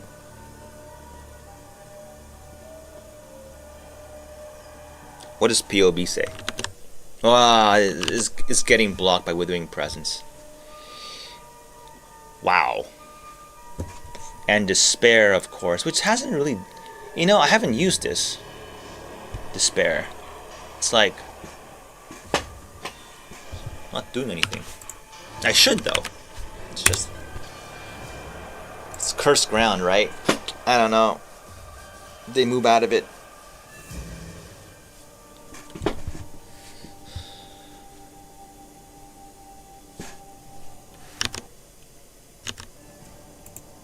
And like, you know, if you're overkilling like that, then even less reason to like try hard to... Oh, this inventory space. How many stash tabs people have these days, huh? Like crap tons. Unique stash tab would go a long way here because I collect uniques. It's really fun.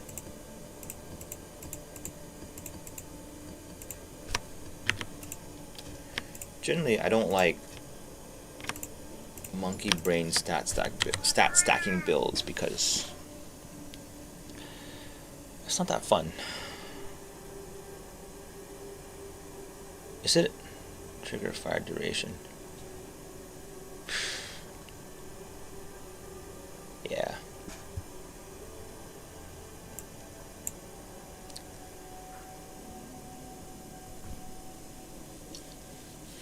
I should look that up, if this works well with I still put momentum in here? What did I drop? Drop conk effect?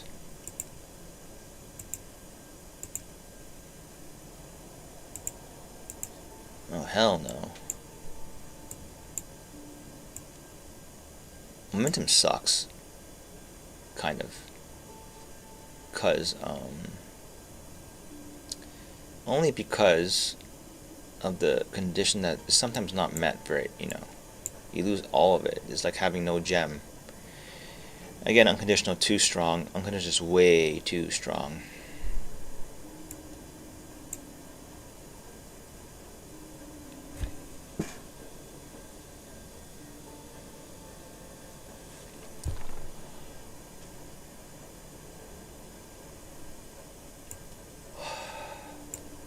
I wonder if deadly poison is ever a play.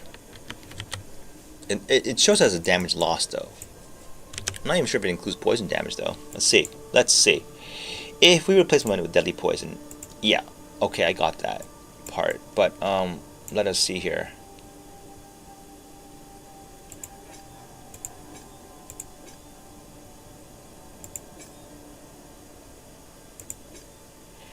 Do some serious adding, but it's a lot more poison damage, despite the hit damage going down.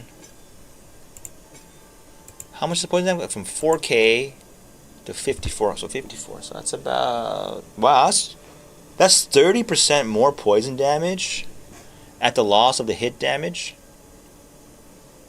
So it will pop mobs less, which can be fatal, because before you were doing collision damage is probably better. That drops collision damage by a lot. But 20k poison, what the hell?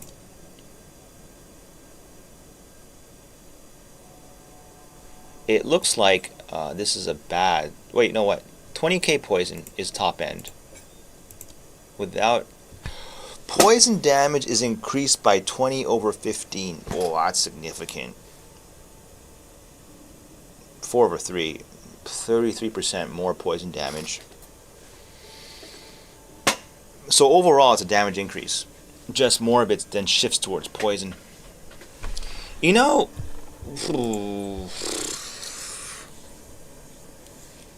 That means that a single close range...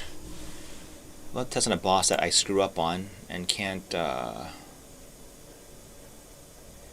land the... I screw up the whole...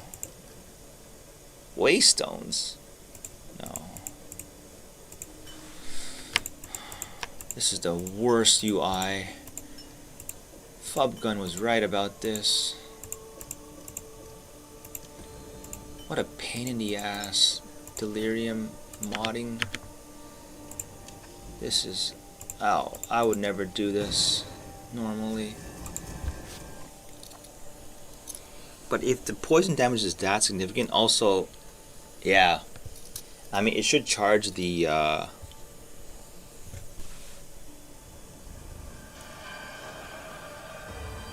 Yeah. Let's try this. What is this? Enfeeble. Good.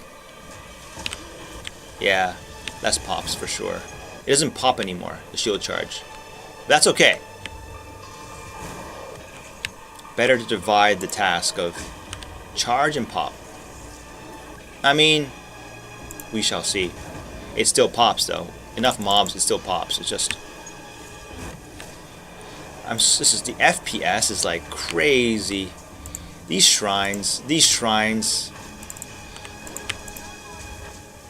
like really, everyone's complaining about the click range. Are they gonna fix that? Because that's annoying as hell. You're like, you feel like you're clicking something, it's not responding. It's annoying as hell. Yeah, don't care for that clunk, seriously. And I don't. Who cares about this? Please, notable, or whatever keystone on the no shrines on your map. Give me an upside for that. Like, I know some people like shrines. I don't. I don't like borrowed power for a duration. Like you don't control it. I guess that's the thing. I don't like. That's why I don't like Headhunter. Buffs randomly. The problem is you can't make plays on that, or you have to adjust your play. But come on, like really? Oh, he's on the map. Nice. He's not on the map anymore. Bye. Oh, this is seepage. The whole time thinking, where are the levers? It's not augury. Okay. Yeah, it's the fungal behemoth. Let's try to land a one-shot on all the map bosses. Ouch. Man, those were hyper-aggressive gorillas. Okie dokie. So this is no boss follows me in, right? Let's try it. Stay point blank. I'm just gonna... Come here. I'm enfeebled. 1, 2.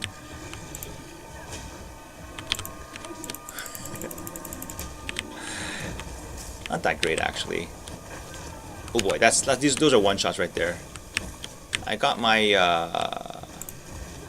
Ooh, that hurt. I got hurt too by some degen, but probably chaos. But he got hurt even more.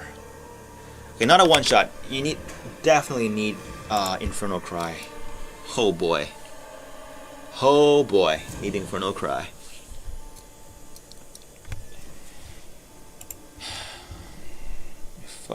Yeah, my mistake. It's... There's a node there, isn't there, for like, Delirium Mirror. Nice. There's a node for, empowers another attack. I think that's a pretty good node. Especially when you're sitting on a case where, like, exactly 2 War Cries will guarantee the kill. So you only War Cry once. Get 2 Giga buffed shield charges. Make sure rotation really smooth. Yeah, I think the poison damage stack was pretty high. I don't know though. Something off about the damage though on a boss. I feel like numbers wise, there's no reason why. Oh, I'm guessing Ambrosia supports the big difference here. Yeah, as the hit damage gets reduced for shield charge because of the deadly poison, it doesn't. It has a problem popping mobs now. It doesn't pop as readily as before.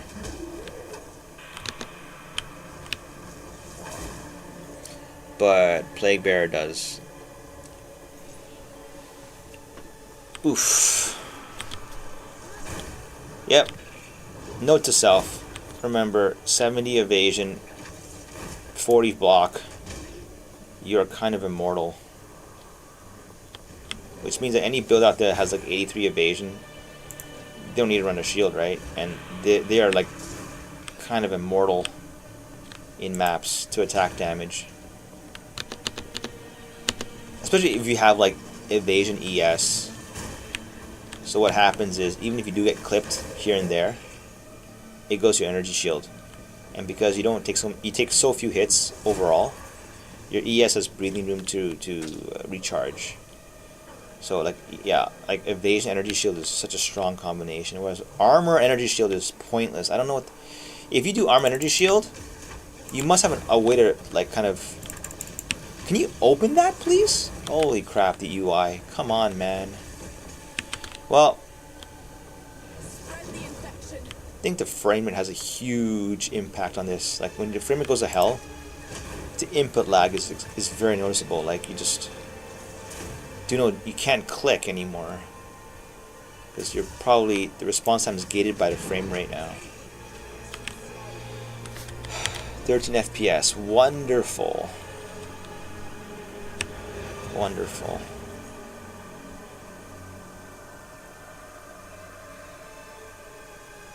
Right, it does create input lag, right? If you have it's 1 frame every 6 frames every second, right? No, sorry, 10 every second, so 0.1 second delay. Not that bad though. but still noticeable. Oh, hateful. Okay, okay. Stop this madness. Stop the killing of... Spare the mobs. No, get me out of here. Oh, wait, what? The boss was here already? Sorry, I didn't notice.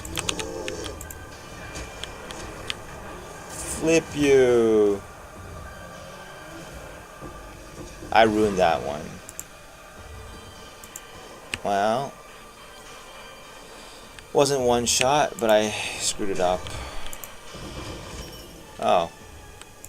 For killing the boss, I guess, huh? Whatever.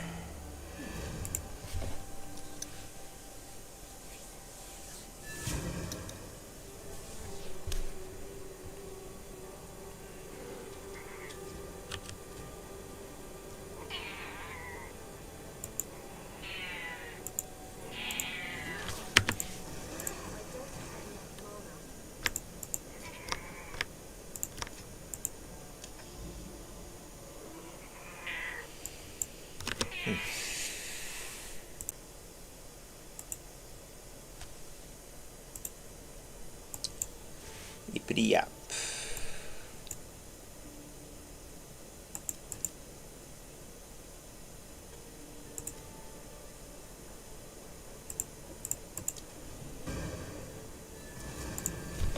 Okay, last map.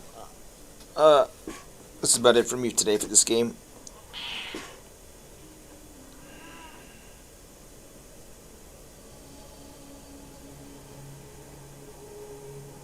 I don't think I can scale it. I don't know. I'll figure out ways to scale it higher. Can't think of any right now. I need coffee.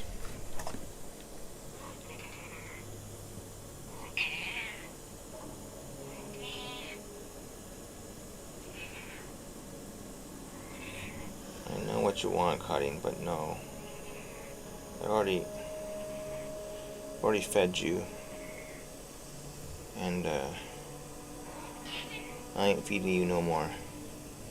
You've already been fed. This cat just doesn't know when to stop asking for stuff, you know?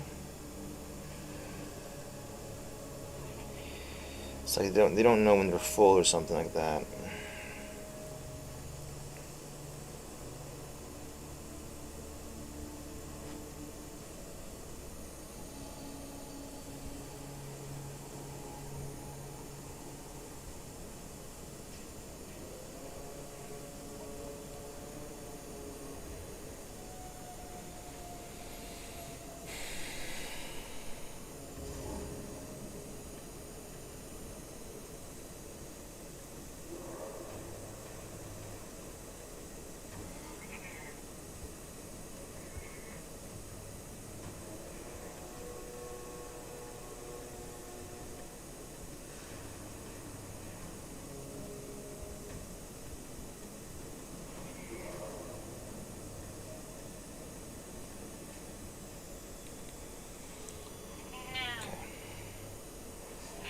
Let's go. Let's do it. Let's see. Let's go through the portal. The FPS killing delirium mirror.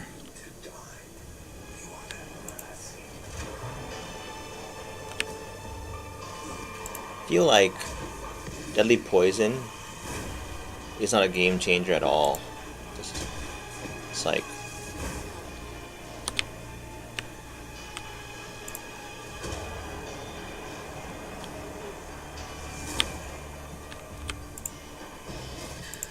what do you know? That's worth something.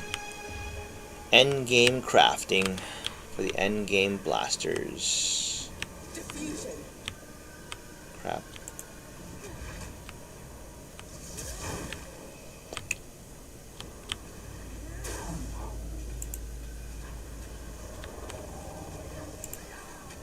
Holy crap, man. They have to bug out at the worst possible times. Let's do that breach.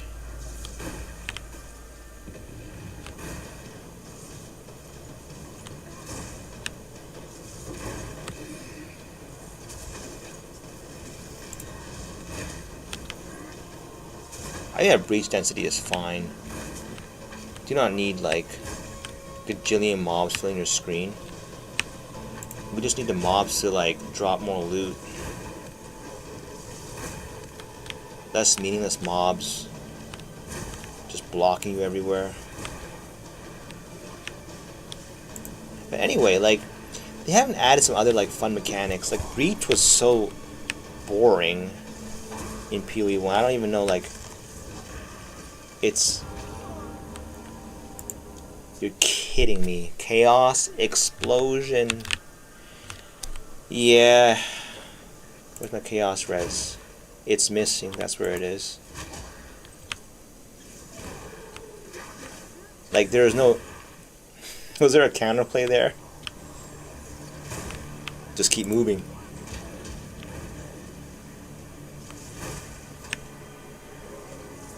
There it is again. I saw that purple beam launch into the sky at 13 FPS. And it's okay.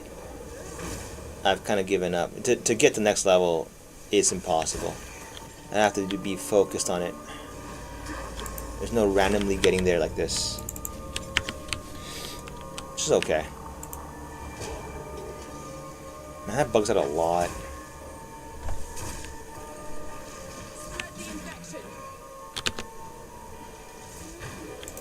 There's a lot of like you walk along and then all of a sudden you can't walk along anymore because in Delirium mobs just spawn like, oh, look at it. Why are there mobs here now? Wait, were they here before? Holy crap! Oh my god, they're all chaos spewing mobs? Okay, look, you're still here though. Okay, not all of you. Not all of you die. Oh my god, I can't move through them. Can you make way? Make way, please. Please make way. Make way. Please make way. Okay, there we go. Dodge roll not. Ah, too late. I was too early, I mean. Oh, no. It still worked. Are they still here? Okay. Yeah, I don't know what the hell this is. Like, oh, whoops, what? Okay. Yeah, looks like tons of mobs spawn in a boss room with you in Simulacrum. This is a huge advantage. I don't know if it's every boss. It's not every boss because it didn't spawn with the gross woman boss. But most bosses, it seems it spawns. Anyway, I'll stop it right here. Need to get some rest.